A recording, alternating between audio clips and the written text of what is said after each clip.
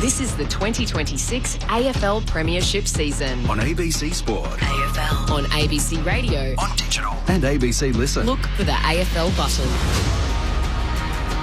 It's not often a contest between two struggling sides of recent years draws so much attention, but that's where we sit tonight as round 3 continues on ABC Sport at Docklands. The co-tenants of this stadium, Essendon and North Melbourne, meet where the winner not only gains 4 points, but a little release on the pressure building of both Windy Hill and Arden Street as well. The Bombers are staring down the very realistic possibility in coming weeks of breaking the club's record for most consecutive losses should they not defeat North Melbourne tonight. The Dons are demoralised, in the words of their own coach, Brad Scott. And according to North Melbourne coach Alistair Clarkson, the Kangaroos had too many passengers in Perth last week, letting slip a 30-point lead in the second quarter to lose the match. It is just round 3, but this match already feels like one that could define how the footy community views these sides for the rest of the season. My name's Lauren Borden. A very big welcome to Docklands for the second game here today. The roof is closed, even though there is scope for it to be open on nice nights. It has been raining in Melbourne today, so the roof is closed. About 42,000 expected, though, for these two Melbourne clubs where this is their home base to come and attend. But it's not as much fun as the marshmallow throwing days of the Essendon and North Melbourne of old. There's a lot more at stake for both of these sides today. Alongside me to call the action is raced from the Junction Oval in St Kilda, calling the Sheffield Shield between South Australia and Victoria. Mitch Turner, you've gone from Perth to St Kilda, now you're here at Docklands. You made it. Need to make sure I can turn my mic on. I've got it. Thanks, Loz. It's good to be here. I popped in last night to watch the Collingwood Giants game, which wasn't a great high-quality affair, but Collingwood got the win, and I'm back here tonight unexpectedly. So, Victoria in a great position, got South Australia 5 down. So I'll bring you some updates throughout the night and let you know how the Sheffield Shield's going. The locals will like to hear that. Plenty down there today, and they might just pop over to Docklands after and just continue the party. No, I'm glad that the match has been continuing throughout all the rain as well. So it's been good to see that there's been plenty of action that you've had to call there. Essendon have made a few changes throughout the week. So they'll blood another debuting player in Jacob Farrow. So the Western Australian comes into the side. The top 10 draft pick, or the number 10 draft pick, I should say, comes in. So does Jade Gresham for his first game of the season. Archer May, Sardal Hooley and Archer Day Wicks are all ins. Mason Redman is out of Essendon's defence with a knee injury that'll keep him out for a couple of months. Jaden Nguyen, Max Kondogianis, Hussein Alashka and Dyson Sharp all exit for the Bombers.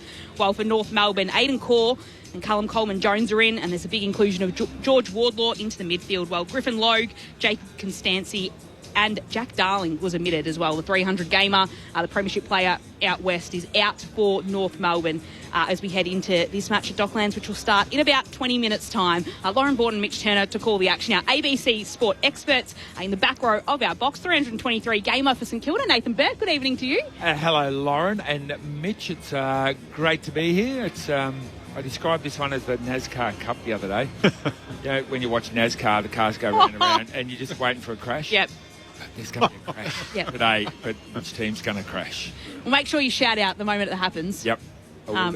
Keep an eye on that. I love it. Alongside him, former Swan and Eagle, Cal Sinclair. Hello to you. Welcome to Docklands. Oh, thank you very much. I got the train in today. I just thought the state of the economy, ABC's car parking arrangement didn't quite stack up. But I'm really looking forward to tonight's game. There's a lot going on in the world at the moment, and a lot of it's not great. But I'm just happy to come to the footy tonight, tune out for a little bit. Hopefully, it's going to be a fantastic game between both these sides. But just feels like, from a marketing perspective, we've pumped up this game between the Dons and the Kangas completely flat out this week. But very excited to see what happens. Looking at the team sheet now, a lot of youth out there, and probably a statement game for both clubs. So, I think one will crash, unfortunately, and then they'll be calling for someone's head probably after this game. Well, that's exactly it, isn't it? So, I mean, we haven't had a sample size or a big sample size from this season. We're only in round 3, but you've got Essendon that really looks like it hasn't changed much from last year, and then North Melbourne, which we were impressed by what we saw sitting here in round 1 against Port Adelaide. Then obviously Port kicked into gear last week, but they kind of fell back into old habits last week when they were 30 points up and lost. So what's kind of your read on these two sides coming into tonight? For me, it's the Bombers got to bring the heat. They've got to bring the pressure. If they don't, North Melbourne will win. I watched North Melbourne play Port Adelaide in round one. Port Adelaide didn't come to play. They didn't bring the pressure. They were weak. There was no intensity. And you give North Melbourne that sort of conditions to play, and they're good enough to beat you. There's enough talent there and skill there to actually capitalise if you aren't on top of your game physically. So Essendon, I want to see it. There's been 2 weeks of talk about how you haven't been defending. It's got to come out tonight. My only concern is if you've got players who are really weak, and Calvin, be interested in your opinion here, if you've got players who don't naturally defend or are aggressive, the best that you can get them to is average. I don't think you can get players who don't naturally fiercely competitive and have that hurt in them to be good at it. And that's my worry about the Bombers. Well, surely they can't go backwards from their pressure rating compared to last week. I do want to fact check this, but my understanding was historically it was the worst pressure rating of the decade for the Bombers. But I'm just looking at their team sheet now. Like, let's just look at this. You got McGrath. Let's look at their senior players. You got McGrath, Parrish, Langford, Merritt. Just Gresham's played enough senior footy now. Peter Wright's been around a long time. Dersma's in there. Caddy's young. I'll probably give him a bit of a... he's okay. Shouldn't be under the blowtorch that much, but I'll build the team around him. But those kind of 5 or 6 names I've given there, they're good AFL players. But I think the issue that Essendon have got, they don't have anyone that's actually been there at the pointy end of the season. Like, all these guys have played like almost 10 plus years, but they're not actually that experienced in actual success. So I think that's the biggest challenge from Essendon moving forward, about how they kind of bring in some talent longer term that's actually been at the actual top end of the season and has actually dug deep into that September. So almost doing what North Melbourne did last year and bringing at least couple of experienced heads in Parker and Darling. They do, but it's hard to do because it wouldn't be an enjoyable place to be at the moment. And I don't want to, throw stones at Essendon, but I completely agree with you, Berkey. I think the Kangas, looking at their list and their talent that they've got, particularly in the middle half of the ground, and with the inclusion of Wardlaw today, I think they should walk away with this game. If they don't, then I think that, to tell you what, I think the Kangas have got concerns. But I actually had a good conversation yesterday with one of the Kangaroos board members, and has never been more bullish about how the club's kind of set up from an operational point of view, how things are kind of running on a day-to-day basis, I guess the key people involved, and from admin to footy staff and things like that. It's just wins. They just need wins on the board. They just feel like internally that if they just get, 2 or 3 in a row, it'll just start kick-starting these guys. They'll start becoming a bit more confident in their game. I think that's what the Kangas need, and they have to win today's game. If they don't, I think it'll just dwindle their confidence. Probably worse than Essendon, in my opinion. They were disappointing. Coming over from the West, I got to see them up close last week against the Eagles, where they came out of the blocks firing in the first quarter, giving 7 goals to 3, and then completely gave it back, and incredibly disappointing in a game that was winnable. To be up by 33 points and to lose, that was a big mark against that Kangaroo side. It sure wasn't. Yeah, it does kind of show. I mean, Alistair Clarkson's always talking about he wants to see a 4-quarter performance, but it does feel like we've been hearing that a lot from him across the last couple of years. So he's kind of under as much pressure, I guess, as Brad Scott is. And I guess, Berkey, I wanted to get your opinion on Scott during the week when he comes out after a round 2 match where they lose and he says we're demoralised. And there's being honest. And I don't know what your opinion is when it comes to press conferences and how honest you want to be, but when there's another 20 matches to go and you're saying we're demoralised in round 2, it's not kind of inspiring the side. Take it from me, it doesn't pay to be honest. Yes. I felt the wrath of that. I just found it really... It was nothing from him this week. There was nothing that you can hang your hat on. He said, we're not going to do anything different, but we'll be different. So I didn't quite understand that. So he also said we're not nowhere near what the group is capable of, but I knew that 6 months ago. Yeah, there was a lot of those sort of mixed messages going, well, what does he actually mean by that? So hopefully that was just the external show, the show for the public, and internally they are very, very pointed, and those players walk out of there with 2, maximum 3. Sometimes when you're down in a depth of lack of confidence like the Bombers are, if you say 3 things, you say nothing.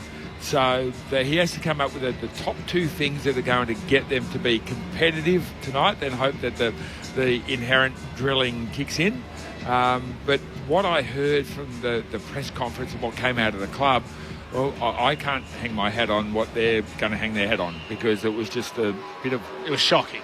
Bit of fluff. To come out that early and say demoralised, you're speaking to the fans, aren't you? Like, you're not necessarily speaking to the media and the critics. You're speaking to your fan base, and to come out and say after 2 10-goal losses we're demoralised just saps the energy out of everyone involved with the football club. It almost gives you licence to be demoralised. The coach said we're demoralised, so I can be demoralised. Yeah. It does, but it does. I agree. I just think there's also a place to just call it how it is. And I think Essendon fans, they don't need to be, they don't need spin anymore with how things are going. But I'm just kind of just looking at the talent that they've got, and what did we expect, from them this year? And I don't want to be harsh, and I think that's, and I'm really looking forward to seeing how they respond. But you wouldn't look at their list now and say, wow, I tell you what, they're going to show plenty this year, and and nothing changed. It's going to be a really, really exciting time. You look at what happened to them over the summer. Captain did not want to be there. CEO called time. They've had a president change, and I think Andrew Welsh is early days and doing his absolute best to steer the club back in the right direction. I overheard actually the other day that they didn't have a major sponsor all summer. So, they had no support on the back of their jumper. Which would have been unheard of for a club like Essendon. Exactly right. So it's anyway, that's probably enough about them. But like you said, Berkey, it's just going to be, for them, it's pressure, it's effort, and just probably to show a little bit of character. Yep. And I guess it's all well and good to say maybe Brad Scott should have made selection changes or a selection statement, but when you've got players maybe like Elijah Sardis are in the VFL, there's not a whole lot of players running around in the VFL that you'd sit there and go, who are you pulling out and putting down there to bring in? Jacob Farrow. They don't really played the first 2 weeks. They don't really seem like the group, given I'm just looking at names here with the experience that they can sort of, and Berkey, I do want to comment from you on this. They don't really seem like they're the group with the lack of experience they've got, that they can quite probably handle the smashing during the week, the sprays, the big statement calls. Like, I don't know, maybe has the game kind of gone past that? It feels like you can do that when you've got more of an established group, a group that's gone through the ringer a little bit and probably a little bit more mature.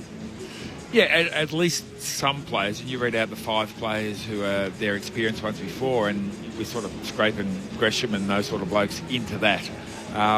Who's there? Luke Parker, who's been there and done it. No matter what gets thrown at the club, Luke's going, hey, I've been through this before, I've seen it. Yeah. And this is how you get out of it. I don't see anyone in the Bombers list that can play that role. So it is the build-up to Essendon and North Melbourne about to get underway in about 9 minutes' time under the roof of Docklands. North Melbourne are 1-1 to start the season, coming across from Perth after playing there on Sunday, going down by 17 points to the West Coast Eagles. Lauren Borden, Mitch Turner to call the action tonight. Our fifth member of our commentary team is Poppy Penny. He was on the boundary for us, and she was able to head downstairs to the boundary and check in with the Kangaroos camp a short time ago. Thanks, guys. Downstairs with Tom Lynch, Head of Development at North. And Tom, last week probably didn't go the way the club wanted it to. What was the review like after the match against the Eagles? Yeah, look, obviously disappointing in terms of the result. We certainly wanted to be on the winning side of that ledger, but there was still a lot to like from last week, and a lot of things that we've been training over the summer. And in review, obviously a couple of things that we'd like to, look to rectify. So hopefully we get that opportunity today. How has the group responded to a loss like that? Obviously, a super great start, out of the blocks really quickly, and then letting the Eagles back in. How has the group responded? Yeah, really maturely. I think in years gone by, and I've been in a different role here at the club, but that was obviously disappointing, and sometimes it can sit with you a little bit longer than you'd like. So for the way the boys responded in terms of getting out there, and their first opportunity was to train it, and they trained really well during the week. So hopefully we can start really well tonight and put in a good performance. Were there any areas in particular that you tried to sharpen up this week? Sort of transition from D50 was a bit of an issue last week. Is there anything in particular you looked at, or was it sort of more broad brush? Yeah, no, it's a good point you make. I think all teams are looking to move the ball, as well as they would like from one end of the ground to the other. I think, mid-forward connection's obviously a big part of what we want to keep improving as well. But importantly, I think our contest and defence is a big part of what we do. So it's more around our holistic game, but certainly there are a couple of areas we'd like to tidy up.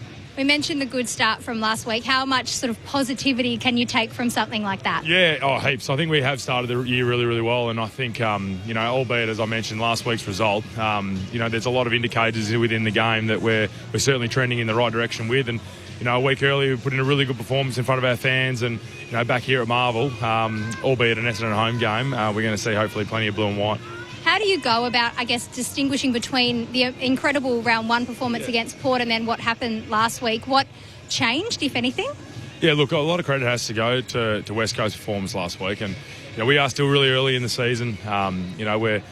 We had a really good performance against Collingwood in our last pre-season game, and round one as well. So we're really confident that we're started the year really well, and hopefully we can continue that on tonight. Both teams, there's been a lot of talk. Both teams need a win today. Brad Scott said, his team was looking demoralised out on the pitch. That's sort of been a bit of a buzzword around them this week. Has there been much said internally at North about sort of what their attitude might be today? No, certainly the focus has been on us, and we want to win every game of footy that we go into. So tonight's no different to that. We're really focused and sharp in the areas of the game that we need to really concentrate on that makes us play a good footy, and tonight hopefully we can get off to a good start. As I mentioned, we had a really good week on the track, and we're really excited about tonight's prospects. Where are some of the danger areas that you think Essendon could potentially get a foothold? Yeah, to your point, I think they played a really good brand of footy in that first half against Hawthorn. Only beat a fortnight ago, and their pressure and their contest and the way they worked was certainly why they were in that contest. And tonight we're going to be preparing for their best. And as I said, a lot of the focus has been on us, but we put a lot of work into the oppo, and we're prepared for their best too. I don't know if you've been outside in the last couple of hours, but it is a good day to be under the lid at Docklands. Are you at all though concerned that there was a game already played on this turf a couple of hours ago? I only just mentioned to somebody actually. I was walking around the ground before. The ground's in really good nick, and it's a real credit to the guys here at Marvel that to have two games in one day.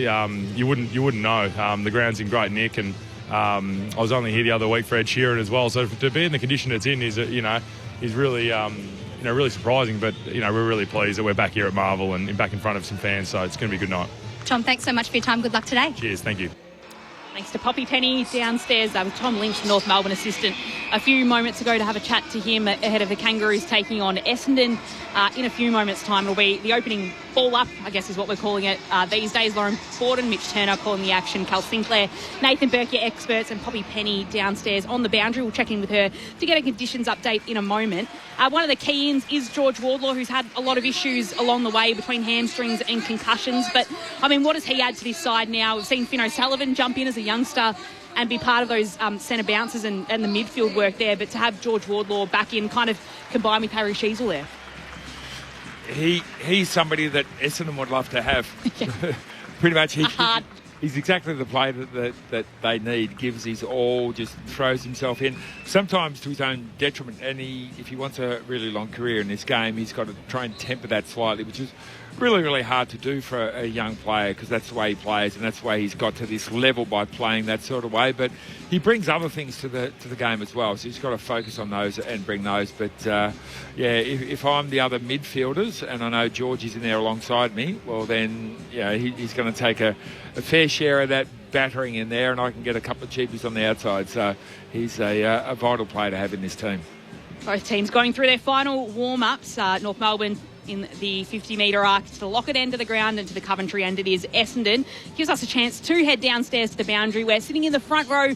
It's Poppy Penny there for us tonight. Poppy, how are conditions downstairs? Well, we're indoors, aren't we, Lauren? So conditions are actually pretty nice. It's not too chilly outside, and so therefore it's not too chilly in here. Just a really lovely moment. We just saw a thank you to Todd Goldstein, who, of course, played for Essendon the last couple of years and has just retired last season. So this is an opportunity for them to thank him. But, of course, he did play for North Melbourne, so him and his family were out there doing a lap, getting a sort of standing ovation from both sets of teams.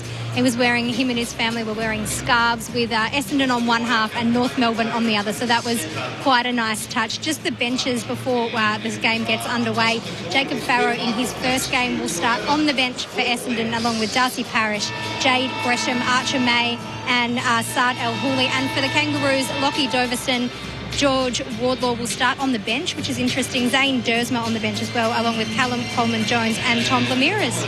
Thanks, Poppy. Mitch, you were keeping an eye on the toss. Andy McGrath and Nick Larkey out in the middle. Nick Larkey, the North Melbourne captain, won the toss and will kick to the Lockett end of Docklands. So, Coventry end for Essendon. You've got it, Mitch. Right. You've got it right. They're two pretty famous names in footy. I should remember them. Well, the ends tend to change too whenever home clubs. We have had a Lloyd end. We had a Boomer Harvey end when it was. I went to Junction. There's a Shane Warne stand. I thought that was only at the G, so that confused me. You'll grow as a person. Now you have a weekend in Melbourne.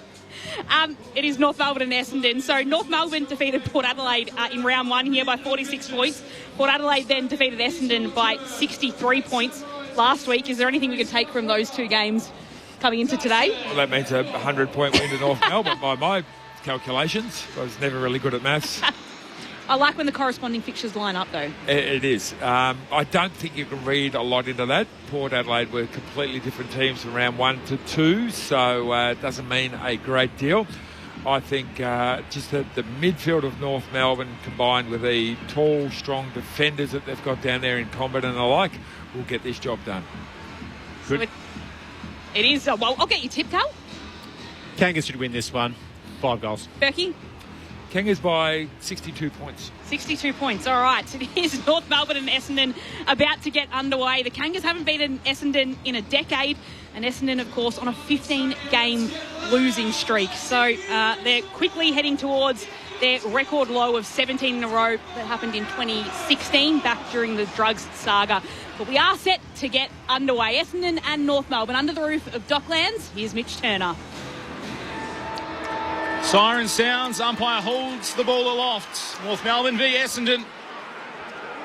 Two rucks in the middle. Sherry up against Blackiston. It comes the way of the Bombers. Handballs it across in the space of Durham. The Bombers able to go forward. Little handball on the ground to Caldwell. Chisels a kick inside 50. Caddy down low. Couldn't take the mark. Did well to gather at ground level though. Handball to right. He turns it over Simpkin. But it's at Comben for North Melbourne inside their own defensive 50. Retreated back to Pink. Kick up to the wing. Curtis. Too good for McGrath, able to take the mark. Now he sends them up the wing. Attacking kick from Curtis. Marks by Powell, 55 out from home. Sullivan ran past, ignored him.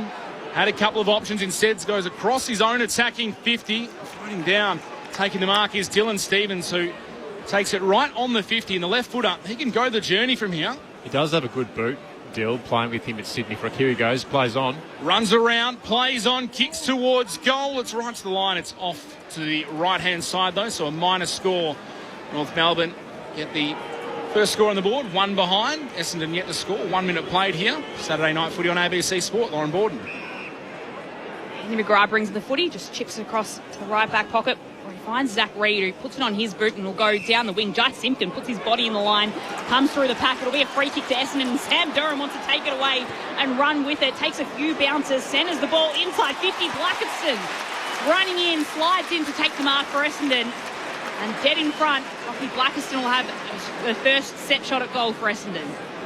And that's a great effort from Blackiston there, just to put pressure on Tristan Sherry. He's obviously having a great couple of years, but as a ruckman, I do know what that feels like when your ruckman takes you forward, puts a lot of pressure on you defensively, to take a mark inside 50 pretty early on of the day. This will do wonders for his confidence.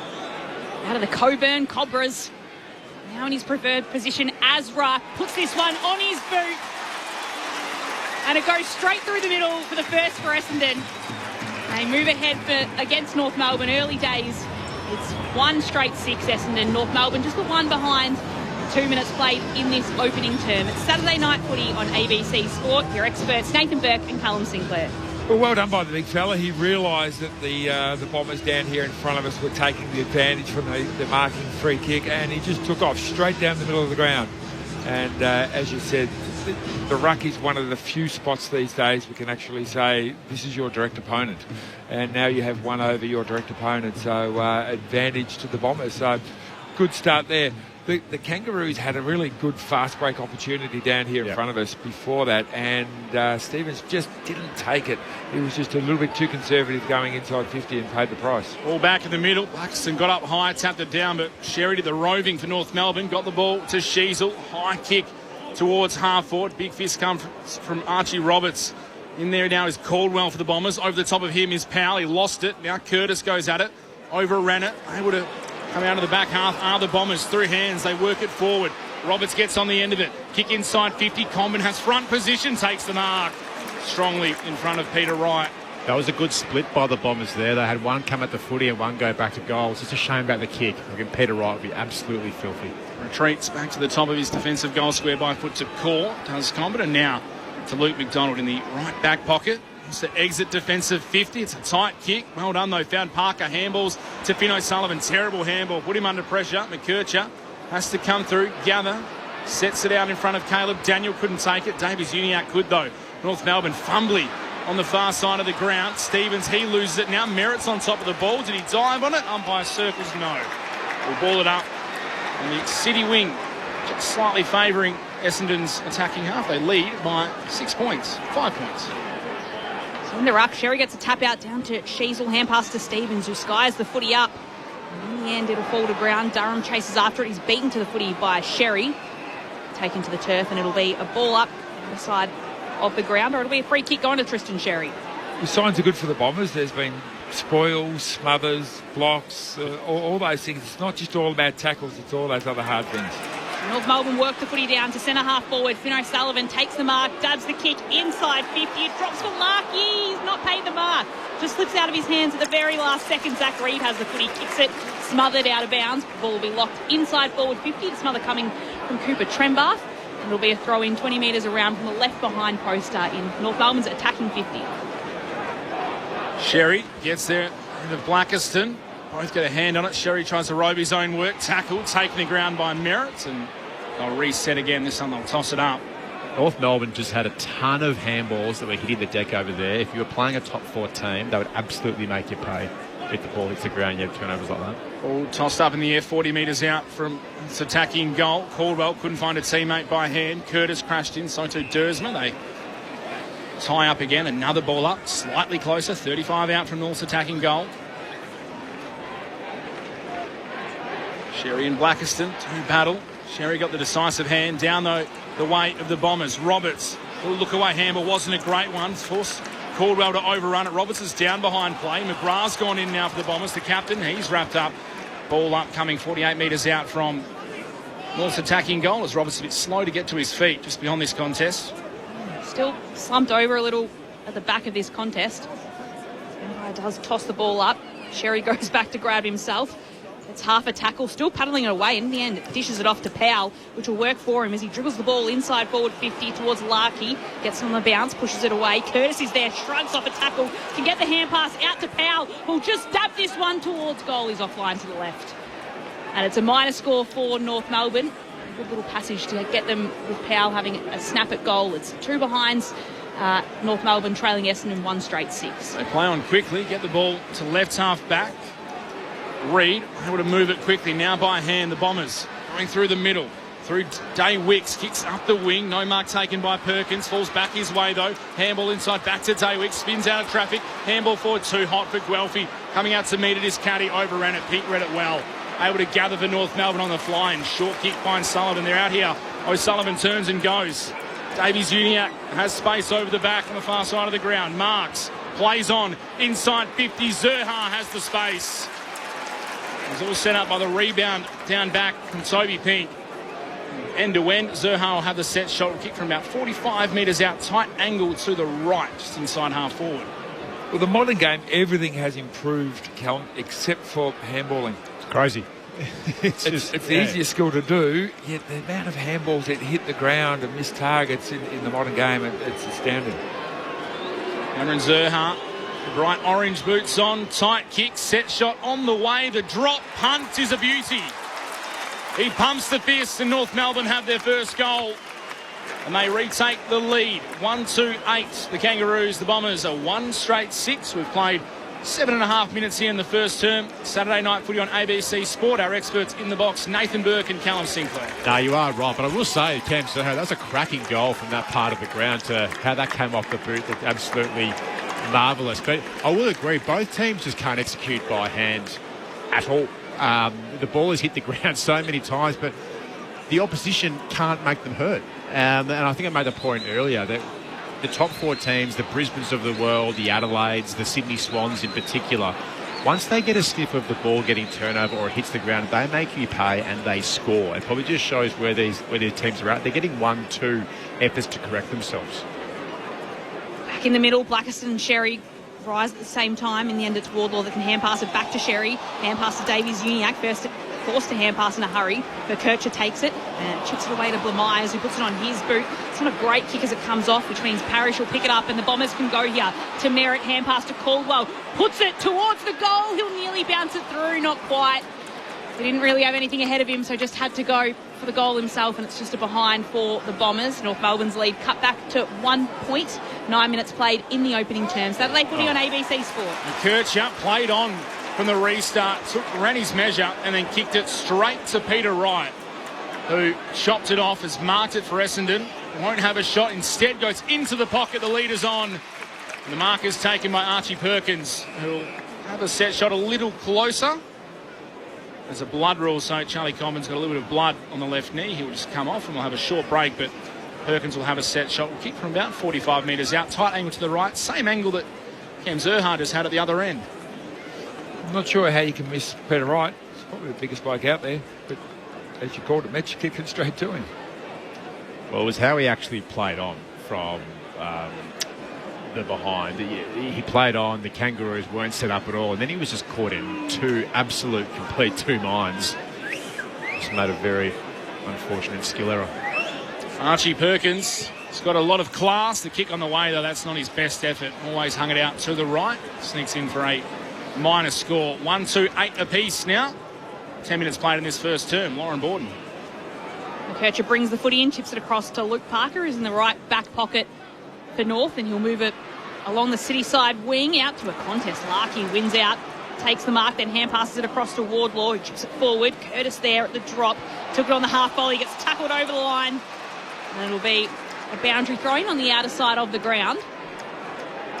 A little pushing and shoving on Curtis before he finally gets up and hands the ball back to the umpire. Scores level early stages of the match at Docklands. The umpire flicks it in. Sherry had front position, tapped it down to Merritt. The umpire found a hold on Sherry, and it'll be the North ruckman to take the free kick. Sherry, helmet glistening under the lights at Docklands on Saturday night. Let's look at a couple of options. Goes to right half forward. Stevens going back, did the body work, couldn't hold on to the mark. It's off hands, out of bounds. Boundary throw in about 55 metres around from the attacking end for North Melbourne. Into the Lockett end of Docklands. Blackiston tries to take front position. Sherry reached over the top, tapped it towards Davies-Uniacke, tried to spin through a couple of tacklers, was gone, tackled. Al Hooley and Day Wicks, they both got him. Day Wicks will be given the free kick. Wants to move it quickly, does so by hand. One to Roberts. Runs down the wing, kicks further afield, right on the lead, takes it on the chest, and Essendon try and roll forward. Numbers flooding back. Wright goes long inside the 450. Langford got space and a beautiful kick by Peter Wright. Put it on a platter as Langford came out on the lead, took the mark on the chest. They'll have the set shot from about 40 metres out, left forward pocket. It's a great passage of play. Wright coming up the ground, which I actually don't mind the big fella actually doing. But then Langford, his partner in crime forward, holding a width on the fat side and just sliding in perfectly to take that space. But more impressive, Berkey, was the kick. We'll go around the corner. Kyle Langford, he snaps, he curls, he misses. 1-3-9 now the Bombers. They lead the Kangaroos 1-2-8. We've played 12 minutes in this first term. Parker brings it into McKercher, who wants to move the footy on pretty quickly. Kicks out to a contest. Larkey again has front position and holds on to the mark, who seems to be thriving now. He's captain of North. Just chips it to Parker, not 15. Has to hand pass it back to Larkey, who wants to hand pass it back to Parker. That's what he does. And Parker puts it long down the wing towards George Wardlaw. We get some cheers from the North fans who are happy to see him back out there. Hand pass to the former captain and Jai Simpkin, just a little chip kick to the top of the 50, finds Finn O'Sullivan. Out of Koroit, family of potato farmers. He's done very well for North Melbourne now in his second season for the Kangaroos. They'll just chip slightly backwards towards Luke Parker. So North Melbourne on the approach from 55 metres out. Parker up. Will just spear this into the top of the hot spot. There's Mackay at the back, and he's able to take an intercepting mark for the Bombers. And the former Roo gets a few cheers as well from the supporters of the team he used to play for. It's only expected. Out to the debutant. And Farrow kicks it back inside 50. Joondalup, King Ross. Know anything about it, Mitch? I've played a bit of junior football against them in my time. I reserve judgment. Pryor has the ball for Essendon. Inside defensive 50. Big kick up the wing for May. Couldn't mark. Turned over by North Melbourne. Davies Uniacke runs. Takes a bounce. Chips to right half forward. It's too wide for Dersma. And it's out of bounds on the full. And they'll get it back through Pryor. Essendon, a left half back. Little chip up the wing, not a great kick. Tried to find Langford, set it on his head. It's knocked away from him. Fell to Stevens for North Melbourne. Shared it with McDonald. Now Stevens can go inside the forward 50. Trembath at the back, set himself, couldn't mark. Follows up at ground level, run down from behind. Breyer got him. Ball spills free. Dersma for North Melbourne, kicks towards goal. He's got it. Somehow, a goal out of nothing for Zane Dersma. There's two Dersmas out there. On this occasion, it's the North Melbourne version who kicks the goal. They get their second. 2-2-14, the Kangaroos. The Bombers are 1-3-9. Saturday night footy on ABC Sport. Nathan Burke, Cal Sinclair, a weird goal, but I think it's going to be that kind of night. Well, a nice little finish by Dersma there. There's a little bit, just a nice little bit of polish, but just see, watching the replay there was almost three Essendon players on the goal line that just switched off, literally just for 1 second, and that's just trickled over the goal line. So I saw Brad Scott's reaction, very, very unhappy. Not sure if it was the umpiring or it was the fact that his defenders just fell asleep. But anyway, you take them where you can get them. Bombers were stiff not to get a free kick there for holding the ball. Back in the middle, it's Parrish with a quick clearance. Goes right inside forward 50. Mark can't be taken by May. He goes in after the footy, gets taken to the ground. Comben trying to gather it for North Melbourne in the end. Leaves it at the back for Blamires in his third game of footy to clear it out of defensive 50 again.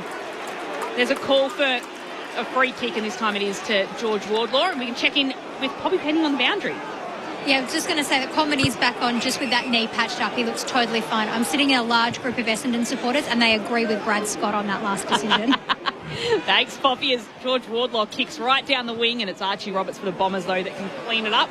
And we'll just chip it across to find Xavier Dersma of the Bombers. Long hand pass he'll put out to Dave Wicks, who grabs it, puts it on his left boot. Plenty of distance on the kick to get an entry inside 50. No mark can be taken. Kako chasing after it. Gresham comes in as well in his first game for the Bombers, as does Guelphy, the late inclusion. Hand passes it to Kako. Hand passes it across to Dersma. Hand pass to Parrish. A whole slew of hand passes, but in the end ends in a little bit of a muddle until Kako can pick it up. Hand passes it across to Xavier Dersma. He kicks to the top of the hot spot at the goal square. Guelphy doesn't get the mark. It's been touched off hands. He's dived on top of by Blamires. It's absolute pinball out there at the moment. It really is. That was tough. A ball up at the top of the goal square for the Bombers. Right, taps it down, coming through. Caddy does the roving, hits the post with a snap. Oh, the big fella through the stoppage, unguarded, couldn't make it work to behind. 1-4-10 Essendon. North Melbourne, they are 2-2-14. 16 and a half minutes played in the opening term. Saturday night footy on ABC Sport. Toby Pink, very lucky there. Cannot let your man run through a stoppage like that. Probably got a surprise. It was the big fella going through. Parker brings it into Caleb Daniel, then gets it back from him. So Parker will run through the goal square again and chip it out to Toby Pink, who marks right in the left back pocket. Launches the footy down the wing. Dersma's got front position for Essendon. It's tapped away by Reid of the Bombers and bounces out of bounds and over the boundary line for a boundary throw-in. So Zane Dersma lost to his brother Willem last week. He's now playing Xavier this week. Probably looking to not go from two in losses against his brothers in consecutive weeks. As the ball's tossed in, Reid takes it, hand passes it towards Parrish, misses him. Wardlaw comes in and he's tackled over the line. And it'll be a boundary throw-in. It's Daywicks, in fact, that brings him over the boundary for a throw-in. North Melbourne ahead by 4 points first term. Tell you what, the other brother, the young one, Willem Dersman, looked pretty good last week, the number 1 draft pick. So he's already got bragging rights. Got to be a competitive family. Zane will be trying to get some back tonight over oldest brother Xavier from the restart. Durham through hands, ends back with Xavier Dersman. Now to right for the Bombers. Short kick up the wing to Parrish. Kick and a half from home. Plays on immediately. Straightens up. Kicks on the right, but looking for Caddy. Reaches up. Can't mark. Had Pink for company. Sheasel's in there for North Melbourne. Flicks a handball to McDonald. Now to Parker and Comben across their own defensive goal square. North Melbourne. Oh, Stevens lost it. Spilt it. Hawley on the goal line. Couldn't get it to Boots. Oh, he stole it. He was fumbling and he was on his knees. There was just no way to get an actual boot to the ball, and he's just fumbled it across the line. We'll have a score review, but he's not claiming it. He's just fumbled that over the line, as we see the replay coming up in just a moment. Comes off the North Melbourne defender before crossing the back of the goal line. Decision on the scoreboard. He's headed it. Amazing. Yeah. It's a beautiful Tim Cahill header from Luke Parker on the line. It's a minor score, so it'll be 1-5-11 for Essendon now, and North Melbourne 2-2-14. It was a terrible bit of work by Dylan Stevens, but he got away with it. So Colby McKercher takes it, chips it to Parker, and then hands it back to Colby McKercher, who gets a little bit of a run on before launching the footy to centre wing. Sherry at the back couldn't take the mark. Ball spills to ground. Plenty of Bombers surround the footy. Perkins is in there. It's Caldwell that digs it out. It's a hand pass towards Xavier Dersma. That'll be a lasso free kick as it goes out of bounds right in front of our broadcast position on the dockside wing of Docklands.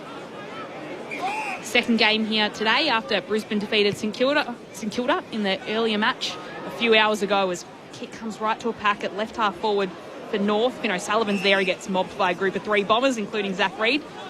And it'll be a ball up at left half forward for the Kangaroos. Right now in the ruck against Sherry. Sherry taps it down towards Wardlaw, skies the footy right to the top of the 50. Mark will be taken by Zane Dersma. Came in from stage left out of nowhere, and the ball sat for him and he marks. Well, there's one bloke who really wanted the ball. 3 or 4 others standing around trying to keep their players out of it.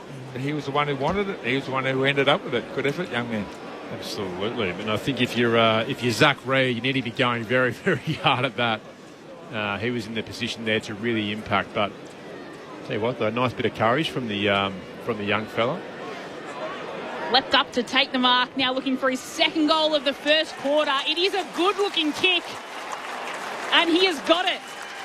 Another goal for Zane Dersma, another one for North Melbourne. 3-2-20. Their lead is 9 points against Essendon, 1-5-11. We've just ticked into extra time in the first quarter. It's North Melbourne ahead of the Bombers. Saturday footy on ABC Sport. Nathan Burke and Cal Sinclair, your experts.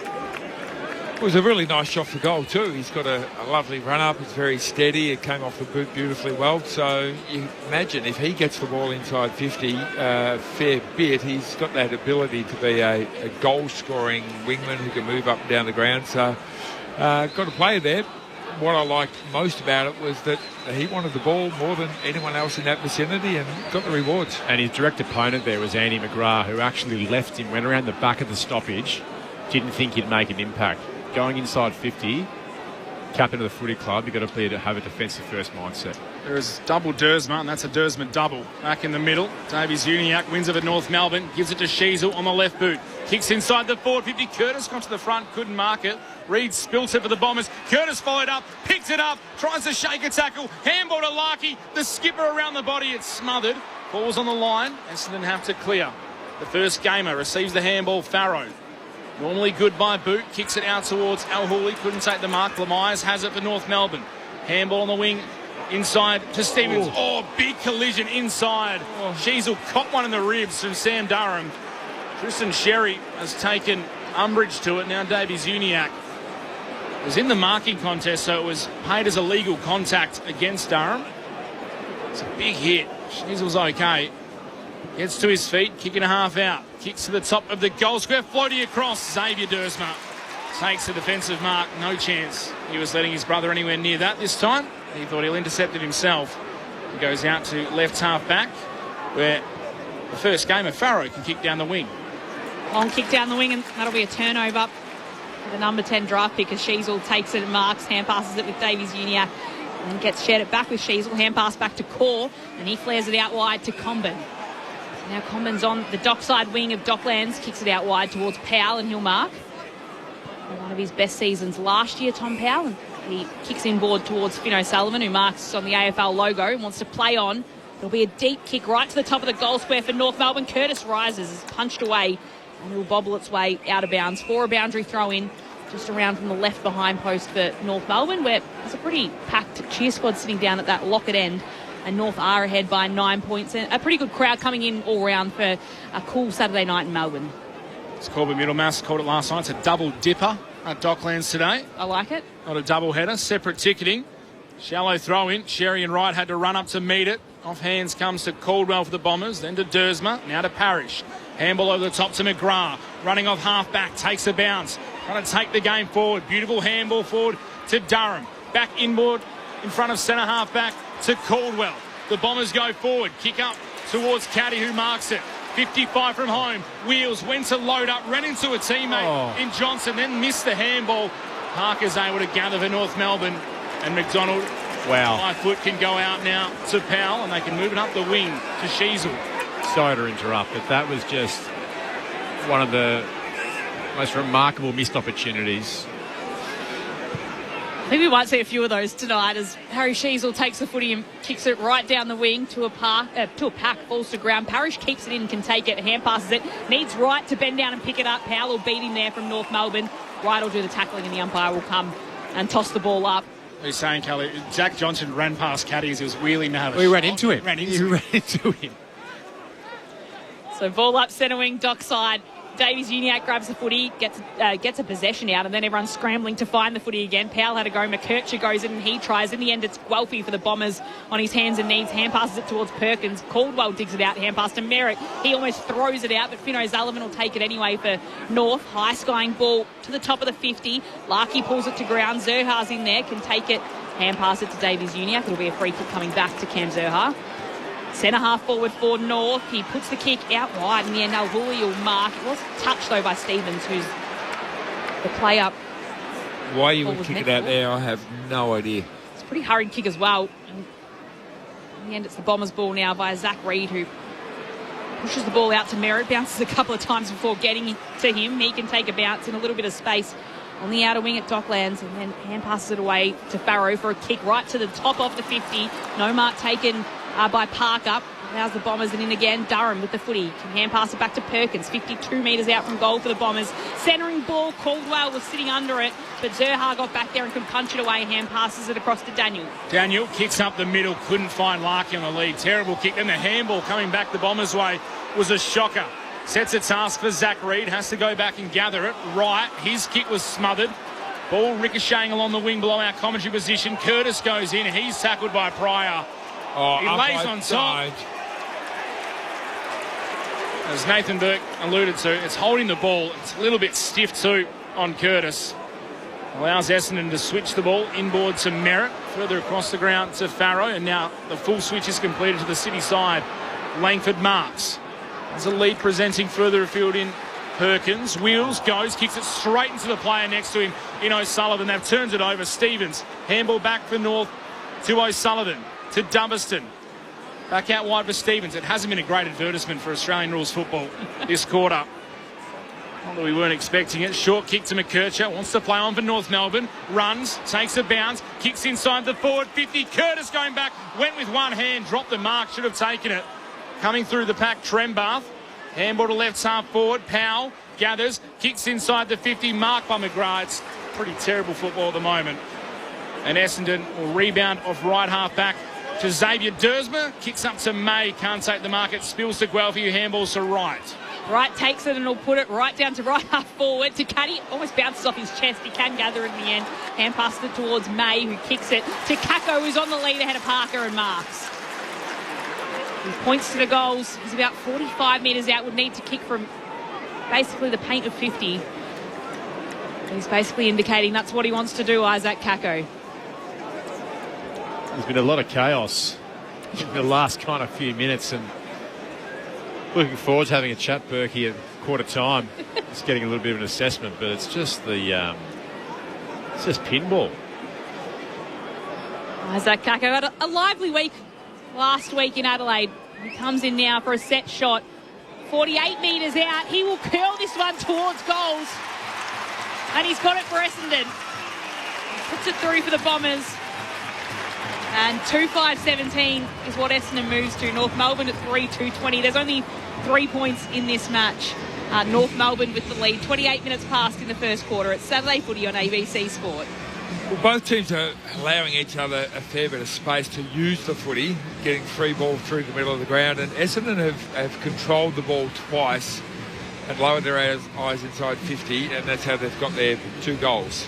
When they try to invent something, or they're handballing on the back foot or trying to go over the shoulder, they just muck it up every time. And you're right, North Melbourne haven't been able to punish them so far. If they get their act together, you think they're going to be able to score pretty heavily up the other end as well.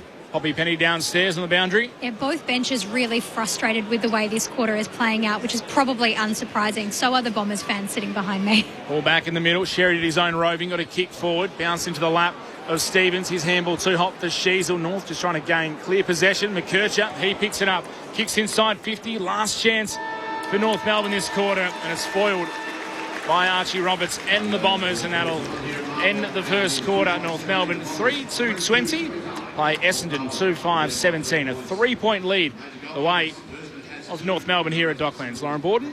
Yeah, we have seen cleaner quarters than that across footy along the years, but it is North Melbourne leading by 3 points at quarter time. The goal kickers so far in the match, it's Zane Dersma with a couple for North Melbourne. Cam Zerha has won. For North are ahead by 3 points, and for Essendon a couple of goals. The first goal of the match going to Lockie Blackiston, and then Isaac Kako with one late from about 50 metres out. Keeps the Bombers in it at quarter time. It is North ahead by 3 points. The second quarter to come. This is Saturday Night Footy on ABC Sport. Who will win the AI race? Has gambling become our national sport? Questions. They've never been more important. So the one thing we'll never question is our duty to keep asking. ABC News. Keep asking. This is the 2026 AFL Premiership season with ABC Sport. Comes through the pack. It'll be a free kick to Essendon, and Sam Durham wants to take it away and run with it. Takes a few bounces, centres the ball inside 50. Blackiston running in, slides in to take the mark for Essendon, and dead in front out of the Coburn Cobras. Now in his preferred position, Asbra puts this one on his boot, and it goes straight through the middle for the first for Essendon. Plays on inside 50. Zerha has the space. It's all set up by the rebound down back from Toby Pink.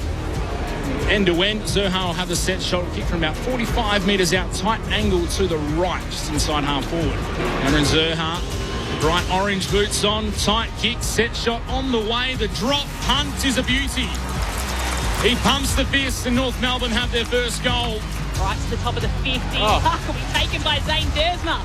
Came in from stage left out of nowhere.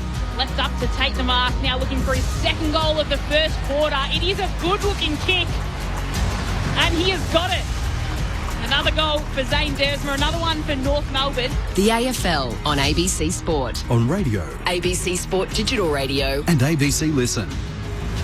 The highlights of the first quarter there, with North Melbourne leading by just a slim 3 points. Of course, they did lead by 30 last week against West Coast before letting slip that and losing the match over in the West. Haven't beaten Essendon since 2016. Luke McDonald, the only player out there for North that was playing in that match. So the only player that's defeated Essendon in North Melbourne colours. Well, for the Bombers, they haven't won since Dreamtime at the G last year. So a long time between singing the songs for Bombers fans and for the players as well in the change rooms. It is North Melbourne 3-2-20, leading Essendon 2-5-17. Saturday Night Footy on ABC Sport at Docklands. Lauren Borden, Mitch Turner calling the action.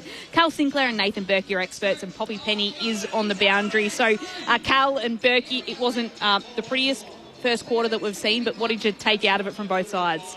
Just looks sloppy from both sides. I don't know if there was nerves coming into this game, but I don't think I've probably seen as much poor skill execution in the first, quarter in a long time like that.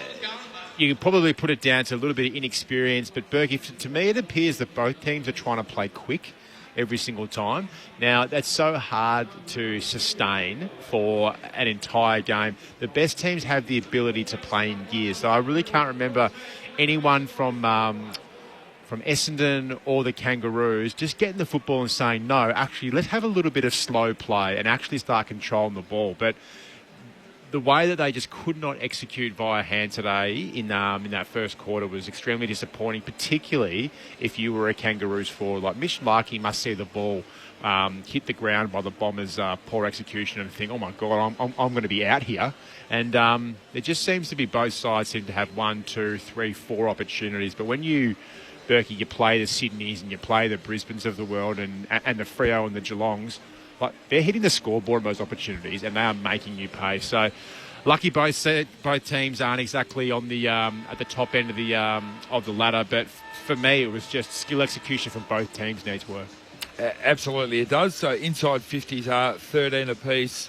The tackles 17 to 13 in favour of the Bombers. So that's not a bad number with tackles. I haven't seen them shirking attempts to tackle, which is good. So the people who wanted them to be harder and tougher can see that. So, look, I think they're okay with their physicality and their toughness at the moment. That's not the thing that's letting them down. It's the thing that is letting them down is their skill execution.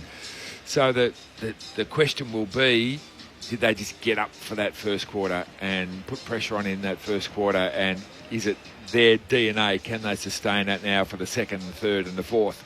Because if they don't, and you give North Melbourne a little bit more time and space, they do have some plays that can hurt you. They're just not hurting you at the moment. So we'll see what happens there.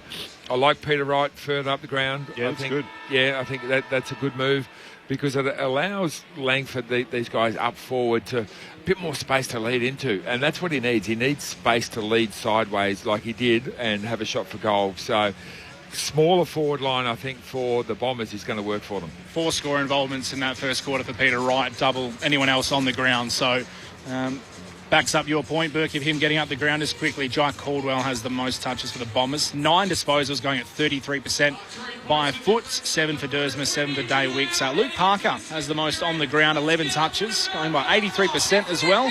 So he's been effective so far. Colby McKercher with 10, Harry Sheasel with 9. It says 100% kicking efficiency, which I'm not sure I'd back that in from Harry Sheasel, seeing as he skied 2 up in the air. Yeah, I think if they go over 40 if it goes metres, to a contest, it's effective. Over a certain distance to a contest, it's still effective, even if you weren't aiming for that contest. Yep.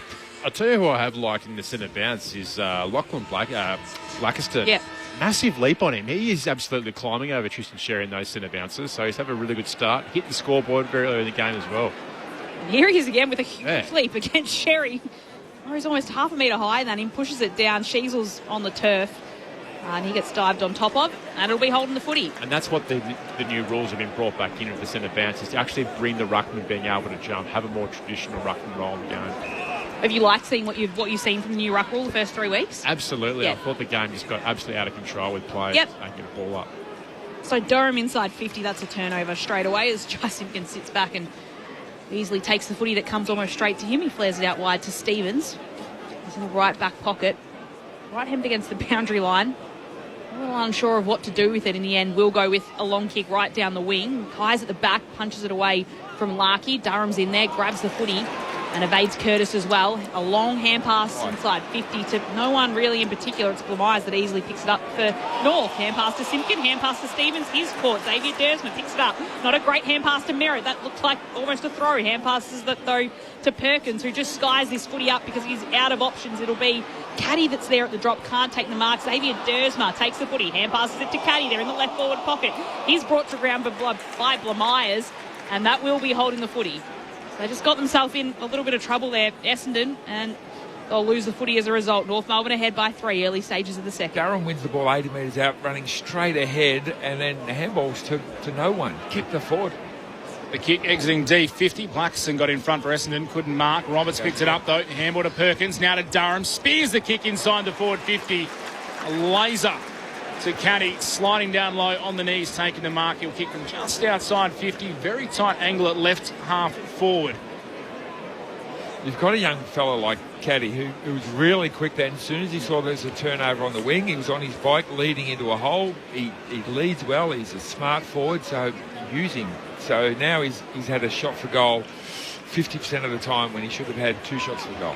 He's a player for the future. Essendon need him right now. Nate Caddy set shot, starts left and curls back. He kicks the goal and he goes straight to the Bombers faithful. And he tries to get them going here at Docklands. Essendon are in front, 3-5-23 the Bombers. North Melbourne at 3-2-20. Goal to Nate Caddy. And that might lift the spirits. That might bring the morale back up at Bomberland. You know what it did? For the fans. Yeah. I saw one Essendon player. I saw exactly the same thing. One Essendon player go over him, and every other team member literally just walked back to their... Yep.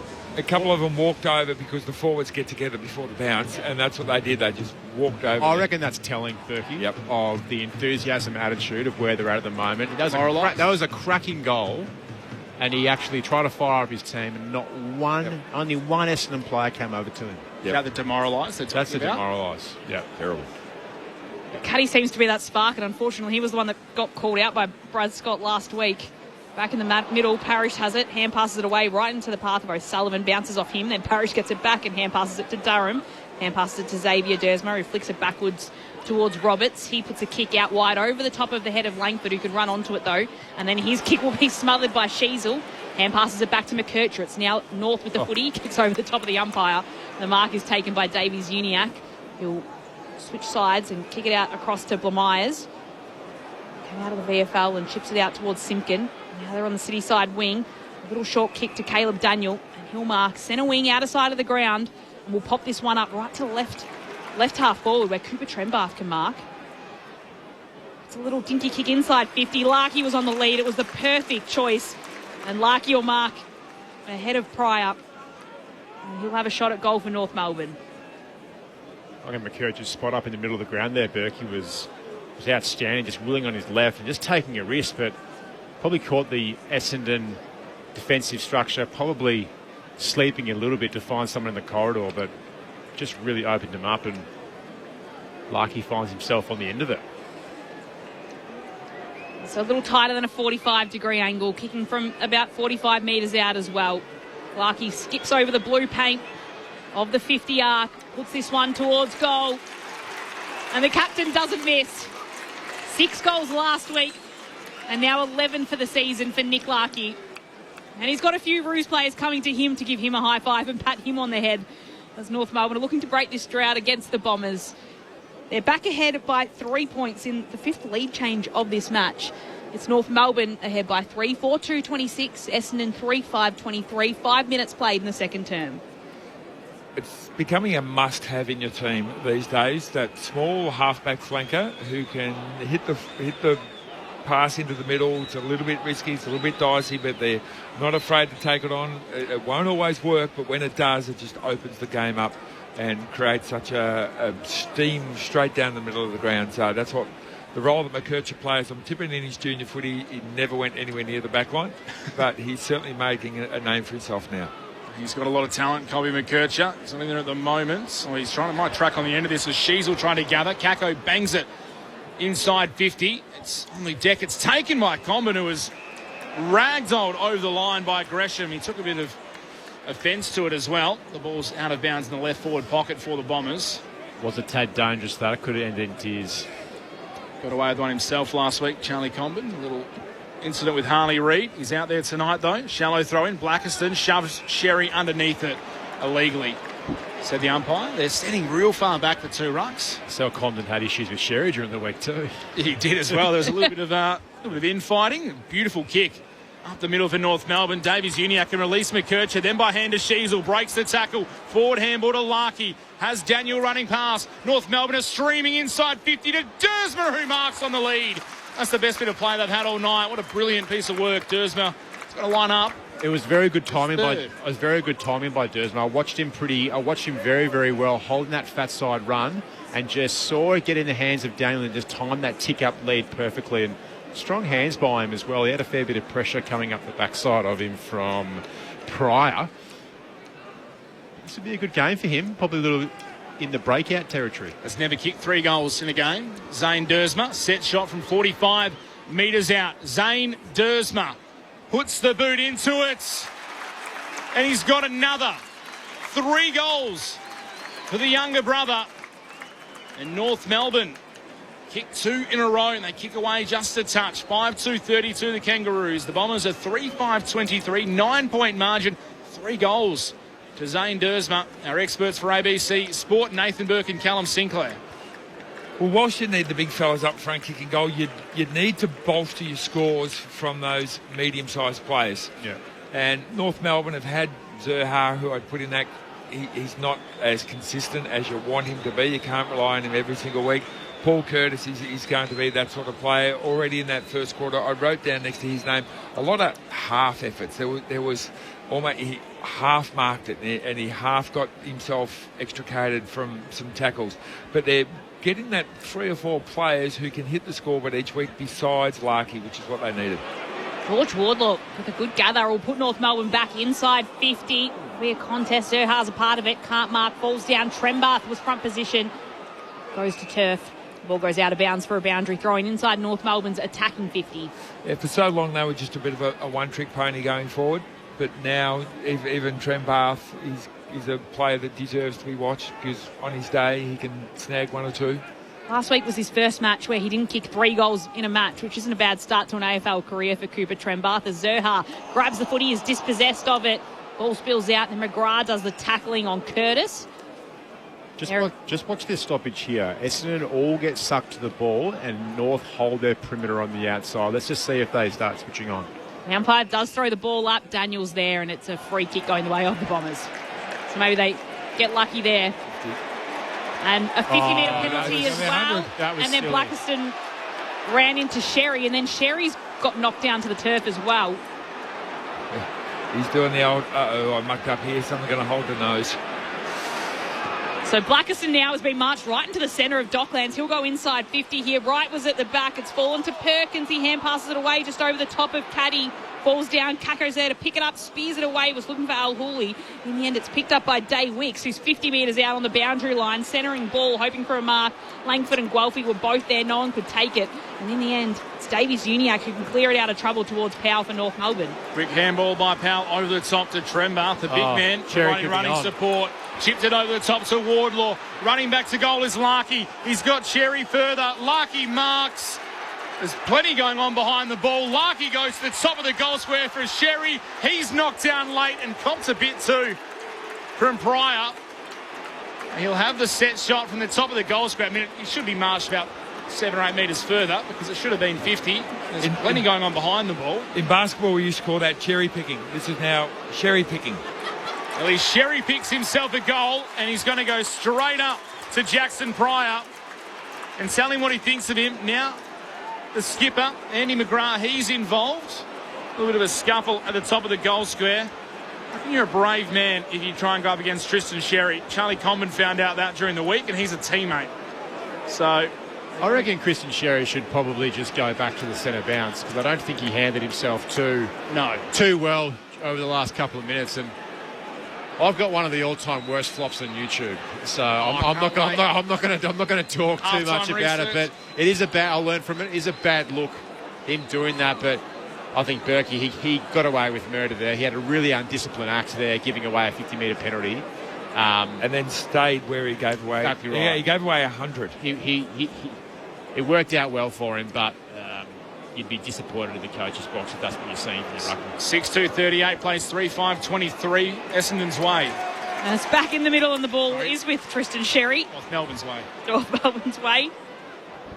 Down to Poppy Penny on the boundary. We'll check in with you, Poppy. It's all happening. Yeah, Sherry was actually by himself because he was chatting to the umpire, trying to convince him that he didn't have a blood rule, that he wasn't bleeding from his nose. He's wiping his nose a little bit, but that's why he was all by himself in the 50, because he was trying to convince him he didn't need to go off. It's almost like the country footballer that just sits on the sidelines in the forward pocket and looks like they're a fan or watching on, and then they come out and take a mark and kick a goal. But Sherry gets away with it and gets the goal as Davies Uniac has it centre wing on the city side of the ground, just chips it across to Toby Pink. He's had some of the opposition's best forwards last year and this year.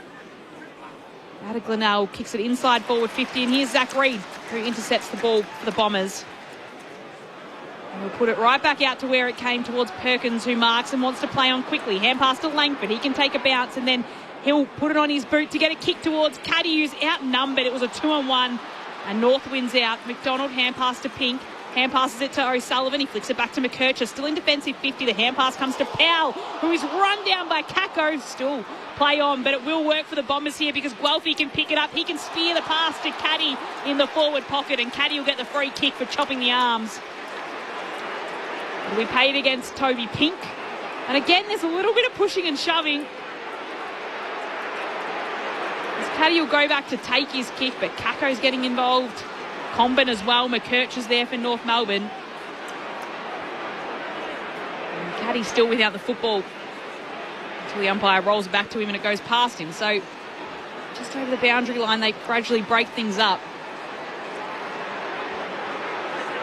There's a little bit of heat in this one between a couple of these sides. They haven't had many wins in recent times. He made him earn it, though, Toby Pink. I'll say that. It was didn't look great, but he had to have a crack. So Nate Caddy from 40 metres out, close to the boundary line, misses. A behind for Caddy. Goes with his goal that he's got tonight, and the margin is cut back to 14 points in favour of North Melbourne, 13 minutes played in the second. Kershaw will take the kick in for North Melbourne. Goes out wide to left half back. It's bouncing over the head of a teammate, over the boundary. Lasua. It's coming back in. He just missed a wide open Luke McDonald. Now Essendon can reload. They can send it back inside 50 to the top of the goal square. May couldn't take the mark. Comben coming back. Punched it through for North Melbourne. Minor score of hands. 3-7-25 the Bombers. 6-2-38 North Melbourne. And they'll once again try to bring the ball back into play with a long kick beyond half back. So Parker puts it long down the line. Zerha works his way into front position, can only bring it down to where McGrath can take it. Hand passes to Blackiston, whose hand pass misses his target. And O'Sullivan's there to clean it up. Hand passes it to Myers. A couple of the new North Melbourne players able to combine. Hand pass to Larkey. Across to Trembath. He moves the ball inside. Forward 50 to Comben. It was tackled by Langford. And it'll be a ball up 40 metres out from goal. Blackiston in the ruck against Colin Jones, brings the footy down. It falls out the back towards Caldwell, who hand passes it a metre towards Durham. Hand passes it away to Johnson. Hand pass to Langford, who has a little stuttering step before he kicks. He just chips it out wide towards Johnson, who's now marked just backwards of centre wing on the outer side of the ground as everyone just takes a little bit of breath, and Essendon resets. They're trailing by 13 points. Almost 15 minutes played in the second term here. Docklands up the line. May was in front. Couldn't take the mark of the Bombers. Did well, though, at ground level to regather. Long kick inside forward 50. Merritt at the back. Couldn't get a hand to it. Trying to work out through handball. Now is North Melbourne. Myers got it to Stevens. Now to Wardlaw. Over the top to Curtis. Running beyond half-back. Handball over the top. Oh, set a task for Coleman Jones. Ran into Langford. Gave it straight back to the Bombers. McGrath inside 50. Caddy can't mark. Ground level. Guelphy gathers. Tackled by Parker. Turnover City.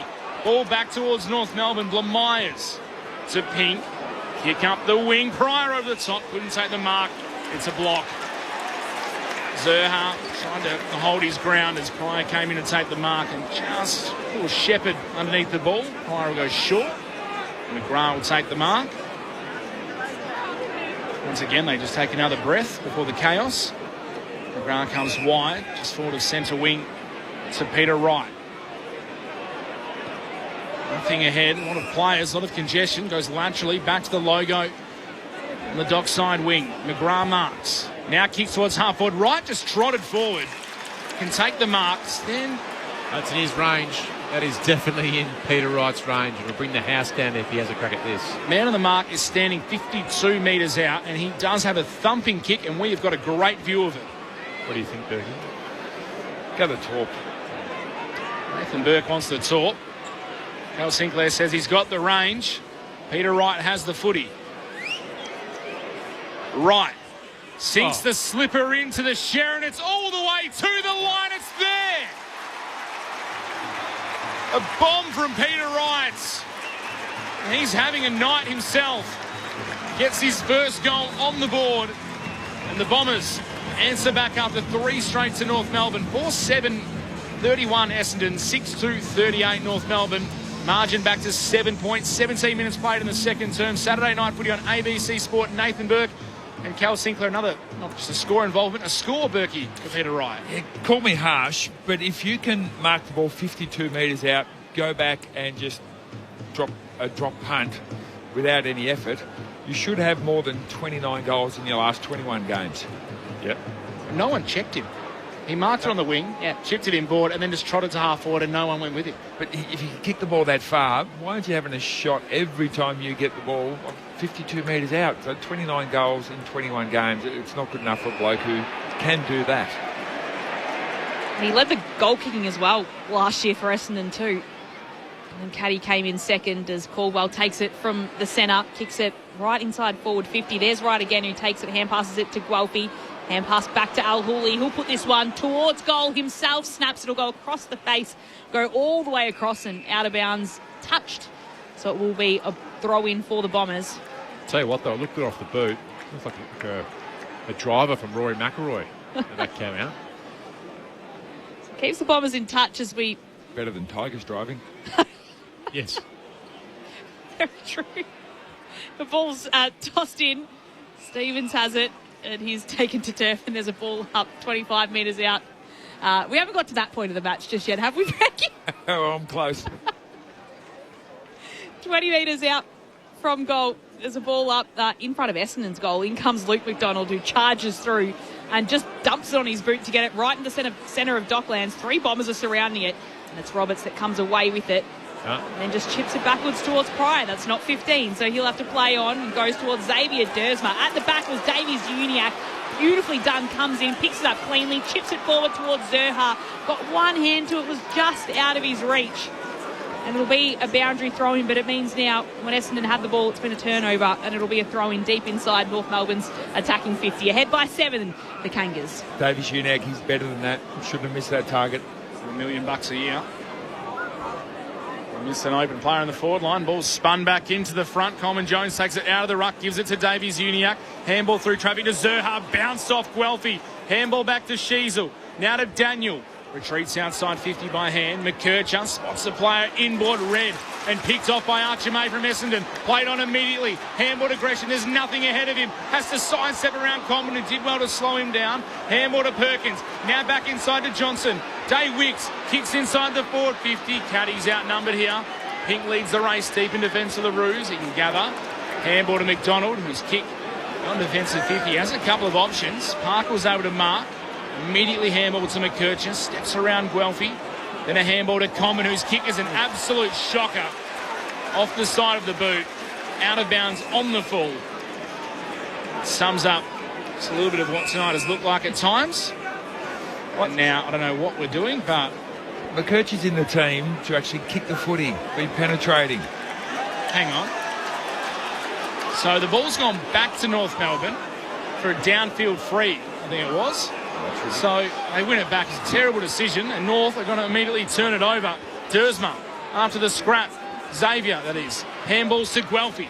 Now to Merritt. Kicking to the middle of the 50. Right had a couple of North Melbourne players to compete with. Couldn't mark against them. Sherry does the roaming. Handball to Parker. Now McDonald for the Kangaroos. Now left back pocket. Kicks it straight to Essendon. Mark dropped on the outer side by Farrow.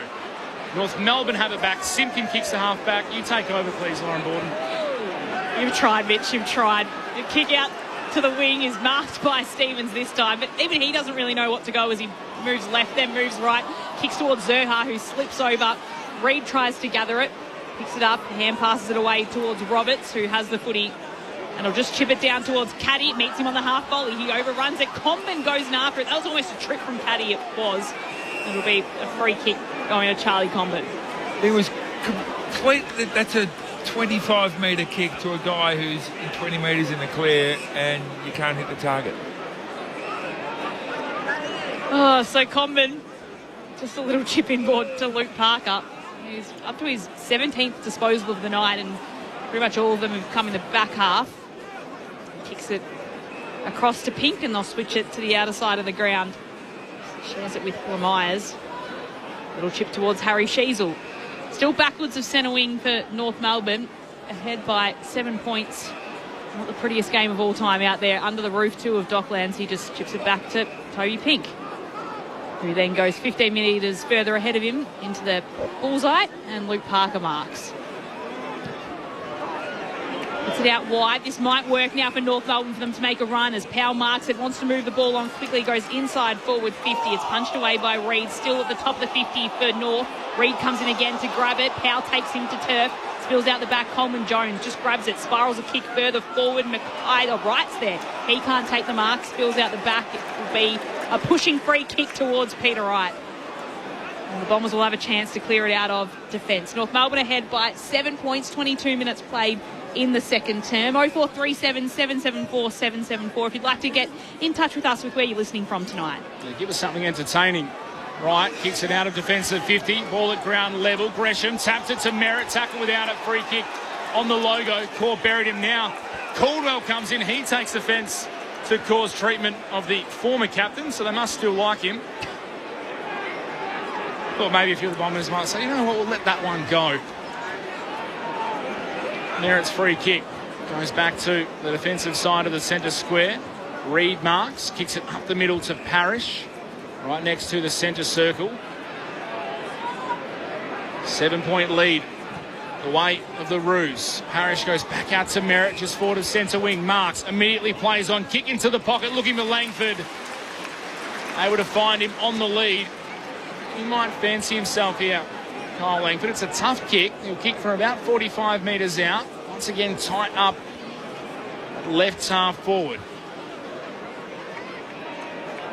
There just appears to be a real disconnect, particularly with the Kangaroos going inside 50. They've got a really strong, talented midfield and forwards that can play.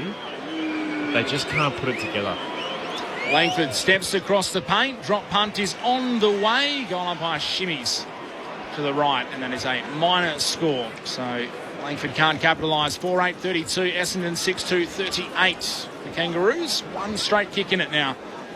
24 minutes played in this second term. Aidan Core with a very short pass to Luke Parker gets paid 15 metres. He just chips it to O'Sullivan. Remarks about 30 metres out from goal for North Melbourne. Parker's had 19 touches. Play on from O'Sullivan. He kicks it out wide. Langford has front position. It will be a turnover. The Bombers can move ahead here as Langford puts it to the top of the goal square, hoping for a mark to come. May gets two hands to it. Can't pull in the mark. And then he swings his opponent in Luke Parker down as well. The ball spilled over the boundary line in all of that. And it'll be a ball at inside forward 50 for the Bombers. North Melbourne ahead by 6 points. Essendon with a good chance here to even things up late in this second term. Probably stiff not to get a free kick, Luke Parker. Or he's thrown to ground. Umpire just said, get up. Shallow throw in. Blackiston pushed out by Sherry. Might have been unlucky as well. Wardlaw picked it up off the deck. Snapped around the body outside defensive 50. Curtis couldn't take possession. Falls to Pryor for the Bombers. Little kick wide to Langford. Handball inboard. Back to Pryor. Kicks inside forward 50 without looking. Blackiston. Sherry was all over him. And the umpire's called it a blocking free kick against Blackiston. Yeah, I pay that. Yeah, if you hold them out now, you have to touch the ball. Yeah. Basically. Hasn't been the cleanest of footy at times. Combin. His defensive goal square goes short to Parker. Disposal number 20 coming up for your former teammate, Cal. So it goes short. I think he'd be very happy at half-back with the amount of touches he's getting at the moment. It'll prolong his career. It'll extend his career by a couple of years, I think. Short to Sheasel, then to Luke McDonald. Now out to the wing. Davies Uniacke in front of Mackay. Ball fell to Curtis. Spilled somehow to Davies Uniacke. Berkey says to throw. Powell into the middle. Turned over. Gresham takes it for the Bombers. Handball over the top. Hospital handball. Set a task for Roberts. Did well to shake the tackle. The Bombers go inside 50. May gets rid of his man. Push. And it's a push. Shoved his opponent in Charlie Combin straight into Core, who's got the wind taken out of him. And it's a free kick to North Melbourne. The fans aren't happy. I think it was definitely there, that free kick. I think the umpires have been brought down to the level of the players. It's just a scrap. That's dangerous, though. I've got a text coming through saying exactly that from Rob in Greensborough. Blamires now earns the footy for North Melbourne. He kicks it right down the wing to centre wing in front of our broadcast position. Sheasel's there, hand pass to O'Sullivan, flips it to Daniel. He shares it with Powell, who goes with a longer hand pass to Larkey. Hand pass across to Davies Uniacke. Hand passes across to Curtis, who's completely unmanned in the forward 50 for North Melbourne. He can chip it across to Lockie Doverston.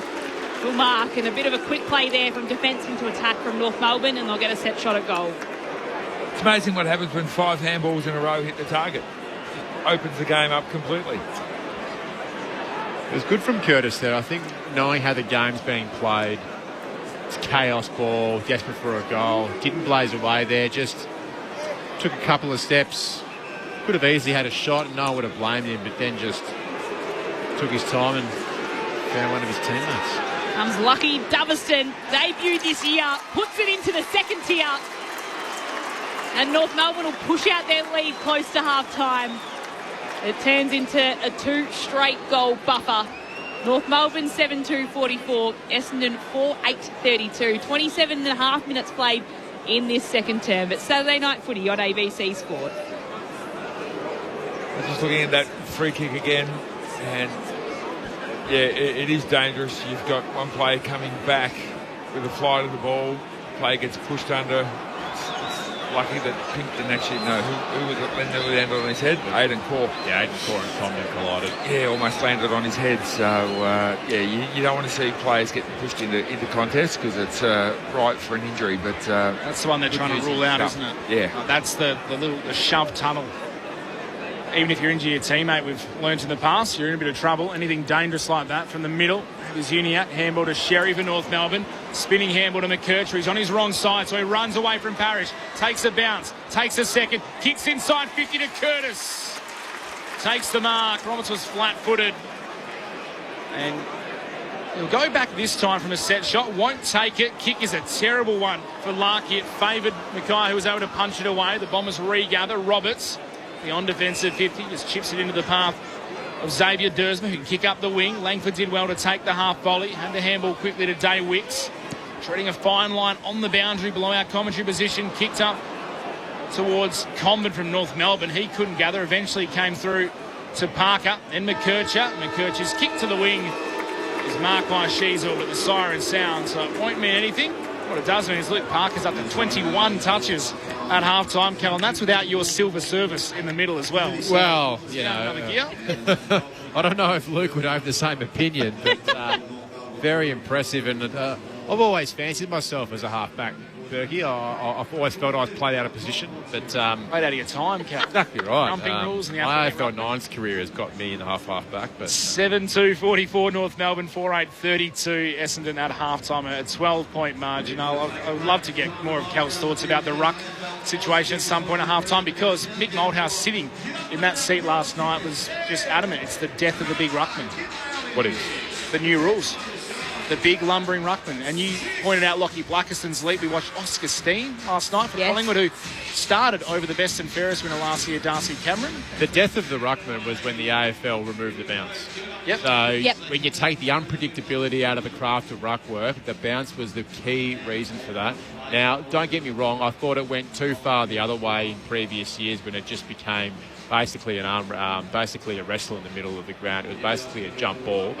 To be honest, the guys didn't even jump. So I think it's gone in the right direction, but the ability to... But once again, the AFL, they take the unpredictability out of the game. I'm sure there's a reason for it in regards to umpire lower back health. Umpires can't bounce, so they want more umpires at junior levels. They've done it for over 100 years, so it did work, and there was... but I think that's a real craft of the game that's now gone. So I think with the guys that are jumping now, like the Sean Darcys of the world, are really going to struggle. But as the season goes on, they're jumping a lot, these guys. So I think a lot of teams will play 2 ruckmen now to preserve, I guess, their knees and I guess their durability going into the season. But yeah, it'd be interesting to see how these ruckmen are going to be jumping towards the back end of the year. I think they might be staying down a little bit more. I think so. So it is North Melbourne ahead by 12 points at half-time. They were ahead by 3 at quarter-time. They've pushed it out to 12 at half-time. 7-2-44 the Kangas. The Bombers 4-8-32. The goal kickers tonight so far on the Essendon side of things, it's singles to Lockie Blackiston, Nate Caddy, Peter Wright and Isaac Kako. And then for North Melbourne, it's 3 to Zane Dersmer, a career high for him, Nick Larkey, Cam Zerha, and Lockie Doverston with a late one there for North Melbourne to push the margin out to 12 points at half-time. We'll get to your text on 0437 774 774 in just a moment. There's plenty coming in about where you're all listening from and what you think of the game as well. But before we get the thoughts of our listeners, Nathan Burke and Cal Sinclair, I want you to give me one highlight. Give me one highlight that you had from the first half.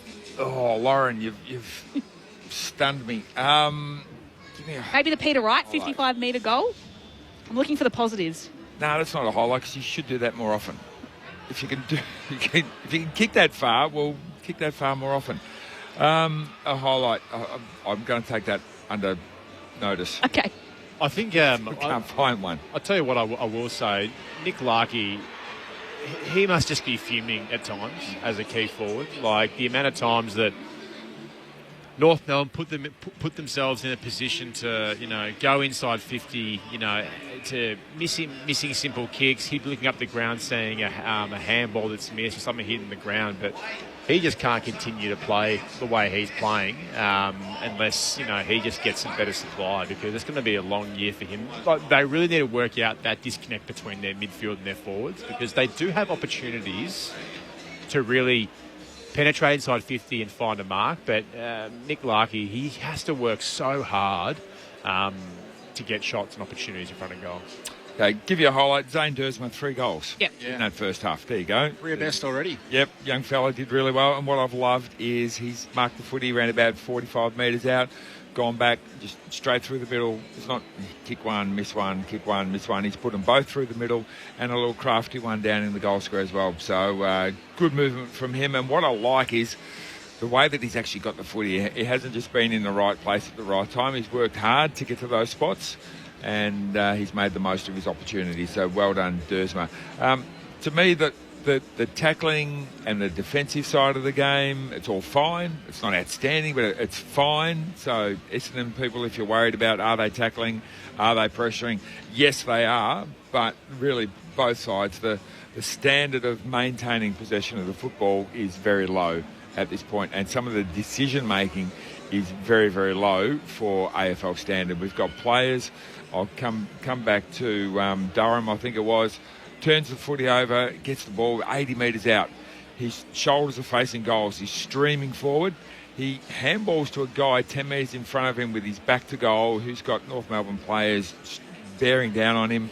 Ball turns over, goes down the other end. Learns from that, next time shoots forward, hits the ball to Caddy, who turns around and kicks a goal. But you shouldn't have to learn from those simple mistakes to actually get better the next time. This is AFL standard. You should know you shouldn't handball to a guy with his back to goals 10 metres standing flat foot when you're charging inside 50. It's those sorts of things that are really frustrating to watch, because they're not one-off. They're happening time and time and time again. And Brad Scott's probably sitting up in the box, and Al Clarkson are both sitting up in the box going, I didn't think I had to teach that. Of all the things that I need to teach these players how to play, if you're streaming forward inside 50, kick the footy. I don't think I should have to teach that, but I obviously do. There's a massive gap, isn't there, in the competition between, I guess, you call the top 4 or 5 teams and where both these teams are. I'm looking at the stats now, like the top, 7 players statistically on the field, all North Melbourne. And then it goes the Xavier Dersman, the 12 touches at half-time. So, I guess there's some concern for their ball winners. I'm not sure how Zach Merritt's sort of gone today. Doesn't really seem like he's overly having the influence. 6 touches at half-time, which is very unlike Zach, despite where, he's been, particularly in his last, handful of years. He's been, definitely their best player. One of the 71 metres gained for his 3 kicks, 3 handballs. Yep, exactly right. So, it's probably, and there's been enough said about Zach and his career and where he's kind of at, but tell you what, it'd be tough for him at the moment.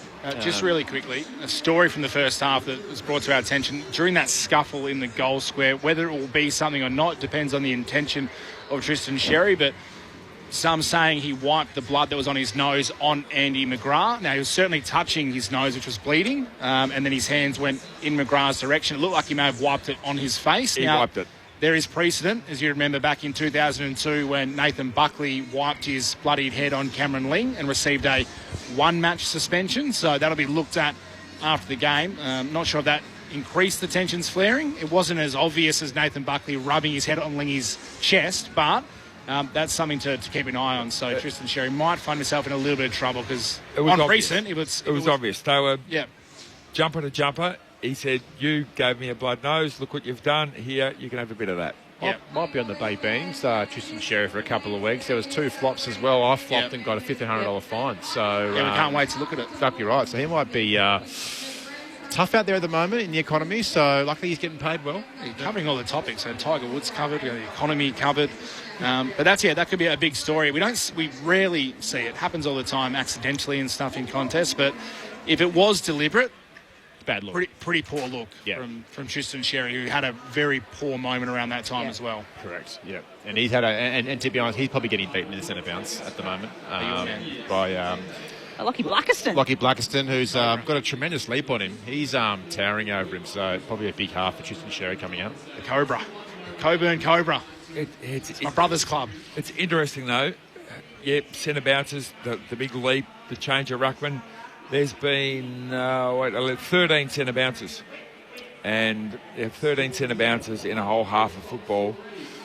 The big leaping guy does well there, but do they do well around the ground and all the other bounces and throw-ins and things like that are really, really important. So they might not win the centre bounces, these big lumberers, but geez, there's a lot of other footy besides the centre bounce. They both hit the scoreboard, Sherry and Blackiston, so, they're finding Anyway, I'm biased.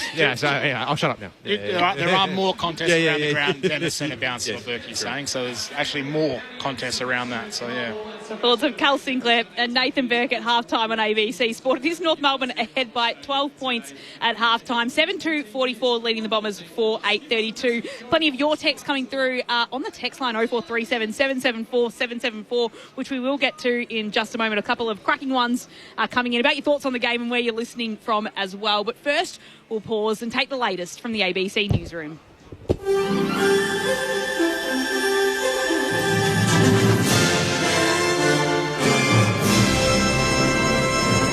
Hello, this is ABC News with David Rowlands. US officials say more than 24 US troops have been wounded in Iranian attacks on a Saudi airbase in the past week.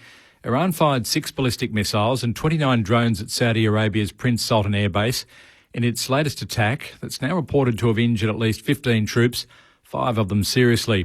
The base was attacked twice earlier this week, including one incident that injured 14 US troops, according to officials briefed on the matter.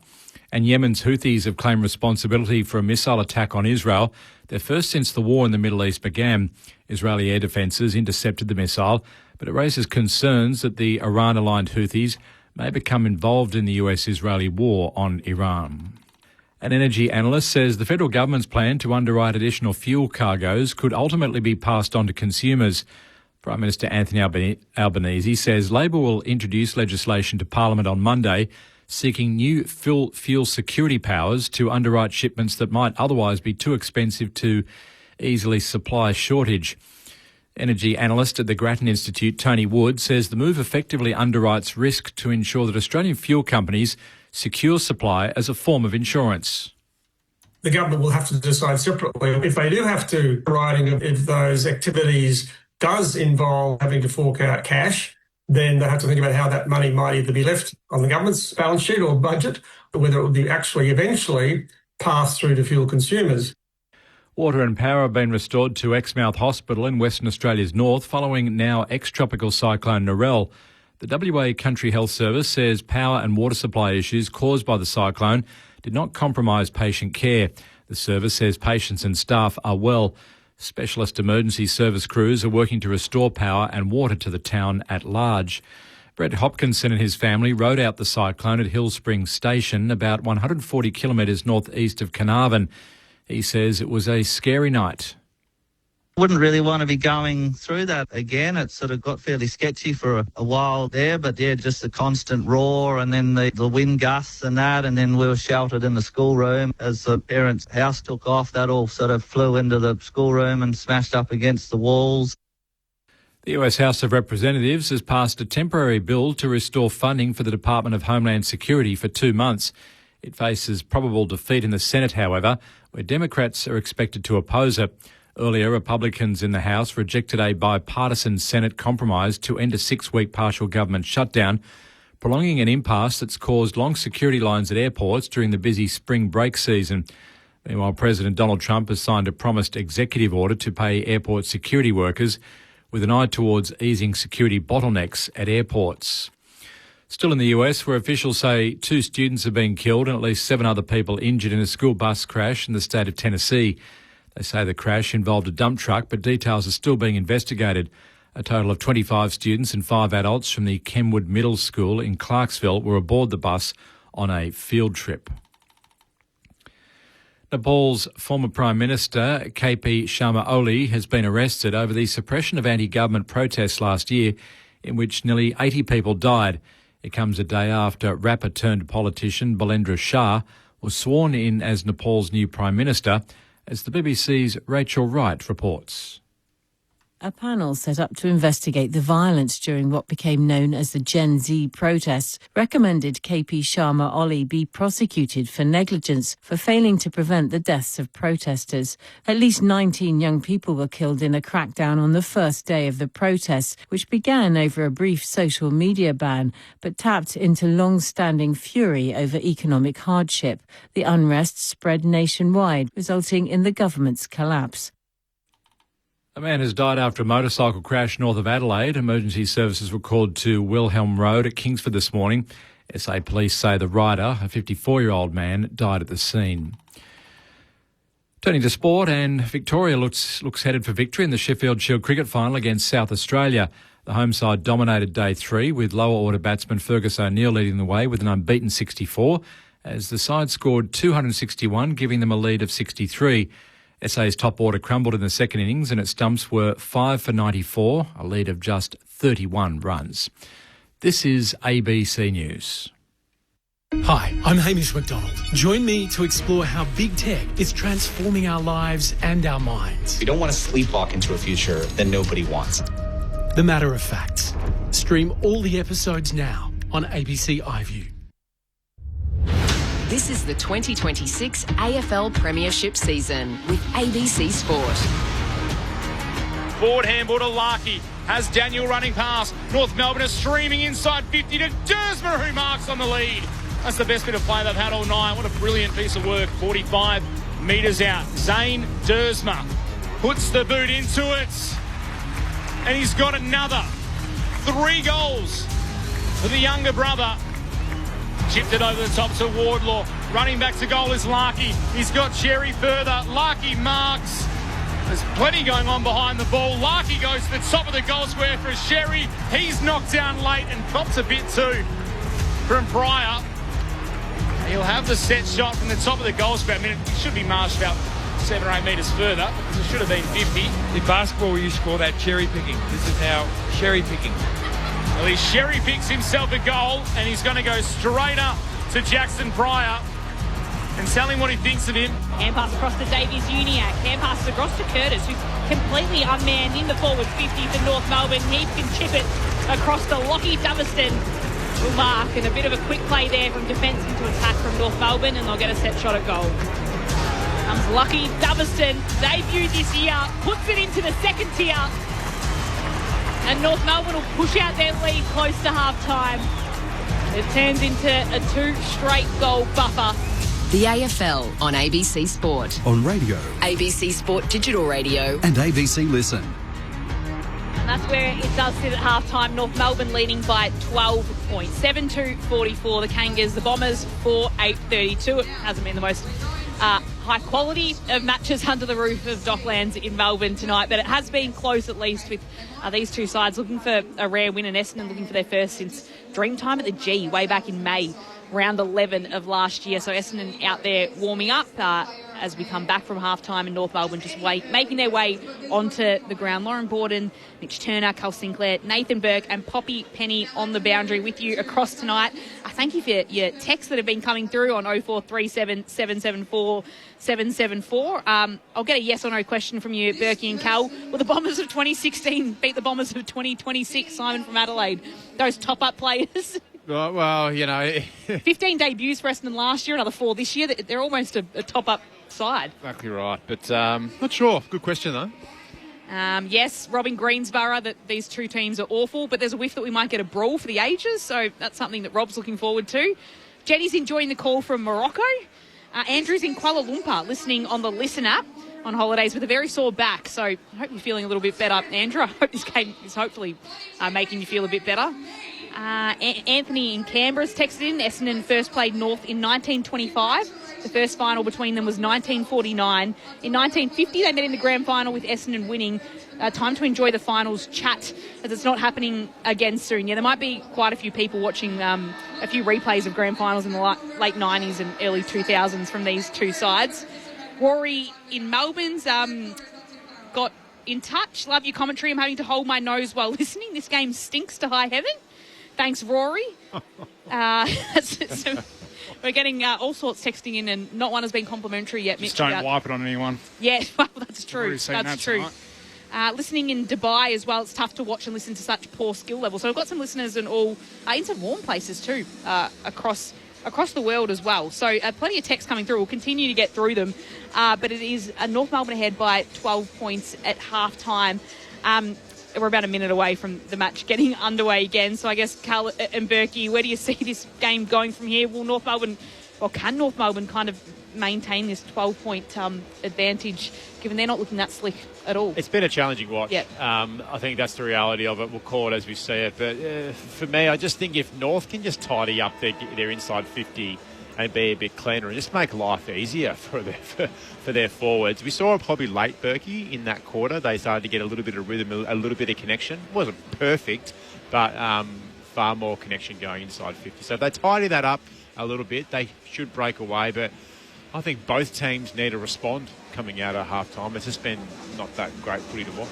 Yeah, and it's hard to coach. So you bring your team in at half-time and you can't do a lot structurally or positionally. No. It's basically errors. When you've got the footy, give it to your teammate. And don't give it to a teammate who can do what you're going to do. And don't put the ball on the ground. Yes. When you handball it, make sure it goes through the air to your teammate. It's an improvement. Caldwell missed his hand last week. Yeah. So he's hit his fist this time. Done a lot of practice this week. I like the text that said we didn't realise there was a player that kicked 3 goals and a half, which would be Zane Dursman, which I think we said about 15 times. So he has got a career high already. He might add to it in the second half. Back underway in the middle. Blackiston against Sherry. Blackiston taps it forward for Essendon. She's at ground level, couldn't win it. Caldwell, there he is. Gets hands on the ball, kicks inside 50. Comben got a hand to it for North Melbourne. Parker, another touch for the veteran. Handball to Stevens, backwards to Pink. High clearing kick out the City side, and it's out of bounds on the full. Well taken in the crowd by that Bombers fan. He's got some clean skills. Goes straight back to the player, hit the target. McGrath and goes short, very short. Very short. To Caldwell. About 12 metres. Mark is paid. Caldwell inside 50. A couple of Bombers. Perkins was able to take the mark on the chest. Got free, and there's a few confused North Melbourne players looking at each other, wondering who was on him. It was a good kick by Caldwell. It was the first time I reckon in the entire game that they've played with a little bit of gears, Berkey. Just took their time, assessed what was ahead of them. Found Archie Perkins, 45 out from goal. Tough kick. Archie Perkins, set shots, had one crack already. Couldn't make it count. This from left half forward, runs around, kicks it and drags it left. Looking for a bit of extra distance. It's a minus score to open up the second half here at Docklands. 4-9-33 the Bombers, 7-2-44 North Melbourne, 11-point lead. Lauren Borden. Caleb Daniel with a little chip across to Sheasel. Hand passes it back to Daniel, who runs to the top of defensive 50, then puts it on his boot looking for Trent Bark.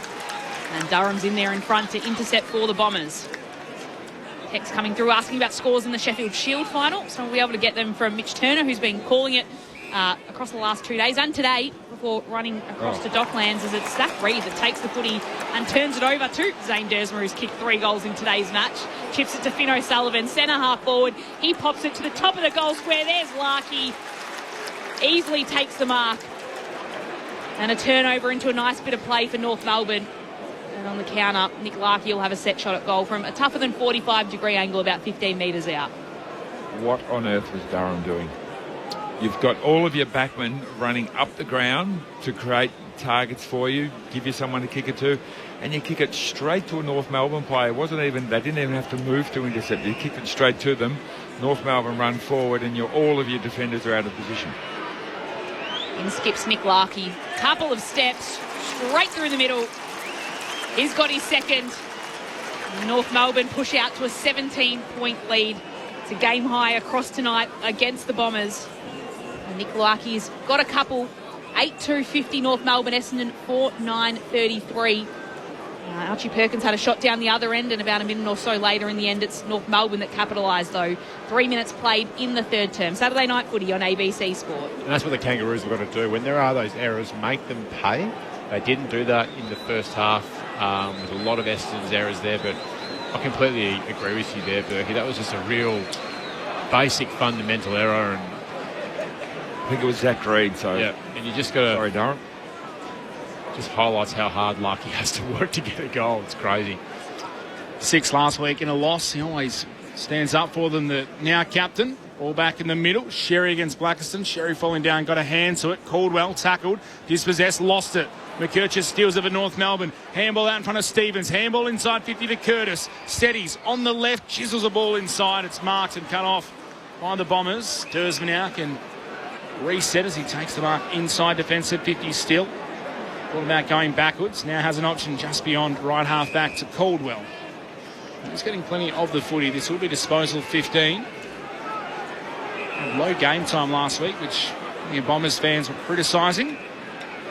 Just over half the game. He goes back by foot inside 50 to Roberts. Now cross to the left back pocket. You can tell by the boos that it's the former Kangaroo. And Ben Mackay kicks it out. City side of the ground. Couple of North Melbourne players there. O'Sullivan and Curtis are able to knock it away from Merritt. It's out of bounds. Attacking side of the City wing here at Docklands, favouring North Melbourne's attacking end. Essendon were in a slow play.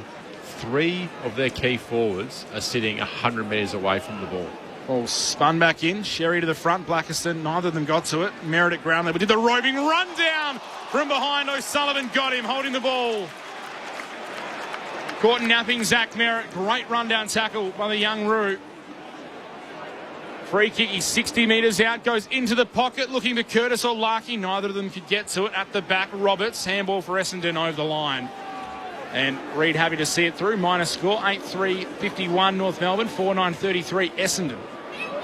Zach Reid kicks it towards Durham, who does take the mark. Stretches high, he's gone on, he's played on, and he's been tackled to the turf and caught. McKercher brought him down. And then Powell came in as well just to give Durham, let him know about it as McKercher squares up the footy to centre half forward where Sheasel marks. And it's been all North Melbourne early in this third term. Sheasel will dab this one inside the forward pocket. Blackiston was there. Intercepts the mark ahead of Sherry. Terrible option. I want to stick up for Zach Merritt a few moments ago. He's caught one-on-one and he has to be the long down the line target. Just letting him down. This will be a turnover again as Lockie Blackiston just kicks out to a contest and Sheasel's there to take the mark. Chips it across to Daniel, who kicks inside the centre of Docklands. Gresham comes in, swipes in and intercepts. Hand pass to Caldwell to Durham. And it'll be a free kick on the way up north. So Parker wins the footy in that one. And then we'll flare it out wide towards Dylan Stevens. We'll chip it, looking for Simpkin, who was running into the space of 2 Essendon players, and it's the Bombers that win out as Dave Weeks takes the footy. Well, half-time hasn't helped. Puts the ball out on the full under no pressure whatsoever, Mitch. North ahead by 18 points.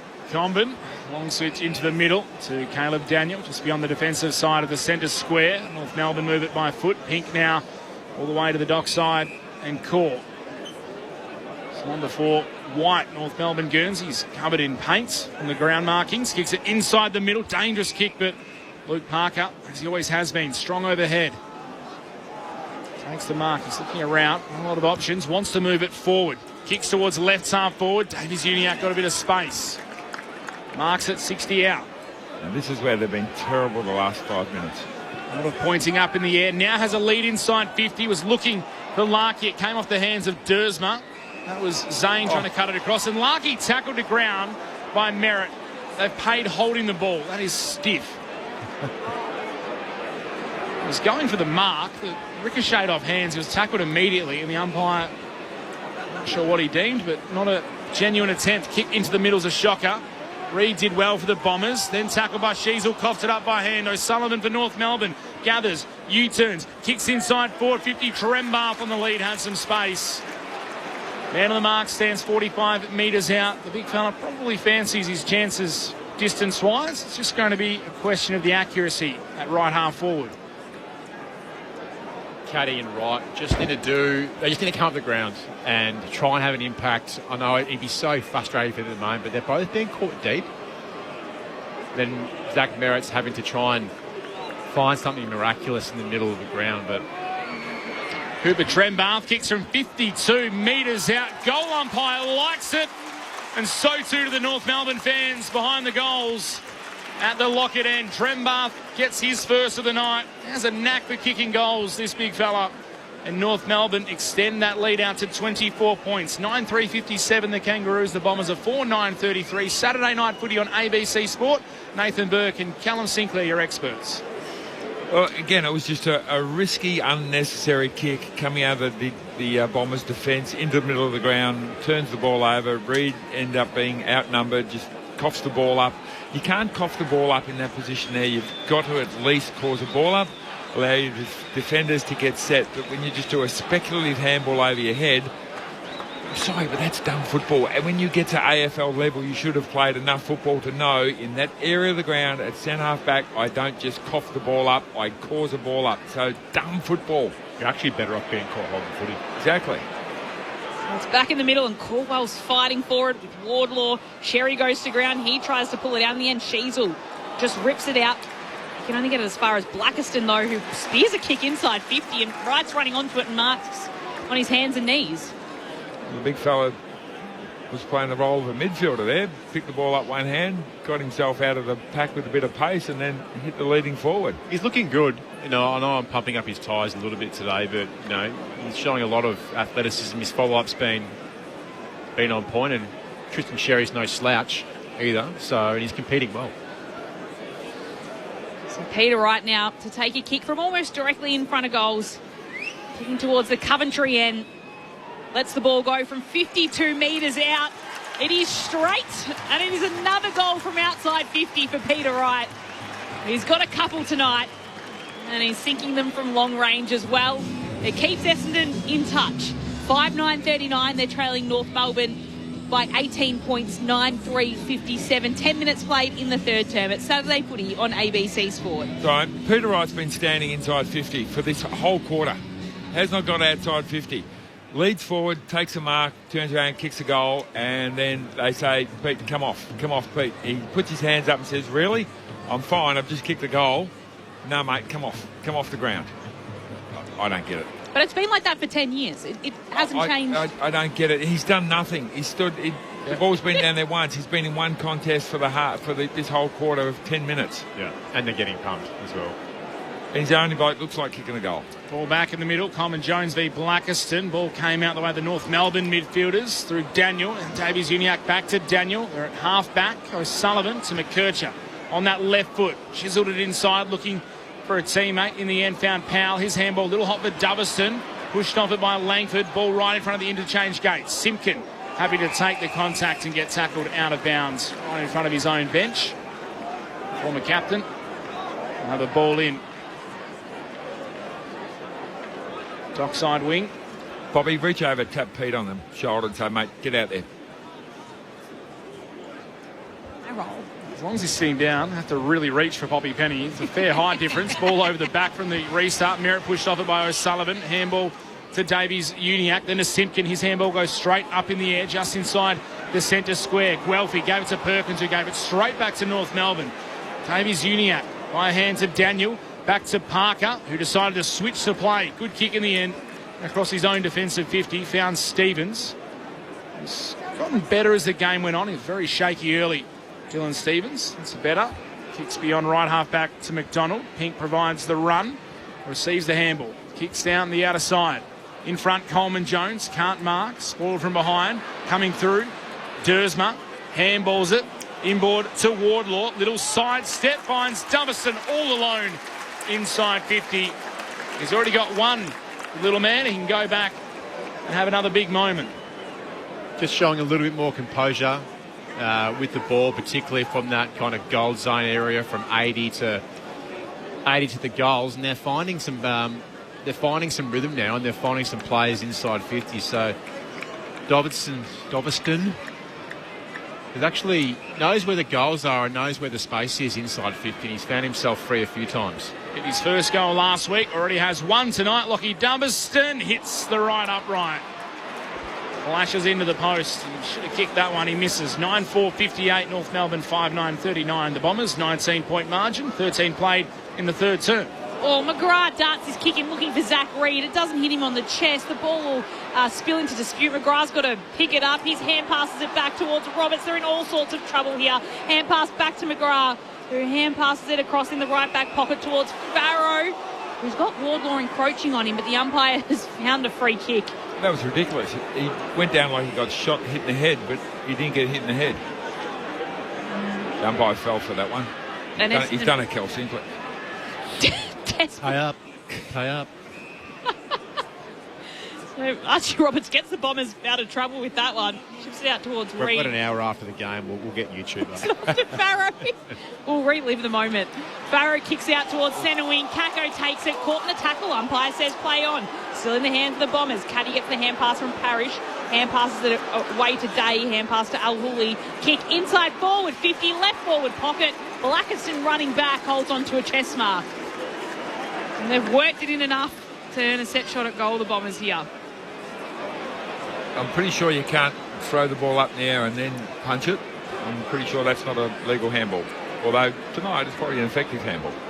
Only played over 300 games, Berkey. I'm not sure. Pretty sure. But that big fella, second goal, something good for the Bombers. So Lockie Blackiston will come in. Just in from the boundary line. Puts it on his left boot, kicks this one right across the face. And it's just a behind for Blackiston.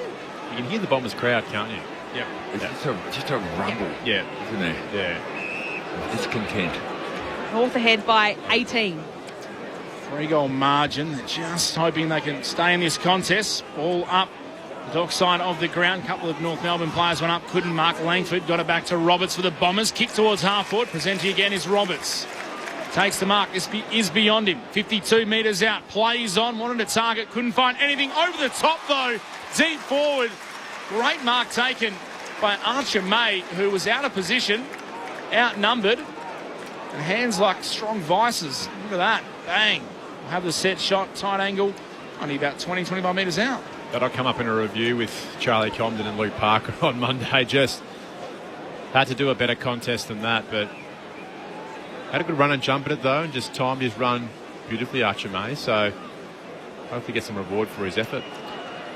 Does look a good type, Archer May. That's not his best effort. He misses it skinny from 20 metres out. 5'11", Essendon, 41.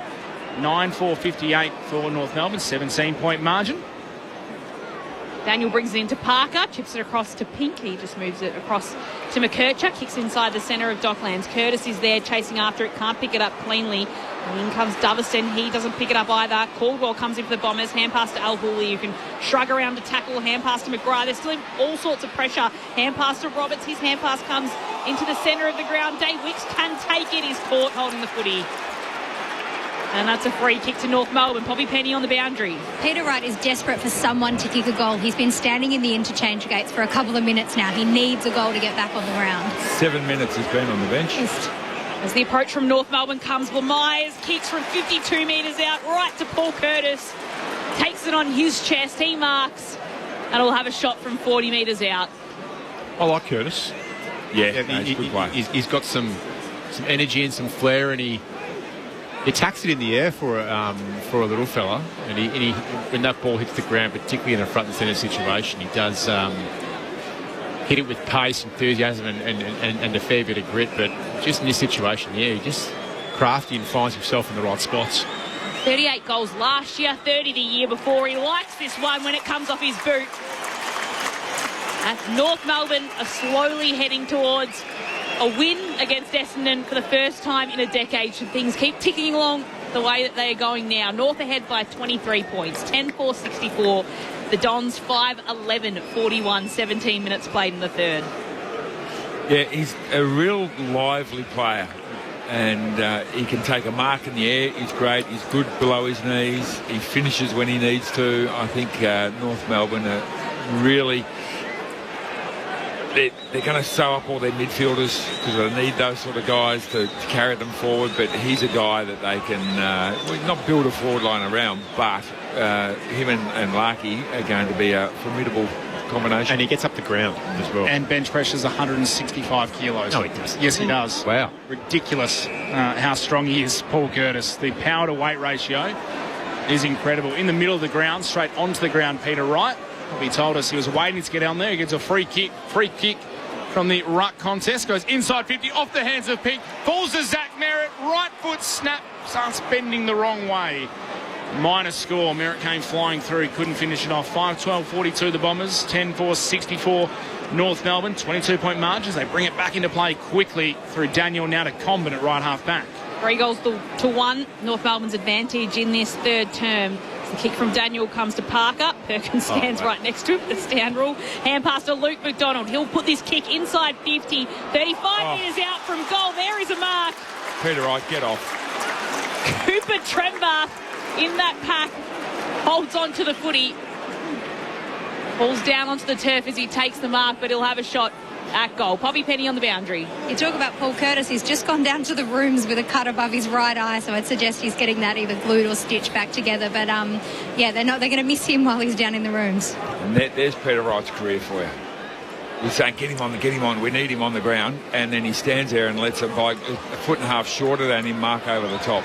The forward of the future, Cooper Trenbath. He likes it, and he usually kicks multiples, and today he is no different. He's got his second, and North Melbourne have got their 11th goal of the match. 11-4-70. They're leading Essendon 5-12-42. Nearly 20 minutes played in this third term. North Melbourne ahead by 28 points. Saturday night footy on ABC Sport. And that's how stupid the substitutions are. Trembath kicks a goal. He's cramping. He's waving to the bench. I want to come off. He ran halfway off, and they said, no, mate, you stay on. You stay on. So when blokes want to come off, they're not allowed to. Who's deciding the substitutions on a bench? You know how they've all got obviously a rotation. In this situation, is there one person who's in charge of, it's 6 minutes, 6 minutes, 6 minutes, you're still... Yes, there's normally the S&C person who's looking at GPS and minutes on the ground and distances and all that sort of stuff and making that decision. It wouldn't be the coach. Ball back in the middle, comes to ground. Kako for the Bombers, kicks it inside forward 50, bounces high, everyone overruns it. Langford now slaps it forward into the path of Merritt, beaten to the ball though by Sheasel. Handballs to Daniel, pinpoint kick. Beyond half back finds Davies Uniacke, who can go further afield. Blowout commentary position here. Just defensive side of the wing to Dummerston, who's getting more and more involved as the night goes on. He goes very short, just the required 15 to Davies Uniacke. Dangerous kick to Comben at centre half back, trying to spread the ground, North Melbourne. Handball to Pink, further afield by foot. Beyond half back to O'Sullivan. He goes short inside the square. Wasn't a great kick. Powell could gather on the bounce, and they come all the way back to the dock side. McDonald takes the mark, has a player in Simpkin, further afield, no one with him. 70 metres out from goal. McDonald runs forward, provides an option, no. Simpkin ignores him, instead goes short, laterally inboard to Sheasel. Still a kick and half out beyond left half forward. Now sets it up to the pocket. Larkey's the one coming across in front. Unable to take the mark was Parker. Ball at ground level. Parker's fighting with Pryor. Pryor picks it up. Parker grabs him. There'll be a ball up left forward pocket, deep inside North Melbourne's attacking 50. Parker, just 27 touches now for him tonight. Having a good season so far. Luke Parker, second year at the Roos, as Davies Uniacke pulls it out, spins around, hand passes it away. Parker might get another touch here. No, in the end, he overruns it.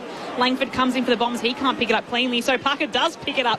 Hand passes it back to Core, who just spirals a kick inside forward 50. It'll bounce on the turf. It's still anyone's ball. Doverston lurking, tries to take the footy. McGrath knocks him down, and then he gets the hand pass and can hand pass it to Langford. Flicks it across to Kako, who just darts the footy ahead of him, and Caddy's there and marks. Not quite. It'll be a free kick anyway against Toby Pink. And Nate Caddy will have it at right half back for the Bombers. Got a goal in the second quarter. Kicks it across. Durham rises over the top of Powell. It goes over the top of his head anyway. And in the end, it'll be a ball up about 60 metres from Essendon's goal as Arch May goes to ground. Durham showing a few hops there. Didn't make it count, but that's all right from the restart. Sherry took it out of the ruck. Couldn't find a target by handball. Simpkin was good at ground level. Quick hands to Sheasel. North Melbourne up the wing. Doverston one-on-one with Johnson. Able to keep his feet. Kick the ball further afield, but no one home. But Parrish at right half back for the Bombers, who quickly goes short. Back out towards the boundary line with Pryor and Mark. Weighing up his options. Eventually just called to go. Kicks long down the line, looking for a target. Comben with the big fist. At the back, Sherry becomes the rover. Just minted it with one hand. Palmed the ball, threw it on the left foot. Over the back, Pryor flew high. Double fisted it instead of marking it. Straight down to Simpkin. Left foot kick towards half forward for North Melbourne. Larkey blocks his opponent out of the way. Allows Zerha to come through. Snap across the body. Couldn't bend it back. It's a minor score to the right. 11-5-71 North Melbourne. 5-12-42 the Bombers. Margin is 29 points. But he's brought back in. Parrish chips it across to Johnson. He's never played in a win with the Bombers. Debuted in round 12 last year. And of course, Essendon's last win was round 11. Chips the footy down the line. And it's out of bounds on the full. Looking for Pryor. It's a turnover, and it means North Melbourne will have the footy as Stevens just chips it towards Wardlaw. He's caught by Blackiston, who's been toiling hard for the Bombers. Can get the hand pass across to Stevens, and it's a long kick right to the top of 50. Durham rises again. Can't take the mark. Sheasel gets front position against Johnson, and then gets the hand pass from Sheasel, and he's taken over the line by Roberts. And there'll be a little push after this, but Simpkin will help Sheasel up, and we'll have a throw-in inside forward 50 for North Melbourne.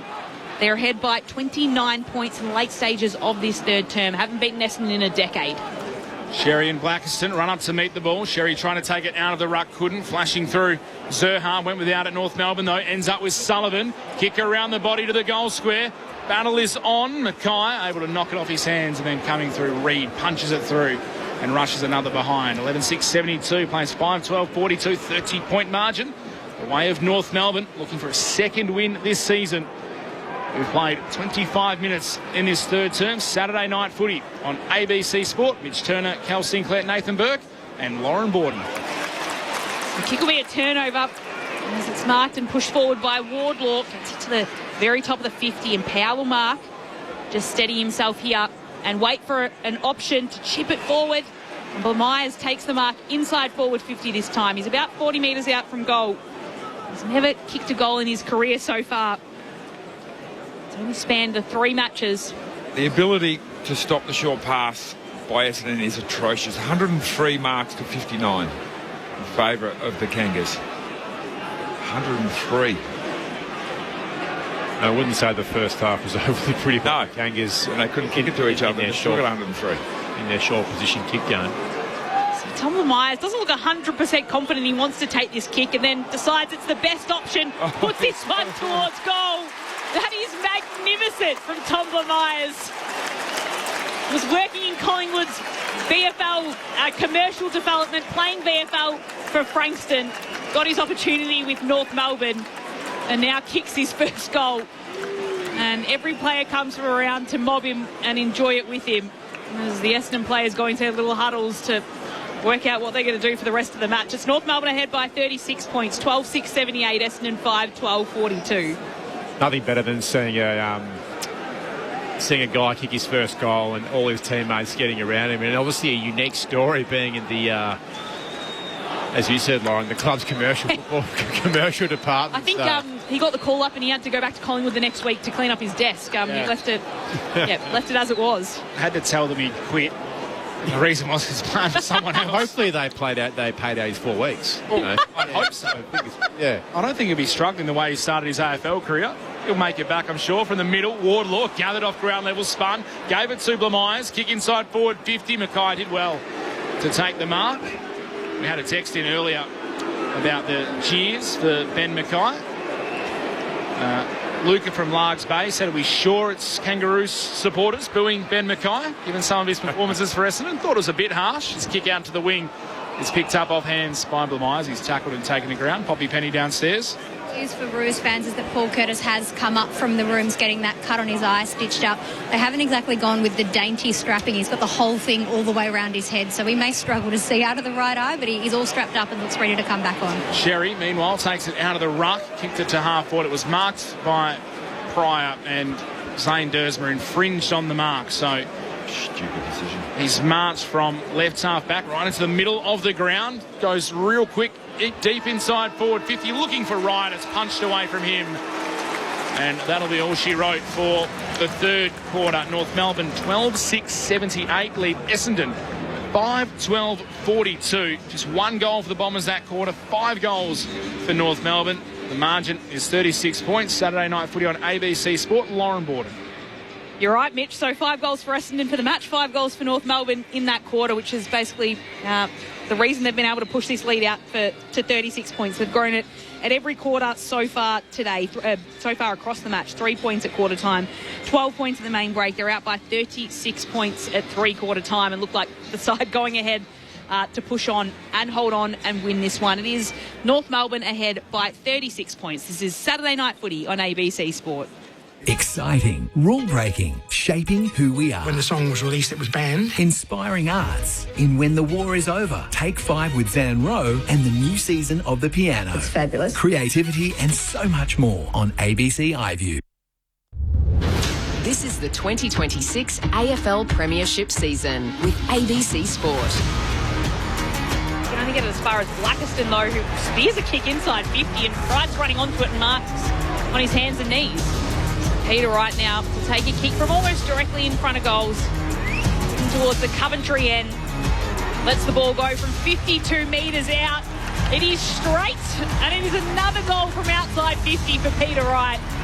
He's got a couple tonight, and he's sinking them from long range as well. It keeps Essendon in touch.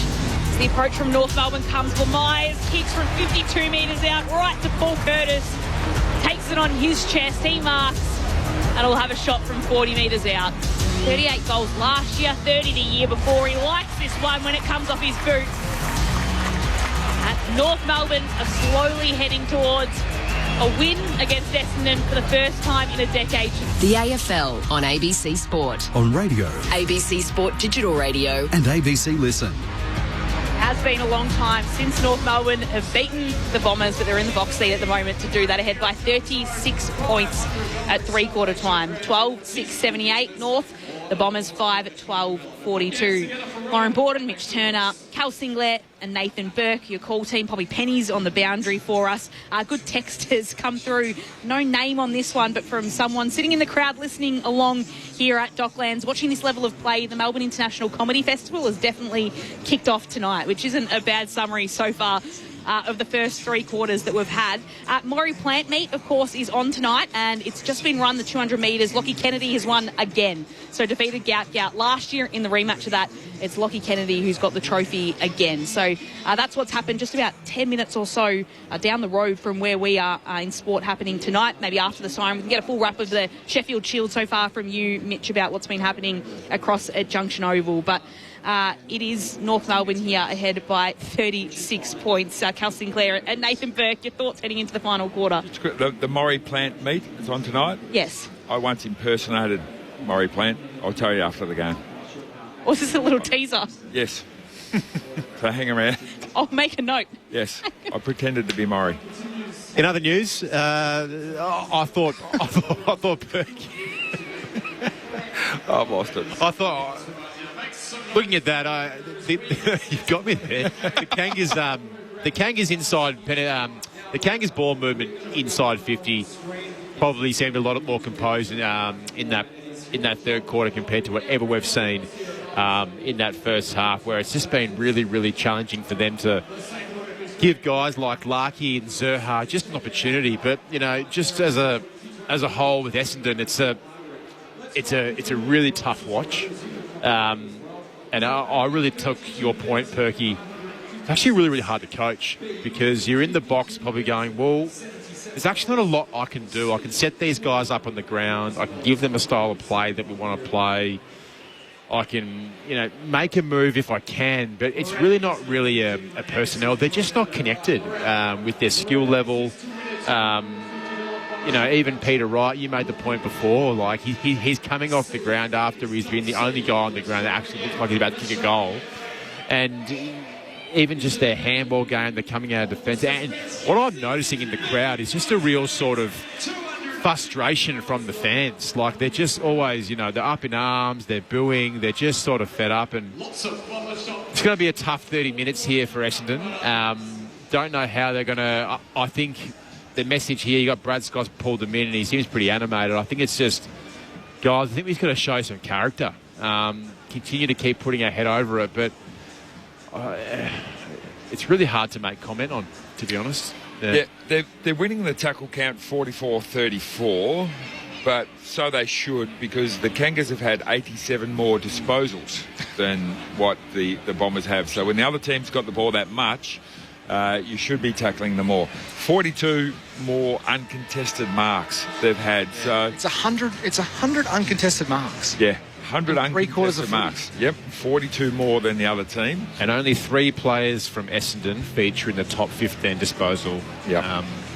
And they're losing the clearances 25-15. So they're getting smashed in all the key stats.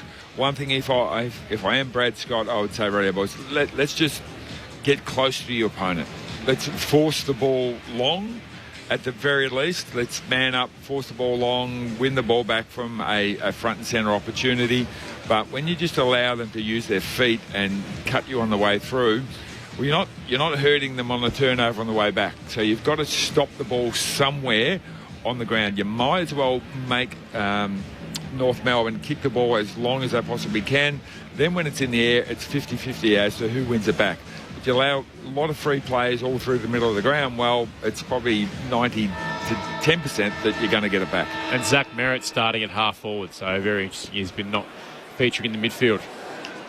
Quarter to go tonight. North Melbourne ahead by 36 points, and they'll get the first clearance here from Davies Uniacke. Hand passes it to Sheasel directly inside 50. It'll fall at the back of the pack. Trembath can run onto this one. He's hard against the boundary line, has to hand pass to Simpkin, who dodges left then right. Then he'll hand pass across to Trembath. He might just snap this one on his boot. He does, but it's just across the face for a minor score. Already pushing early though, North Melbourne. They're ahead by 37 points. 30 seconds played in the final term. McGrath goes long from the restart. Parker in front for North Melbourne. Couldn't gather. Follows it up. Lays the tackle on Gresham. We've got a handball for the Bombers. Back to Roberts. Just got it off to El Hooley. Now McGrath tackled by Dersma. Handball back to El Hooley to Durham. Goes back by hand to Roberts. Essendon don't really have a plan here. They're just flicking it around. Still just beyond half back. El Hooley tackled by Curtis. Brought to ground, holding the ball. They just corralled and covered them. And Essendon had no idea how to get out of it. 3 handballs in a row hit the ground. Curtis kicks it inside forward 50. It's not a great one. No one flies. McGrath is the only one home in the left back pocket for Essendon. He can go across the face of goal to Farrow, the debutant. West Perth in WA kicks it beyond right half back to Blackiston, who takes a nice mark sliding on his knees. Cal Sinclair's man. That'll be him for the rest of his career. Kicks it on the left boot. The city side of the ground. In front, Caddy couldn't mark. Off hands out the back. Parker covering a lot of ground. Handballed inside. Set a task for Sheasel. He was tackled by Langford. Turnover. Essendon pounce on it. Kako gathers. Kicks inside forward 50. Gresham marks 45 metres out. He's going to take a bit of responsibility and go back and have a shot at goal. This is disposal number 5 for Jade Gresham. Yeah, been a tough night for Jade. definitely is a player that does rely on some supply, but I think in that role, Berkey, it's all about your work rate. You need to get up the ground, get yourself involved in the game, whether it be tackling pressure or just, doing something, but this will help him. But first game of the year, Jade Gresham. Kick is on the way from the paint of 50. It's across the face and it's a minus score. So Essendon 5-13-43, North Melbourne 12-7-79. To your point as well, you mentioned Kelson, Zach Merritt, 8 disposals for the night. Yeah, wouldn't have seen that much in his footy career. So Comben takes the mark from McKercher's kick, and then McKercher runs around him to get the footy back. He puts it on the wing, right down it. And there's Trembath again, taking a strong mark for North. Just chips it across to Davies-Uniacke. Davies-Uniacke will go back out to Simpkin, who chips it down the line and finds Blamires. So out of sight of the ground for North Melbourne. In front of a crowd that I think might be thinning out a little bit. I'll give them a few more minutes to take their seats after three-quarter time, but it looks like a few might have gone home as the ball comes inside forward 50 for North. Langford's down back and can clear it only momentarily for the Bombers. Comes out to Sheasel. He chips the kick inside forward 50. Oh, Larkey. One grab, two grabs, and Marks as he's falling. And he reels it in for North. He works hard for these. He just doesn't get a lot of great supply, but just there, he went to ground but had enough control of the ball to just hang on to it. So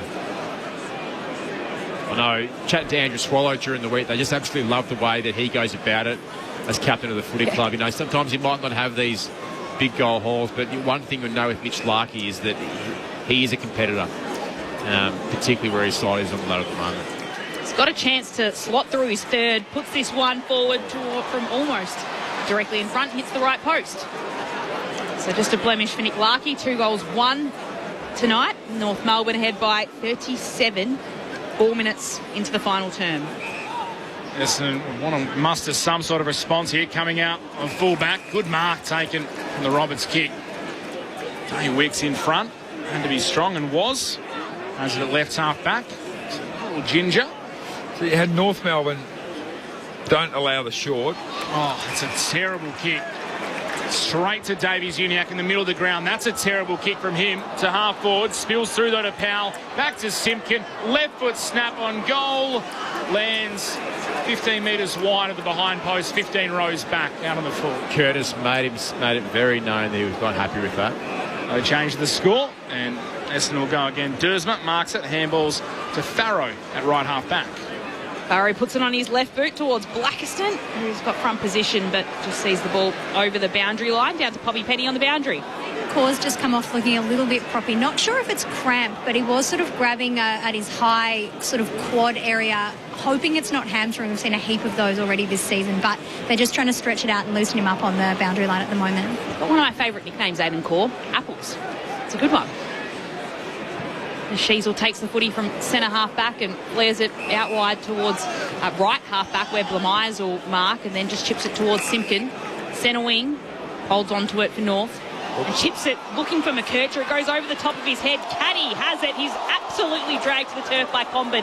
Had nothing ahead of him anyway, Caddy, so would have just had to run towards goal himself.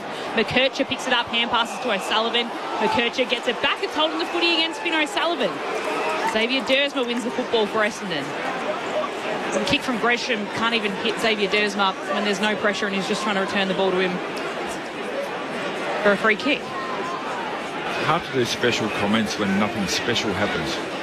Not one Essendon player is making the lead. So Xavier Dersma in the end finds Langford, who's marked it outside of attacking 50 though. And then he'll chip it right towards the hot spot. He was looking for right over the top of his head. Pink's there and is happy to rush it through for a minor score for North Melbourne. It is minor score for Essendon rather. It is 36 points. North Melbourne's advantage. 6 minutes played in this final term, and I think a lot of Essendon supporters have already gone home. Yeah, if they came at all. As they go out the far side. This is terrible. They are just chipping the ball, Berkey, all the way up the field, and luckily for Essendon, they turned the ball over at half forward North Melbourne. They just walked it, chipping it all the way down the city side and just relied on North Melbourne making a bad decision. Yeah, they've been criticised for not defending the ground. Cal Sinclair brought up their defensive pressure at the start of the game, and it's been non-existent at times tonight. Gresham, handball to Caldwell, comes broadcast side where Langford marks. He's one that's continuing to present. Had an option short to his left, wanted to go more centrally. Went short today. Wicks got it back by hand. Handball's inside 50 now to Gresham. Breaks a tackle. Handball back to McGrath.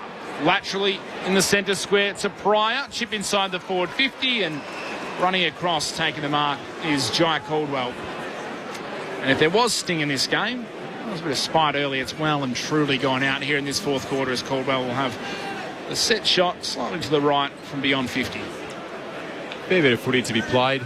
We're only 7 minutes into the fourth quarter, so puts this one through. Wouldn't say it applies a massive amount of pressure, but maybe just enough to build back some momentum and wind back the scoreboard if they can. Caldwell, kick is on the way. Looks pretty good off the boot, and that's something for the Bombers fans to cheer. Jai Caldwell gets his first goal of the night, and the Bombers finally get one back to answer 3 straight to North Melbourne. So 6-14-50 Essendon, 12-8-80 North Melbourne. Margin is 30 points, 8 minutes played. In this final term, Nathan Burke, Cal Sinclair are our experts. It sums up where the game's at. We were 8 minutes into the quarter and had 12 and a half minutes left. Yeah. Which means the clock had stopped for 30 seconds in the first 8 minutes, which is rare in football these days. If I'm Al Clarkson, I'm looking for growth in my team here to put the foot down. You got a team 30 points behind you. Still a long way to go in this quarter. They're down, they're out. Good teams would really put the foot down now, and this would be 60, 70 point win. Let's see if North can manage that. See where they are in that sort of growth. Essendon with the clearance. Durham hand passes it to Parrish, who kicks out wide. Xavier Dersma in a one-on-one against Simpkin, wins the footy, gets it across to McGrath, who puts the kick into the left forward pocket. Right has to run onto it, just pushes it down. Perkins is there, can pick it up, hand pass it backwards to Gresham, who lets Wright come in and take it. Hand passes it to Guelphy, the late in today. Hand passes it back to Gresham, who tries to square the kick up, and it'll be taken now by Zerha of North Melbourne. Hand pass to Doverston, who has a fumble, is tackled, ball spills out, umpire lets play go on. There is a whistle on, and in the end, and Cow will get the free kick. No, it's an Essendon free kick. Andy McGrath will take it at centre half forward for the Dons. Kicks it to a hot spot inside forward 50. Sherry gets to the front, taps it down. Wright's there to collect for Essendon. Hand passes it to Caldwell. Comes off his boot. Not well, but it might just do the job. It's touched on the line. Caldwell can't get 2 in a row. Just behind for him. And North Melbourne's margin now 29 points. 10 minutes played in the final term.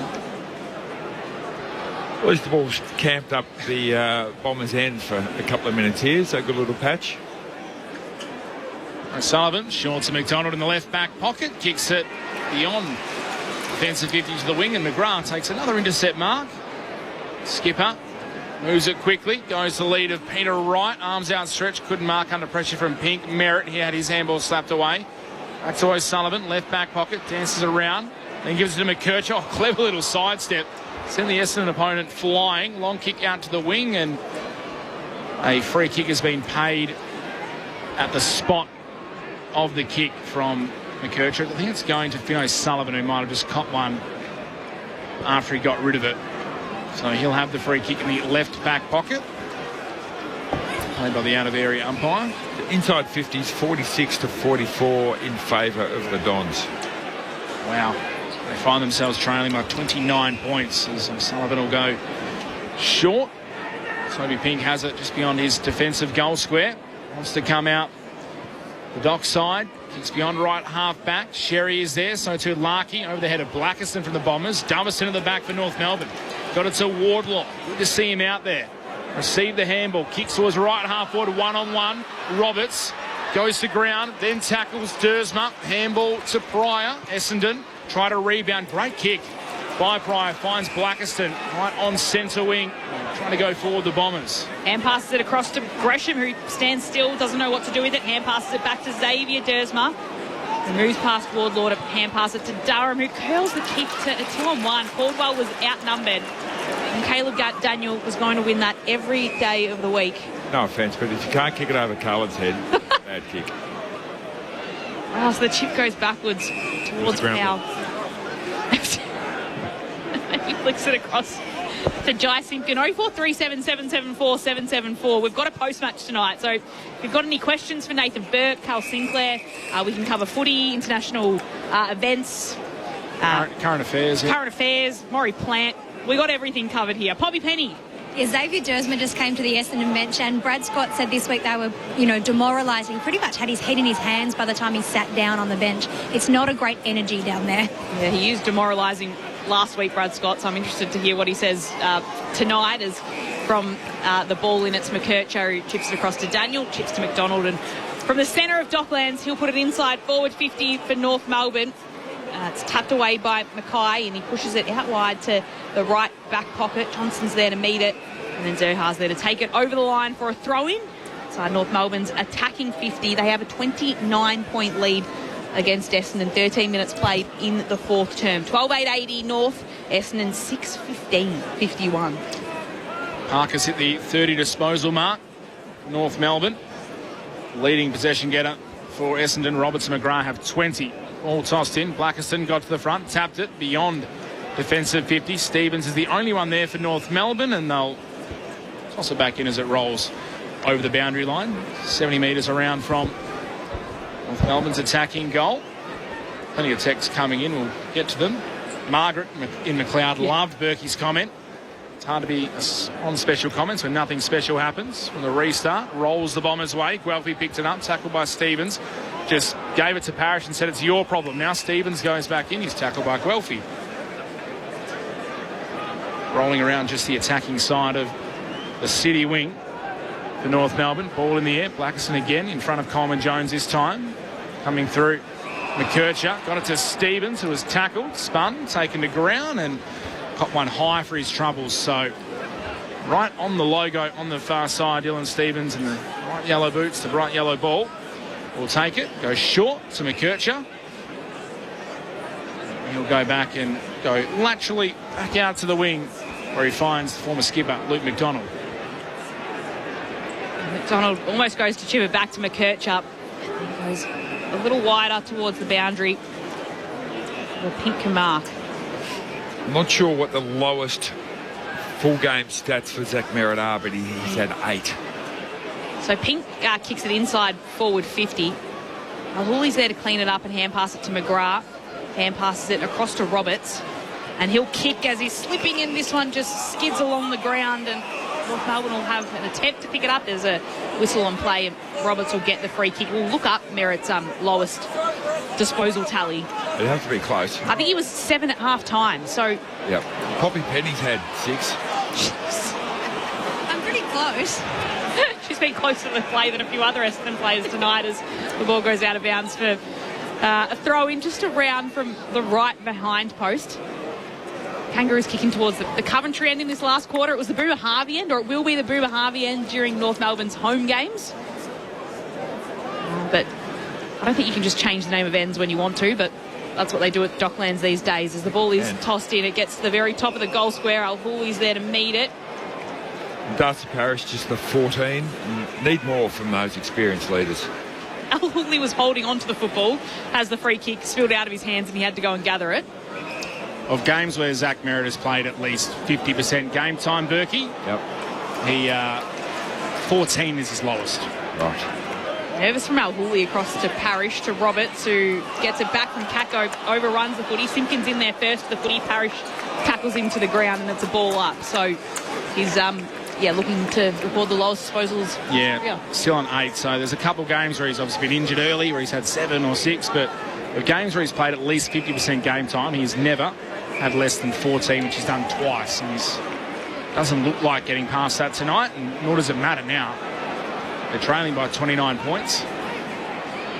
Blackiston has the free kick at left half back.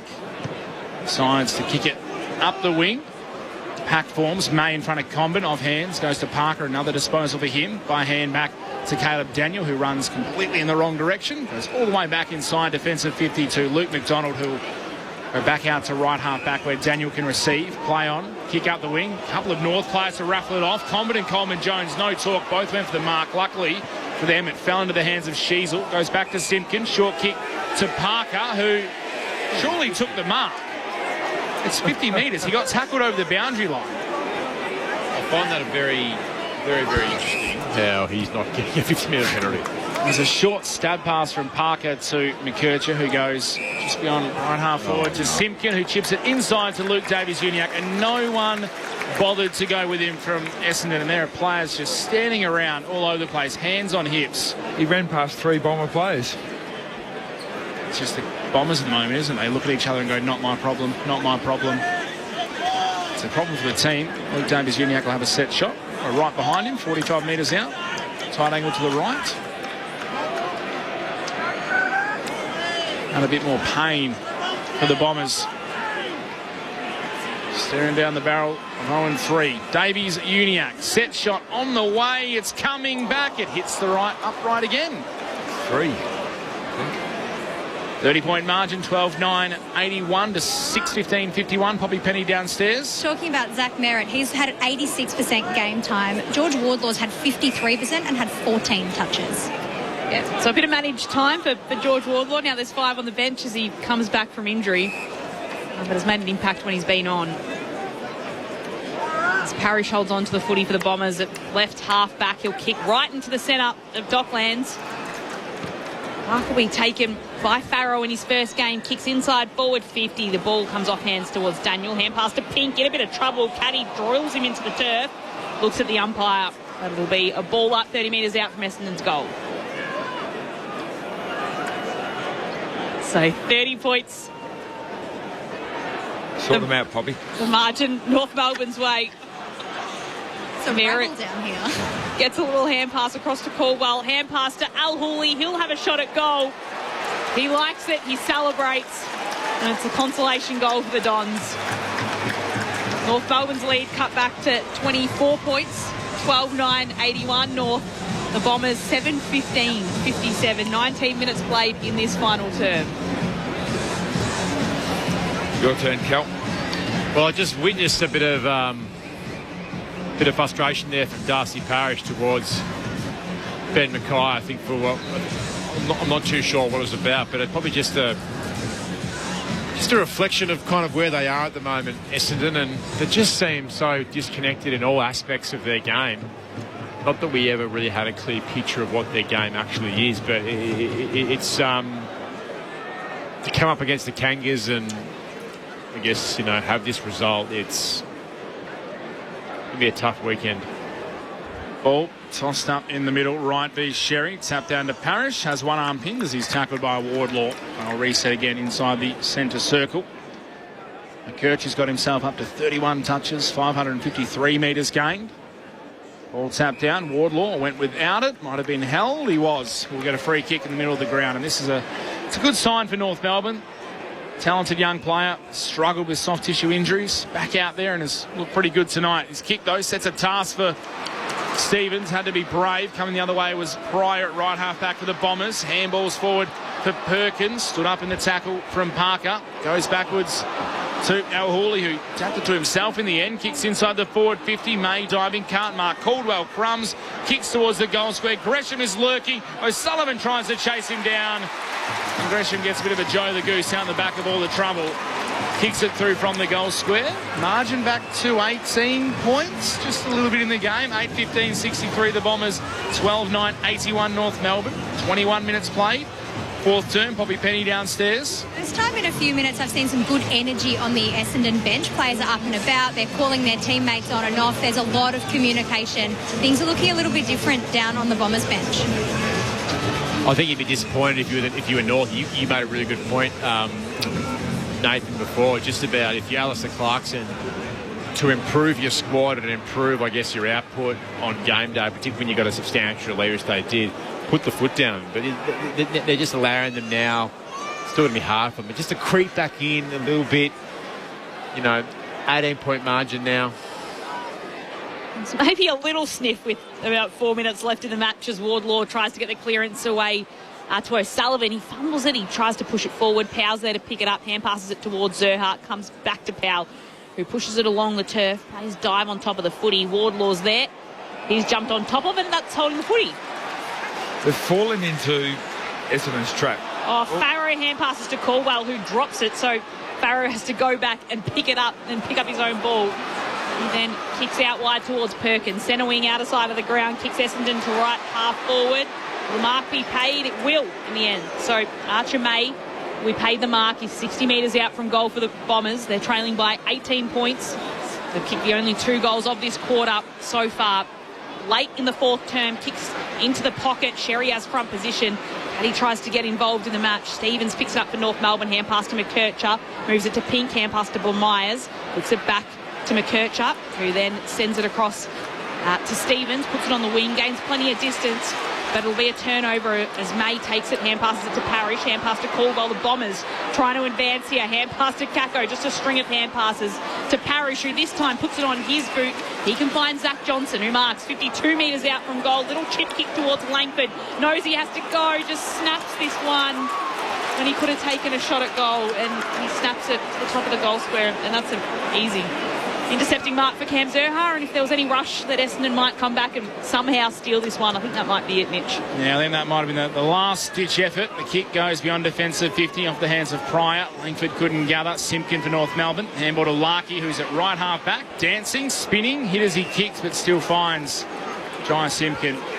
Just back defensive side of the wing, hugging the boundary line.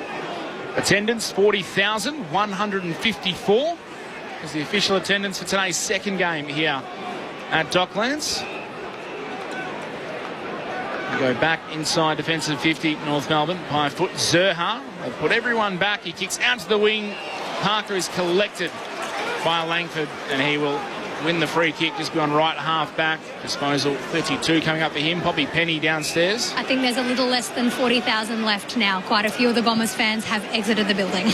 Generous 40. Up the wing goes Parker. Sherry got front position. Couldn't take the mark. Parrish gathered for the Bombers. Handball forward to Daywicks. Has some space. Attacking side of the wing. Kicks long. Kicks deep. Peter Wright is outnumbered. Taps it down to ground level. Durham gives it to Merritt. Merritt snaps around the corner, and he certainly thinks there's enough time left. Right foot snap for the former captain. He's been quiet all night, but he brings the margin back to 2 straight kicks. 9-15-69 the Bombers.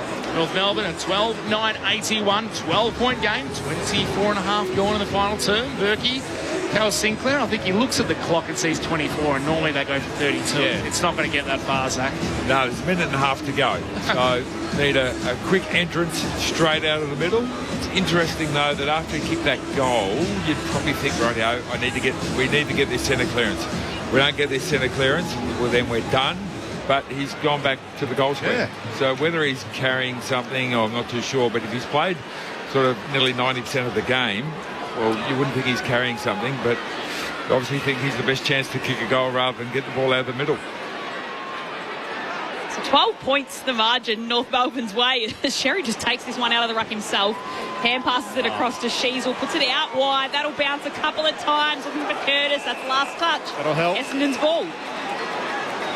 Andy McGrath takes the footy. Surely. Just play on, Andrew. He knows there's not long left. He goes and kicks long down the wing. Blackerson needs to mark this. Just goes over the top of his head. Sherry does well. He punches it away. And it'll be a throw in front of North Melbourne's bench, where they're holding up fingers saying just 1 minute to go. Hold on. Essendon have kicked 3 goals in this final term. It hasn't been pretty, but they've been able to work it back to a 12-point margin. In the late stages of this match, as Blackstone and Sherry tangle. Sherry goes down. Kako runs after it. He picks it up, trying to do something for the Bombers. He's mobbed by 4 Kangaroos, and it's a free kick to Kako. Cam Zerha's a loose player in the Kangaroos' defence, but no Essendon players gone down and picked him up. Kako hand pass to Roberts, who goes inside 50 towards Caddy. Can't take the mark. Parker's there. Just grabs the footy, puts on the afterburners, takes a bounce, and will slam this on his boot to go as far as it can. Kicks it as high as possible off hands. Davies-Uniacke crumbs it. Handball inside to Sheasel. Now to McKercher. Back to Davies-Uniacke. They continue to run North Melbourne. He goes to centre half forward. Powell can mark. He can soak up the time. He's got players streaming forward. One of them's the captain, Nick Larkey. It's always brave to turn your back on the captain, but Probably a smart decision. Take 30 seconds. Instead, he'll go short because McKercher has wandered forward. No one has marked him. And he's going to have the set shot. He'll kick from just inside 50 as the seconds will tick down. They mounted a late fight back, Essendon, but North Melbourne had probably put the cue in the rack, knowing they were going to walk away with the points. The siren will sound before he kicks it. North Melbourne bounce back.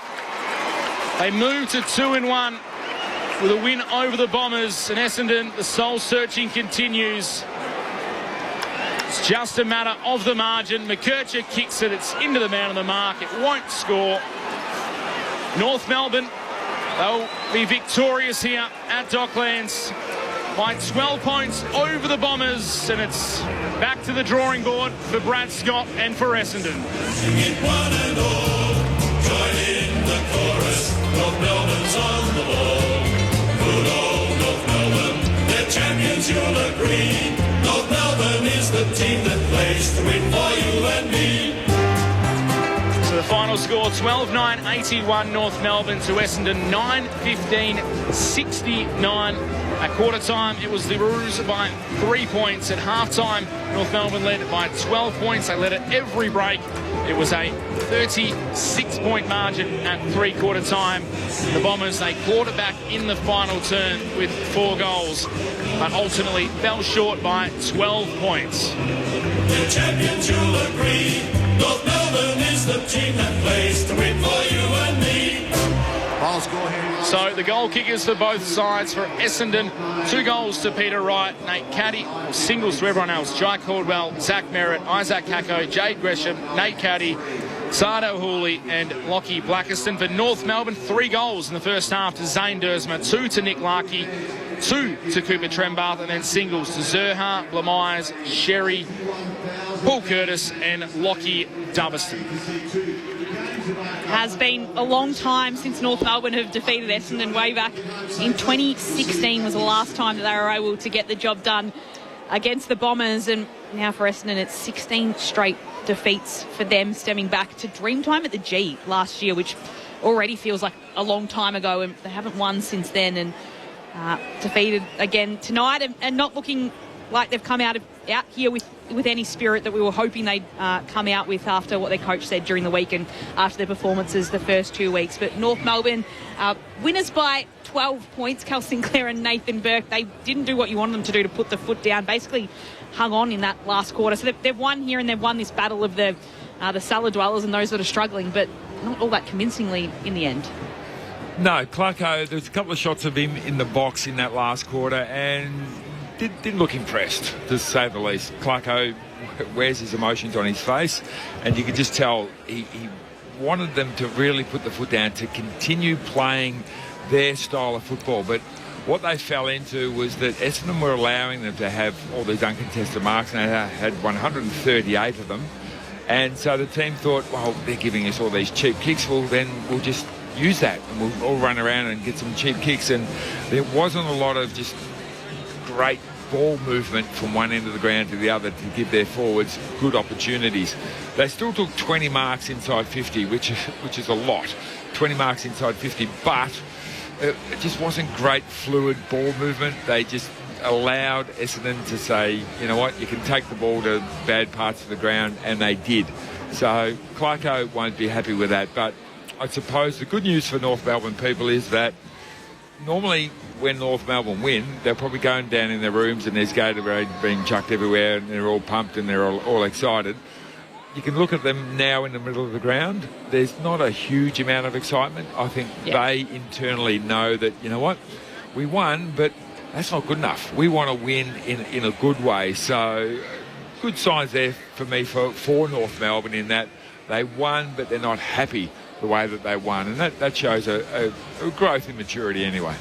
Well, they probably got better as the game went on. I think the first half, both teams were very, very similar. Extremely clumsy. The use of hands, the handball efficiency. I don't have the stat in front of me, but I think both teams were extremely struggling. And I think one thing I do want to highlight, which I thought was a pivotal moment of today's game, it was in the second quarter, and Nate Caddy is one of their most probably he's the future of that footy club, and he's taken a mark about 45 out. He's kicked it 50 from the boundary, and he's tried to generate some enthusiasm and with his teammates and the crowd. He's at a point in the game where he needed something.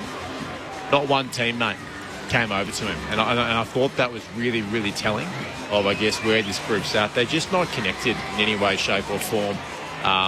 Difficult to coach probably at the moment. I don't really know where you'd start, but on a positive note, yes, the Kangaroos won.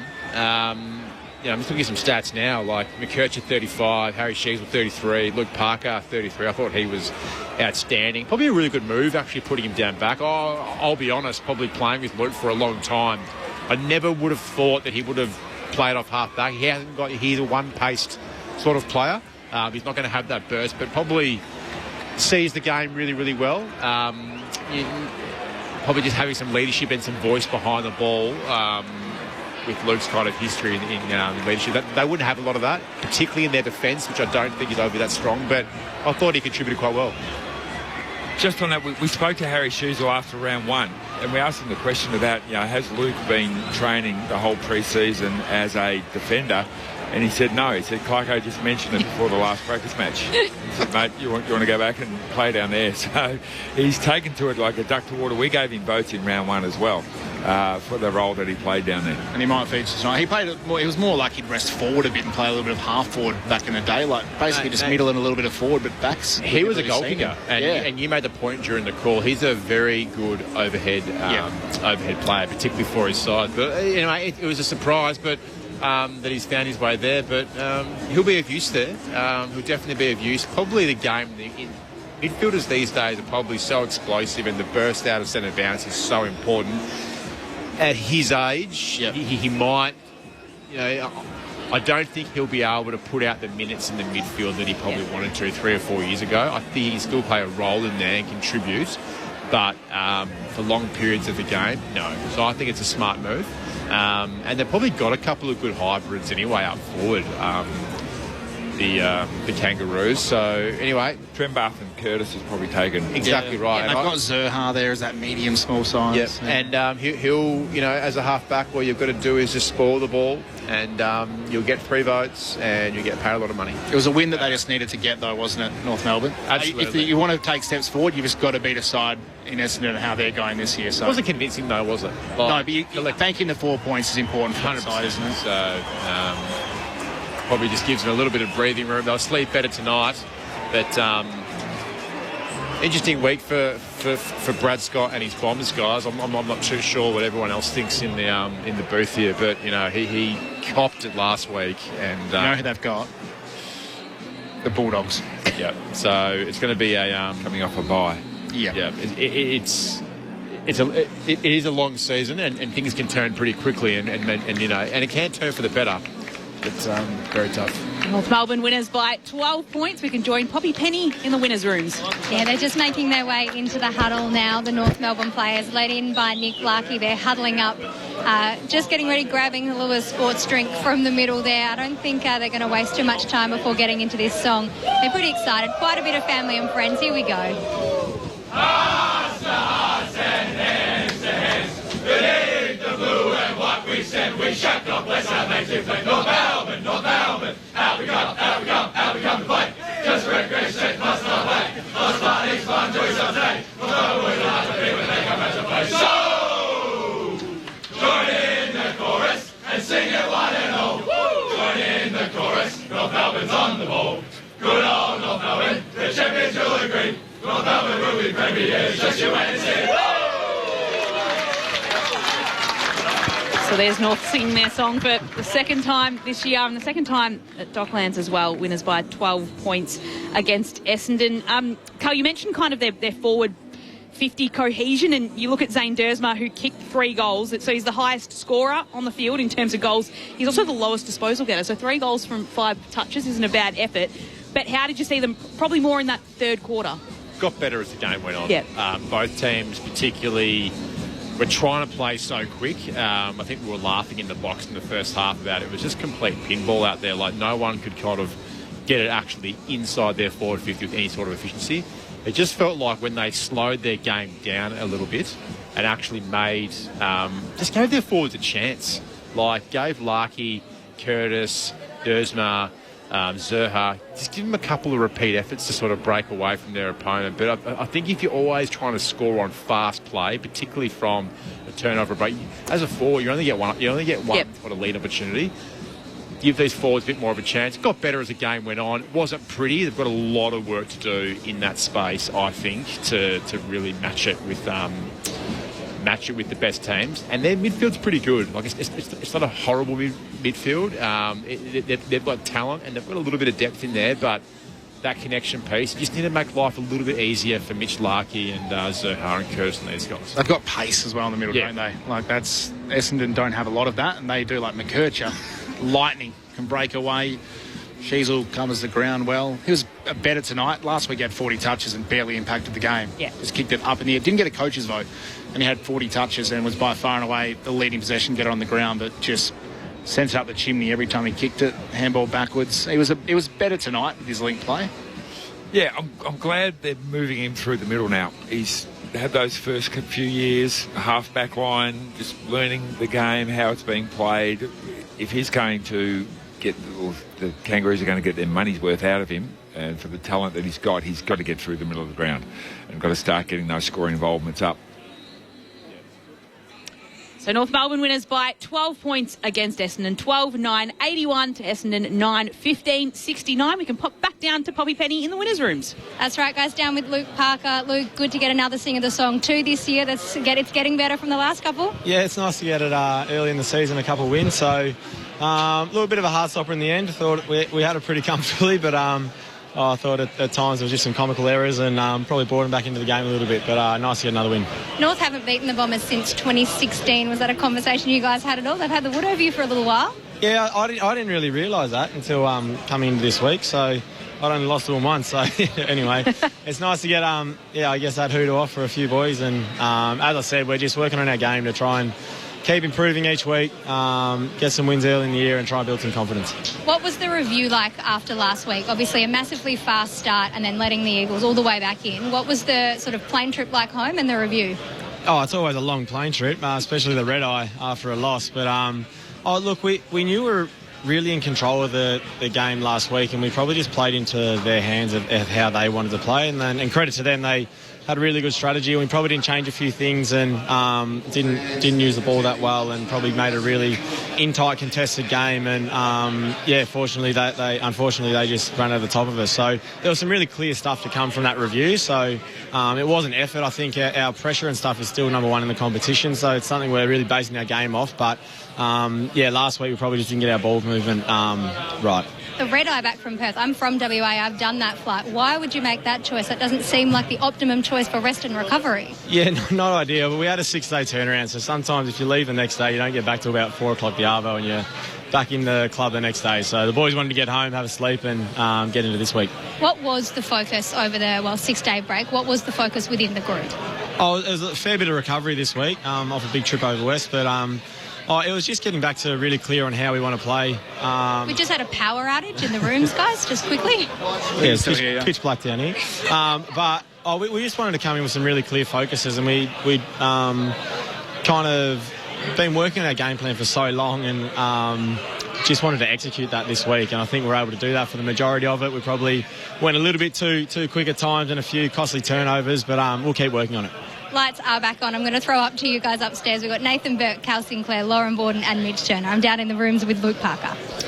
Parksy, Cal Sinclair, mate. Hope you're going good, mate. Going well. You brushed me for lunch yesterday, and we'll get to that in a little bit. But a couple of questions. First one I've got for you. I've got the shock of my life seeing you off half-back. But, mate, I absolutely love it. Mate, talk to me about how you found the transition going down back. You've had 33 touches, mate. Is it as easy as I always thought? Mate, I just wanted to reinvent myself, and they said they wanted some line breakers and some pace off the half-back, so they thought they'd put me down there. But, look, I think we probably just wanted to be a bit more stable down back, and been trying to work on that over pre-season, and then about a week out from the season they said, how about we throw you down there and try to settle us a little bit. So I feel like, we just got a bit more maturity down there now and able to set the ground a bit easier, and nice to get my hands on a little bit tonight. I always take an interest in world issues, Parksy, and one of those is the construction projects that you always seem like you've got on the go. The economy at the moment's not going well. Are you feeling the pinch of construction prices? Are you and Kate sort of, are you adjusting your feasibilities and the projects that you're working through? Yeah, I've just gone to Toddy Viney for another 4-year contract to try and keep getting paid because the mortgage is going through the roof. But we're getting by, mate. Any investors, if you want to give me a bit of dough, feel free. Exactly right. Mate, Nathan Burke here. Congratulations on a win.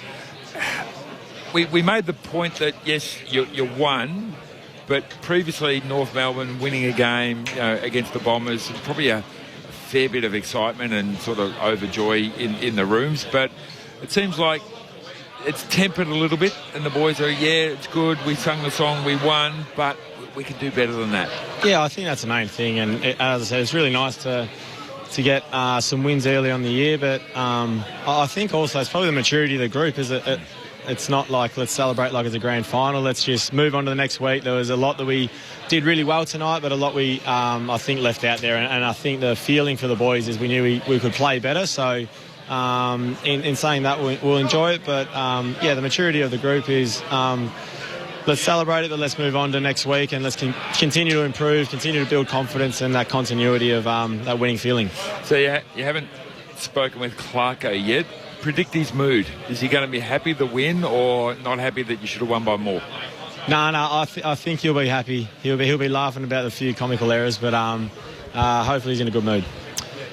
Luke Parker, the young emerging halfback flanker from the Kangaroos, joining us here on ABC Sport after their win over the Bombers. Luke, it must be a little bit disappointing. You're 2-1, but really you could be 3-0 after last week. You were right in that game, didn't play 4 quarters. How big a focus was that from Clarko this week to not just play one good quarter of footy, but really run out a whole game? You almost got there tonight. Yeah, Lou, I think the focus going into this game was just getting back to how we want to play our footy and us being in control of the game. And I think last week, obviously, the Eagles took control of the style of the game and we didn't get back on our terms. So I think for us to come in this week, there was obviously a lot of noise around Essendon and through the week and how they're going to bounce back. And I think the biggest thing for us was just to embrace that, come out, play our style, know that they're going to be pretty heated and fired up, and just get to work and do what we do. Must be nice to see George Wardlaw get out there as well and get through a game after a tough run with injuries. A player that probably after your own heart, tough inside, loves the contest. Must be great to see him out there again. Yeah, he had such a big pre-season, so it was disappointing that he's missed the first couple of rounds, but we know the spark that he offers, and every time he's around the ball, something generally happens or a pack explodes because he's in the middle of it. So love how he goes about it, and hopefully he can just keep on going with his body and get some continuity and build a bit of confidence in it because he's going to be a great player for a long time.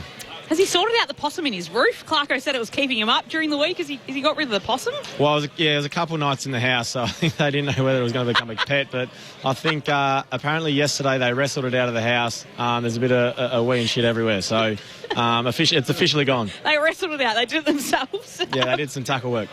Look, you mentioned comical as well when it came to the game. Are there points when you're sitting out there? We had a laugh at times in the box here where you think, what is happening? Oh, especially as a defender. You think you're just like talking to each other and setting the ground, and all of a sudden the ball's coming back and you're charging back to goal. So it's not comical at the time, but Now we can look back and be like, oh, Jesus, we've butchered a few out there. But at the end of the day, we'll work on it and we'll keep moving forward. And so now you've got the Good Friday match coming up. Obviously, you haven't played in many across your career, but is it something you're starting to look forward to now you're at North Melbourne? Oh, I think this club really loves the opportunity of to have a Friday night game, play in a big game with a big crowd, and for a special thing, and to be a part of that's really incredible. And we had a bit of a shocker last year against Carlton in that game, so we'll be looking to turn it around. Luke, just a quick one. Tristan Sherry, he saw it training. He came together with Charlie Comben during the week. A bit of vision went round, which is it's not the worst thing to have a bit of competition at training. He got a couple of things wrong tonight. He might have a bit of a case to answer for rubbing some blood on Andy McGrath from Essendon. How, as a leader yourself, coming across to North Melbourne, how much do you have to kind of try to bring him into line at times with his physicality, but also understand that is the best thing about Tristan Sherry, just how big and physical he is. I think that the thing is it's a trademark of his game, and that's why we love him, and that's why he's one of the best rucks in the comp. That follow-up contest, not just his work in the ruck, but the follow-up stuff. He's like another physical beast of a midfielder. So, look, he's always got to keep that in check, but at the same time, you'd rather him playing on the edge and on the line than trying to rev him up. So, I don't know how he got into a wrestle with Chom during a walking handball game. So it wasn't like it was an intense training session, but look, he gets fired up. He's a competitive beast, and that's why we love him. Parksy, on a more serious note from me, mate, but looking through your team sheet now, you are probably the only player that's actually played, I'm trying to think who else has played finals here, but I think Luke McDonald, that's about it. Luke McDonald's played about it. That's exactly right, mate. What's really been your role from a leadership sense? Like, are you being brought in to sort of educate these guys about what it actually takes to get to these regular September appearances, or is that something that you haven't actually had a need to do? Like, how are you viewing your leadership with this group at this stage of your career? I think the biggest thing is when I first came in, it was almost giving the boys belief that they're doing the right things and heading in the right direction. I think it's really hard when you're not getting the results on the board to not go looking down another path or trying something different. It was like the boys worked really, really hard over the first pre-season and this pre-season, and it was just about building that continuity, and I'm just getting a biz whale, Max, sorry. Building that continuity of just doing the right things for a long period of time, and you know yourself, things with it. As the season goes on, it's not letting the highs be too high or the lows be too low. It's just continuing to build on your game plan and building confidence how you want to play and dictate the game. And I think the maturity's starting to come. And as we said, tonight's probably a reference there in terms of the celebration. It's a nice win, but let's keep looking to improve. And I think that's the evolution of this team really, and how my leadership I think comes into it to continue to be that composure out in the field if it does get a bit up in the air, but also just to keep things on track with the intent of training and the willingness to keep improving each week. Luke, we really appreciate you having a chat to us and giving us plenty of your time post-match. Thanks so much, and well done on your game tonight. Thanks, guys. So Luke Parker there, now a veteran of North Melbourne and playing a different role there. So he is 33. If he keeps playing the same role he's playing, how long can he go for, Carl? Well, he's needed, to be honest, and I've made the point. I'm sounding like a broken record tonight in regards to, I guess, the amount of guys that don't have that sort of September and, I guess, cultural high-level experience. Like, there actually isn't anyone other than Luke McDonald that's actually played finals, let alone actually won a grand final. Probably got Caleb Daniel in there. Exact. Caleb Daniel is another great example. But like, if you kept him at half back, it will extend his career. You wouldn't want to X him out too quickly, considering just where this group's at, or you're going to have to probably recruit some guys at some stage over the couple of years that have had that sort of similar experience. But I know his leadership. I dealt with him for just under 10 years, and he's outstanding. Very level-headed guy as well. So North don't have a history of pushing guys out who are a bit older, still playing good football in the past, do they?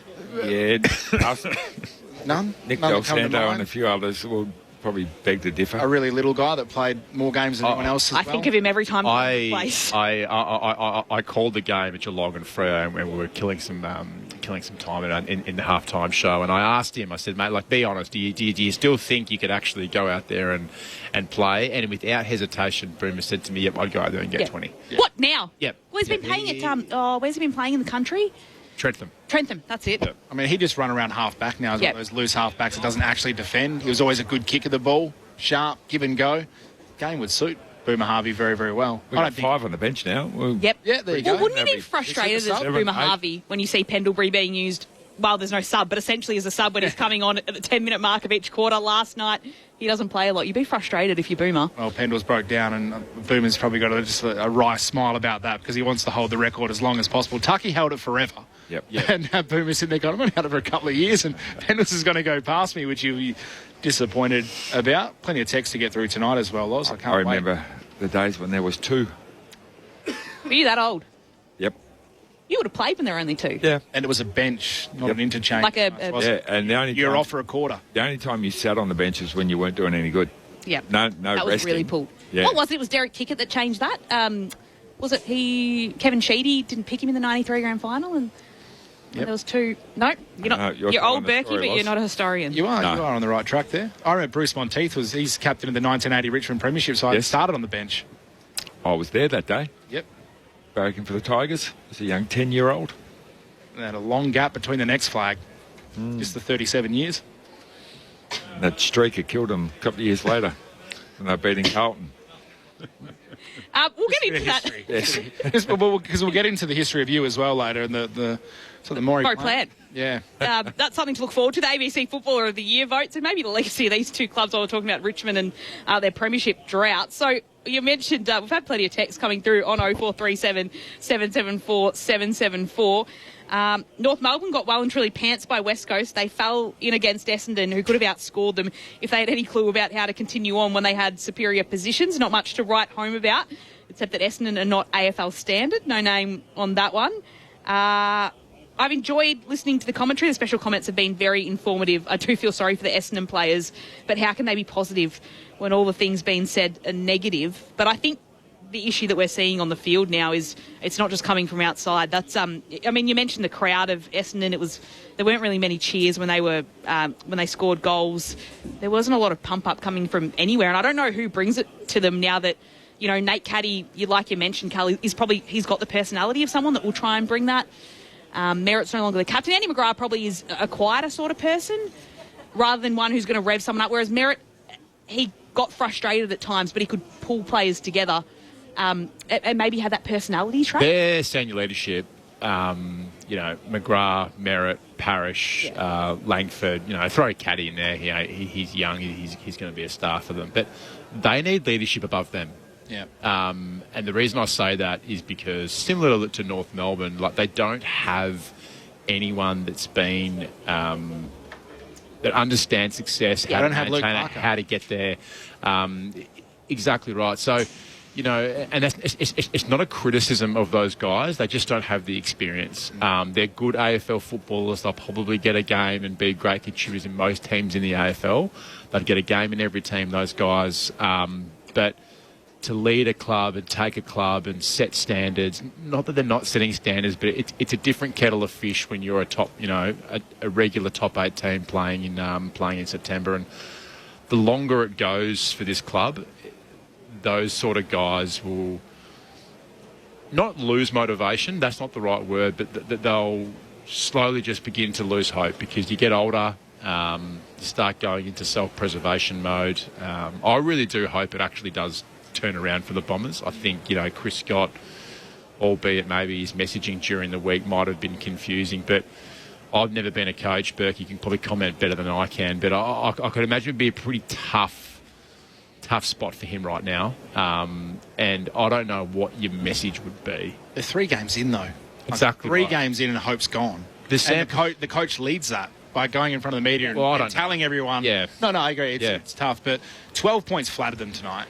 Like, North weren't amazing, but North were probably better throughout the night, better than 12 points. And it was around the 5-6 goal mark for a fair chunk of that second half. And North were young side, queuing the rack a bit in the end. And Bombers got a few back, but 12 points probably flattered them. It was more of a 30-point margin. Absolutely. Which shouldn't be that big a gap. Like, you shouldn't be able to have a gap to North Melbourne, who are trying to fly up as Cal loses the headset.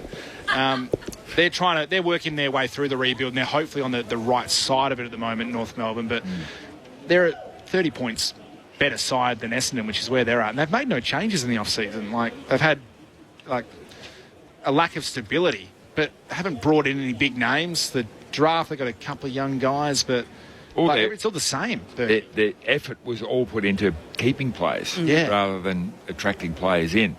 And again, that's just when your captain and your best player is so adamant that he wants out of the place, you almost hold him hostage to stay. That takes attention. And other players are looking at that going, well, hang on, this bloke wants to get out and he's the captain. Do I really want to go there? It must be pretty ordinary where I am now to jump ship and go there. And that's just human nature. It's going to be a long year.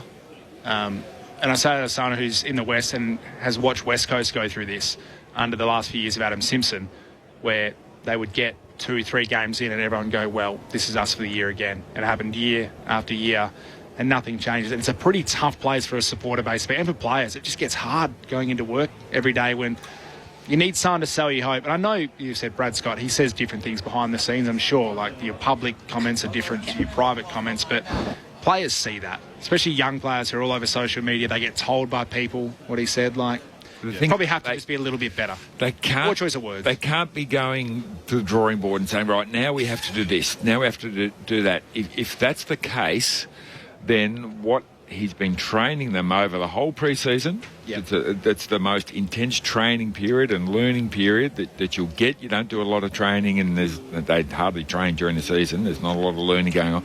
But that intense period of how we're going to play this game, how we're going to win games, how we're going to be competitive, if they're now 3 games in going, all right, how are we going to have to change the way that we do things here, then that's when I start to point the finger a little bit at the coach. I think Jordan Ridley's back. He's been playing, I think he played VFL today, Jordan Ridley, who's a really good player for them down back. They've missed him a lot through injury the last year, so that's just another steadying player who's, smart footballer, good user of the football. That'll help a little bit down back, but they don't have the stability. Yeah.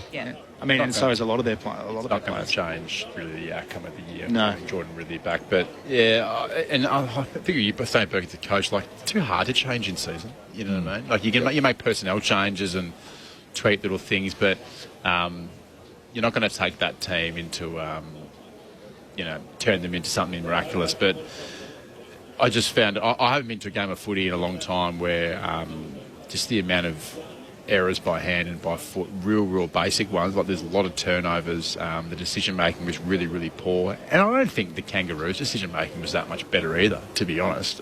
They polished themselves up for a good 20 minutes there in the third quarter and took themselves away, but just a mix of a game, that one, wasn't it? Yeah, interesting. But hand on heart, I really hope they don't. Going hard at Brad Scott is not going to really help them at the moment. They've already lost their CEO, the captain, as Berkey mentioned. He had his situation, which he's now no longer captain, their best player merit. Who knows what's going to go on there? But I just don't think blow-torching the coach now is actually going to help that football club. The industry needs Essendon to do well. They're a long way off it, but I'll be curious to see what the blow-up will be this week. Might be a long year for Brad Scott. I hope not. Wait for the game next week here on Sunday against the Western Bulldogs. Yeah, that's going to be a tough one. Just got to give it all you've got, because that could be really ugly. They look good, the Dogs. They do, and look, they've got to get bold. So bold. Who wants? Peter Wright's probably your he's not your best forward. Caddy's your best forward, but who wants him? What are you going to give? There's a team out there that's vying for the finals that say, you know what, we can. Collingwood would be a great one for him. Collingwood, exactly. What would Collingwood give for Peter Wright? He'd straighten them up. McStay hasn't really worked for them. Injury problems, hasn't really performed when he's out there. He was the one that was supposed to. And they let Myercheck go. Couldn't agree to terms there, and they probably missed him, although they're getting by, but they do miss him. They'll pay overs to get that player in. More than what he's worth. And then you either use that with a young guy or you use that to get in somebody that you actually want. So their list management is going to be vital because it's just not strong at the moment. What do we think about the Tristan Sherry incident? Like, I know it's a tough one, but he's got a bloody nose, and then he's taken the blood off his face and wiped it on Andy McGrath's face. Yeah, and you can see the blood after he wipes it on Andy McGrath's cheek. So he's got the blood nose. There's been a scuffle. He's wiped it, as you said, Berkey, half-time. Look at that, got a bit of blood here. Have that wiped on his cheek. It seems like a nothing thing, but the AFL they'll crack down on that. Wiping your blood on someone when you say it like that, wiping your blood on another person's face is. It's a disgrace. It's a pretty poor act. It's a disgrace. Yeah, so I can't really see it in detail, but if that actually is the case, pretty ordinary. Yep. It took me a couple of goes I gave him the benefit of the doubt at first. Took me a couple of goes. The more you watch it, you can try and you can see that he's rubbed it. So I'll try and slow it down for you, Cal. You go back to the Nathan Buckley, which was on 2002. Cameron Ling. He'd leant forward and wiped his head on Cameron's jumper. Yep. That's unsavoury. But this is on my hand, and my hand wiping it on your face. Yes. And I don't think Christian Sherry showed himself in the best light during that the couple of those flops he had. But he hit the scoreboard, so it actually did work out for him at the time. But he's basically got reward for something you should have. Exactly right. But no, very, very. It's a bad moment. That's all it is. Isn't it? Like, it's a bad moment. He'll get punished. It was 1 week for Nathan Buckley in 2002, and his was kind of got split. Lingy was tagging, and he said, well, if I'm going off the blood rule, you're coming with me. Wiped it on the Guernsey in the AFL, so that's 1 week. They tend to go harder on all those things now, so it could be 2 weeks for Tristan Sherry, who is one of their, if not most important players. And I think they've got Carlton next week. Yep, they do. It's a winnable game. So imagine if they were 3 out of 4 in the first few weeks. That's a big game for them. Blues. Yeah, like just I remember I caught up with Andrew Swallow yesterday, who's now on the board of the Kangaroos, and he just reiterated that the group is just crying out for just some consecutive wins on the board to just ensure that they get some confidence, because his feeling was to me the coaches and the players, and Luke kind of made the comment before, just that they're getting reiterated that they're all doing the right things, albeit there were some things tonight that we probably saw that they're a little bit far off it. But there is belief there internally that if they get 3 or 4 wins on the board, things will change for that footy club. But they're not the footy club that can now afford to, have the 6 on the trot losses and those sort of situations, because that'll just send them backwards. But they need to be relevant in the Roos, and the only way you become relevant in AFL football is just to win games, and you can't drop games like tonight, which they almost did. Who would have thought? But Carlton are right for the picking next week for them. They've got to bank that win. How do you feel, Berkey, with your side today? I didn't see any of my team today. I heard the first little bit on ABC and then jumped in the car. I thought, I'll have a quick squeeze. And I think they were... 33-point margin in the end, which is... Yeah, they were a goal up. Yeah. And they were only down by about 3 at 3 time. Early in that last quarter, they got their noses in front and then fell away. To Brisbane, which is, obviously... Yeah, to Brisbane. 2-time defending champ. No shame to losing to Brisbane, but, you hear you're on your home turf. It's, Brisbane aren't in great form at the moment. Probably would have expected a better finish than that. Nearly slipped up last week too. Yeah, no, look, they're not playing great football. Not panic stations. No, it's not panic, but they're not playing great footy at the moment. But I guarantee you they'll come home like a steam train, because that's what we do. That's what the Saints do. When the expectation is on at the start of the season, we don't rise to that expectation. As soon as people say, they're not going to make the finals now and they're going to struggle, hit their straps and away we go. And I can't blame these guys, because the same thing happened back in my day.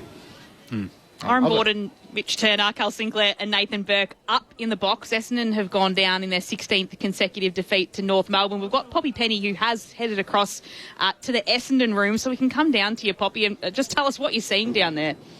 It's a different vibe down here than it was in the North Melbourne rooms, that's for sure. I was having a lot more fun in the winners' rooms. When I got down here, I sort of walked through groups of coaches who were having some pretty serious-looking meetings, and then not long after I got down here, all the players were called into sort of their main post-match meeting, and they're just starting to trickle out of that now. So we've got players talking to family and players talking to other players who obviously didn't play today, but it does look as though they're speaking about the match. They look as though they're talking about sort of what's gone wrong. There aren't a lot of smiles in this room from a lot of the players that are coming out of those meetings. There's a lot of ice on players, so some sore bodies, which, possibly means for Essendon fans, these players did have a good dig, which I guess was a lot of the criticism in the last week or so, but only a few players have come out of that meeting, and the rest are either still in there or in rehab and recovery and that sort of thing. So it's a little bit quieter down here. Some family and friends sticking around to talk to, their loved ones, but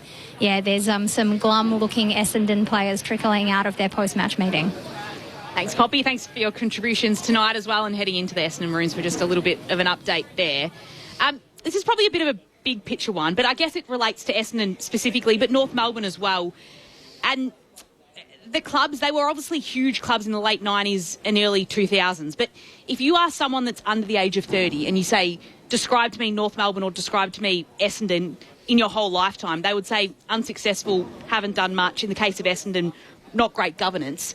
Arrogance without substance. Irrelevant. I say. I agree. So you could probably put Adelaide in the same camp when it comes to premierships in the 90s. Did it take Essendon too long to... I don't know. I mean, Dean Solomon wrote that letter to the past players and said we need to unite. Now, did it take him too long to get to this point where, you know, they're bringing James Hird back, you know, like to move on and go, 2000 was great, those were the glory days, but we've got to realise it's not in anymore. We're not that club.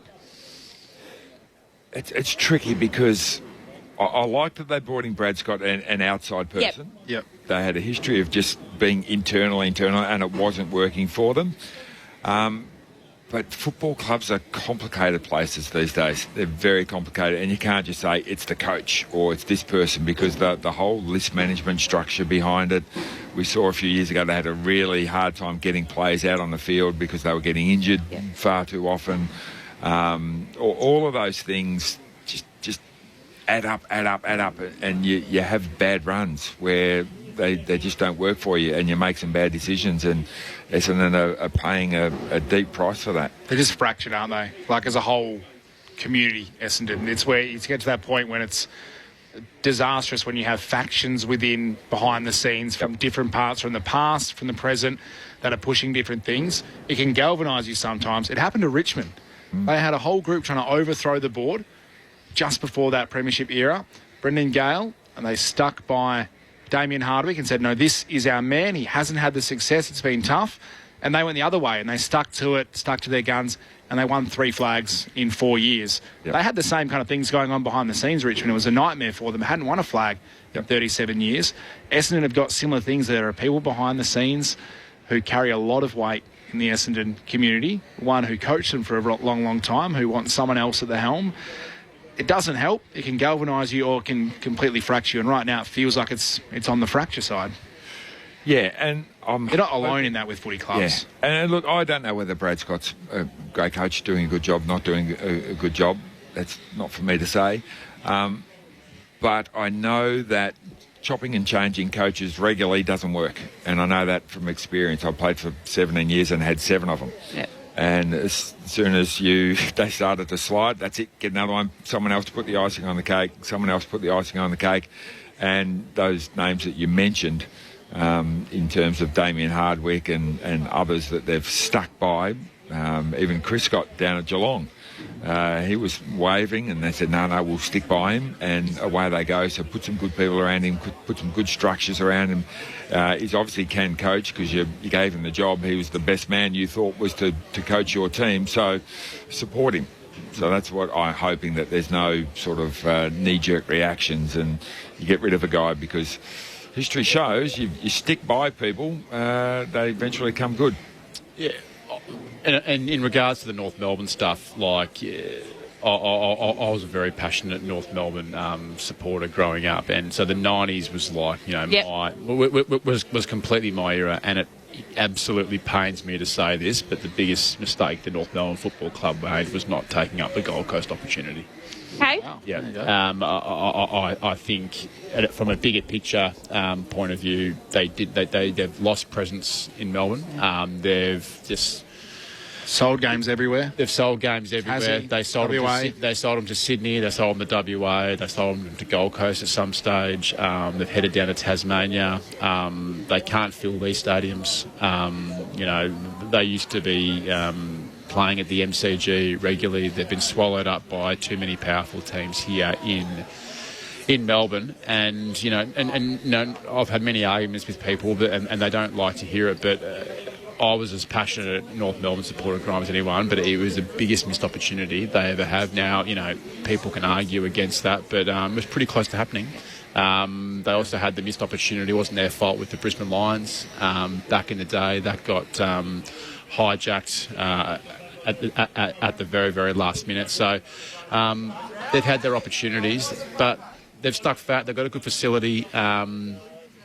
They just need to win games, and but their supporter base, it's not heavy.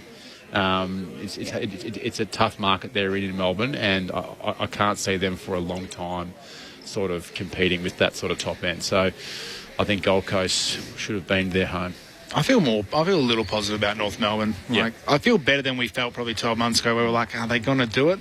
Tonight, you beat Essendon. Like, whatever. Yeah. Big whoop. You beat Essendon. You should beat Essendon if you want to be serious. But they haven't done it for so long. Correct. 2-1. It's a small steps. Yeah. And I think they're on the right path. The question is, how long will it take? Alistair Clarkson's been there for a few seasons now. He's on a lot of money. He's been brought in to rebuild the entire program, from a culture standpoint, from a winning standpoint. So at some point they'll need to get rewards. And look, they're ahead of the ledger through 3 games. That's all they can do. Should have won last week. Should be 3-0. If they win 10 games, Berkey, does Clarko continue? Absolutely. Yep. Yep. And look, with the whole racism thing with Clarko, they were 2 wasted years. You can't call them Clarko years. Basically, they took time away. Yeah, took time away. Wasn't there. He had everything going on in his mind. He wasn't a well man. So yeah, I don't count those 2. So North Melbourne have defeated Essendon tonight to go 2-1 up. But the man we were just talking about, Alistair Clarkson, has headed into his press conference, and we can take a little bit of that now. Yeah, we won the first 3 quarters.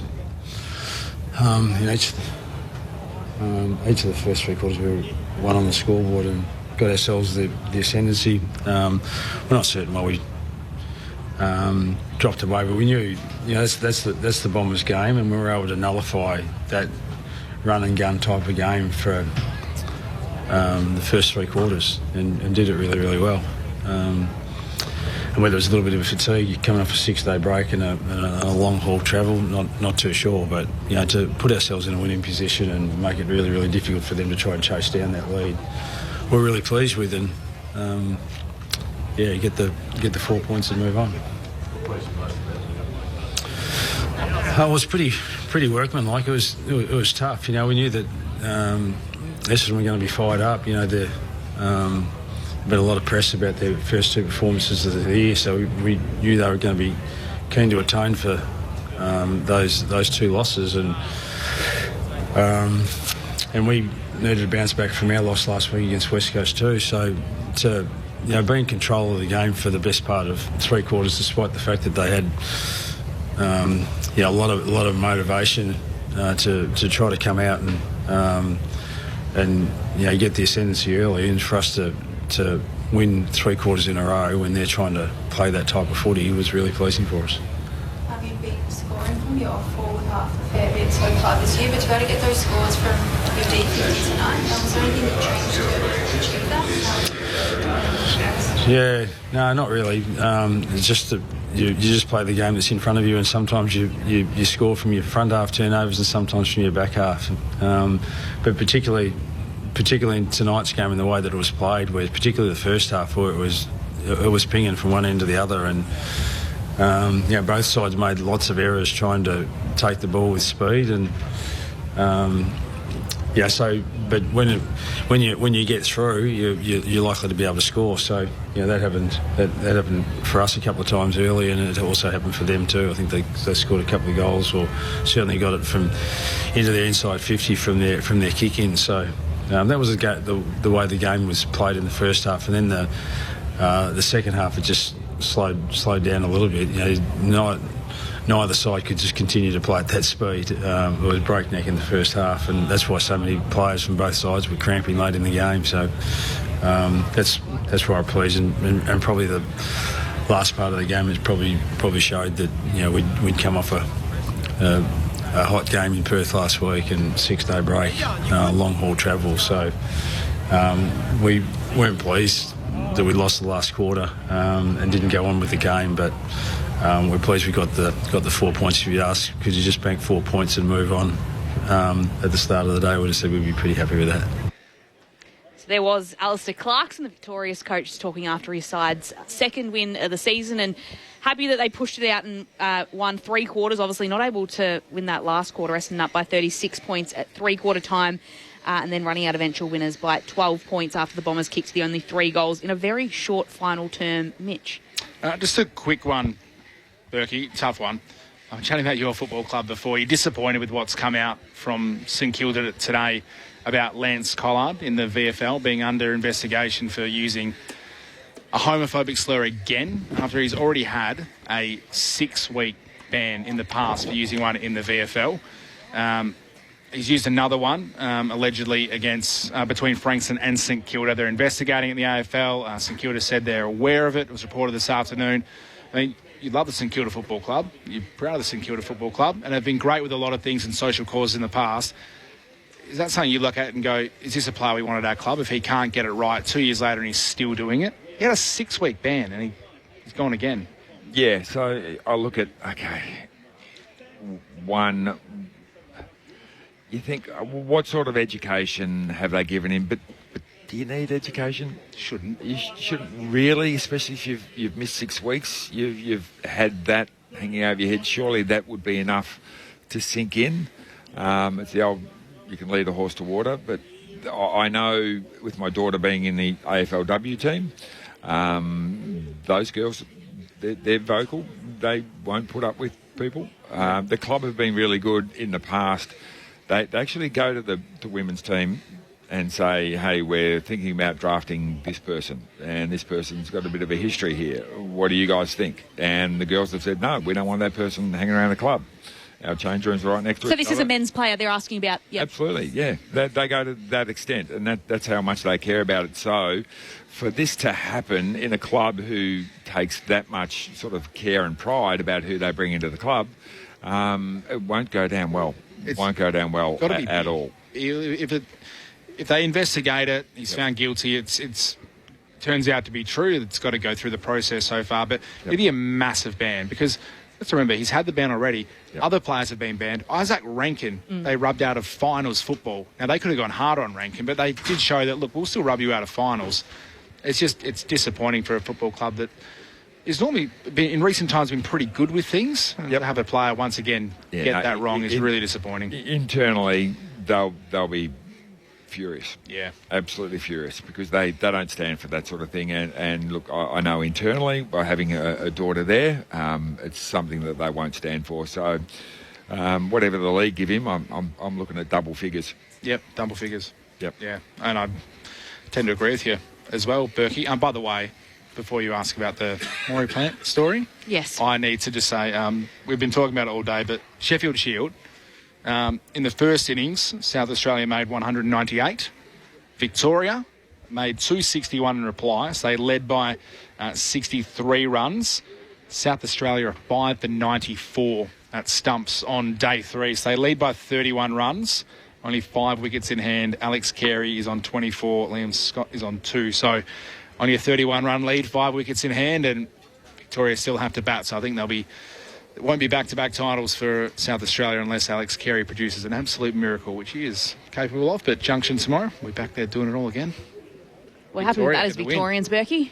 Absolutely. Anytime we beat those South Australians, we're happy. Scotty Boland's 100th Sheffield Shield match. What a champion. We also promised our listeners a fascinating story. We haven't got enough time. Lockie Kennedy won at the Maury Plant meet tonight, second year in a row. And you've beat Gout. Beat Gout. So Maury Plant is a legend in Australian athletics. His main role was he was a broker of athletes appearing around the world. So if there's a meet somewhere in the world and they want Usain Bolt to come along and run in their meet, they'd say, hey, Maury, go get Usain. So he knew everybody and everyone knew Maury, and he was just a fantastic bloke. We went on a training camp to London for 3 weeks. Grant Thomas wanted to have the old NFL-style training camp, 3 weeks. Maury came along and organised all of our special guests and all of our training facilities because he knew everybody over there.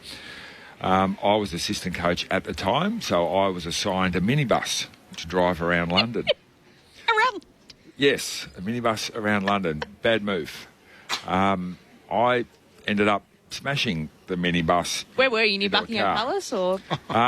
No, Maury said, we'll park the bus in BBC because he knew BBC, but they wouldn't let us in, so I had to back out of BBC, and I backed into some poor lady's car who was waiting behind us. And in the exchange of addresses and details, I thought, well, I didn't hire this bus. Maury must have hired the bus. And so when I gave my name, I gave Maury Plant. And when I gave my phone number, it was the number on the side of the bus. And so Maury got in trouble for me smashing a bus in London. But it was his fault. Who'd you give the details to? The bus driver? No, the lady. No, the lady you hit. The lady I smashed into. What did you say to Maury afterwards? Did you give him a heads up? I said, you're in trouble, Maury. Your driving's terrible. Yeah, at least you owned up to it. I owned up to Maury that I did it. You said to get a call, it's not a scam. Yes. Should have been a landline too. Yeah, I said, you hired the bus, Maury, and you gave me the keys to drive the bus, so it's your fault. Nathan Burke, a bus driver. That, to be honest, that pretty much sums you up. I'm all for it. I like it. Get away with what you can. So there's my Maury story. Yeah, Maury unfortunately passed away prematurely, and it's a fantastic thing that they recognise his contribution to athletics, not just in Australia, but around the world. Well, there we go. That's not where I expected tonight to go, but thanks, Berkey. 3-2-1, ABC Footballer of the Year. We need your votes. North Melbourne winners by 12 points at Docklands tonight. 12-9-81 over the Bombers, 9-15-69. Who's got your votes tonight? Oh, I'll do it. All right. I've given Sheasel 1 for 7 score involvements, so that was an improvement on his performance. I looked around for somebody who kicked a lot of goals, and Dersma kicked 3, but he only had the 5 possessions, so I wanted a little bit more contribution. I think he touched it once in the second half. Yeah. So 3 in the first quarter. Yep. So I've given McKercher 2 coming off the half-back line. I thought he was really good setting the play up. And the old stager for a 4-quarter effort was Luke Parker. I've given Parker 3, McKercher 2 and Sheasel 1. There we go. Very good. Votes in the ABC Footballer of the Year Awards. We're off in just a couple of minutes or so, but Brad Scott has just started to speak, the Essendon coach. We might be able to just pop in and hear what he's saying right now to the media. No, definitely better in the areas that we worked on a short break. I based on what we worked on during the week, I had a good feeling that the game would look different to the way it has the previous 2 weeks, and we did. While very disappointed, we did some things well to give us good opportunity, and 30 odd inside 50s in the first half, and gave ourselves opportunity after opportunity, defended pretty well. Still, that's a work in progress, but the difference in the game tonight is just our inability to execute ball in hand, and we just coughed the ball up and missed opportunities on a regular basis, which parlayed into even though we defended rebound really well for the first, at least the first half and parts after that. We turned the ball over so badly in such bad spots that the few times they did get through us, they scored. There's Essendon coach Brad Scott talking after the loss tonight. To be honest, a few of those words he's saying there sound like a bit of a repeat from what he said last week against Port Adelaide, but some tough times to come for Bombers supporters across this season as they slumped to their 16th consecutive loss today. North Melbourne defeating them for the first time in 10 years at Docklands tonight. 12-9-81 to Essendon, 9-15-69. A very big thank you to Mitch Turner for coming across from Perth, from the Junction Oval as well, to call alongside me, to Cal Sinclair, to Nathan Burke, to Stu Birchmore, pushing the buttons at the back of the box, to Poppy Penny down on the boundary getting interviews with Luke Parker afterwards, and of course to Jules Hay back in the studio for keeping us on air. A big thank you to you as well for listening and following along on what was a little bit of a dour game. AFL footy returns at 12 o'clock tomorrow Eastern time with AFL Sunday, and then it'll be Port Adelaide and West Coast, followed by Carlton and Melbourne. That'll be all across your radio on ABC Sport across a big Sunday of action. Thank you for your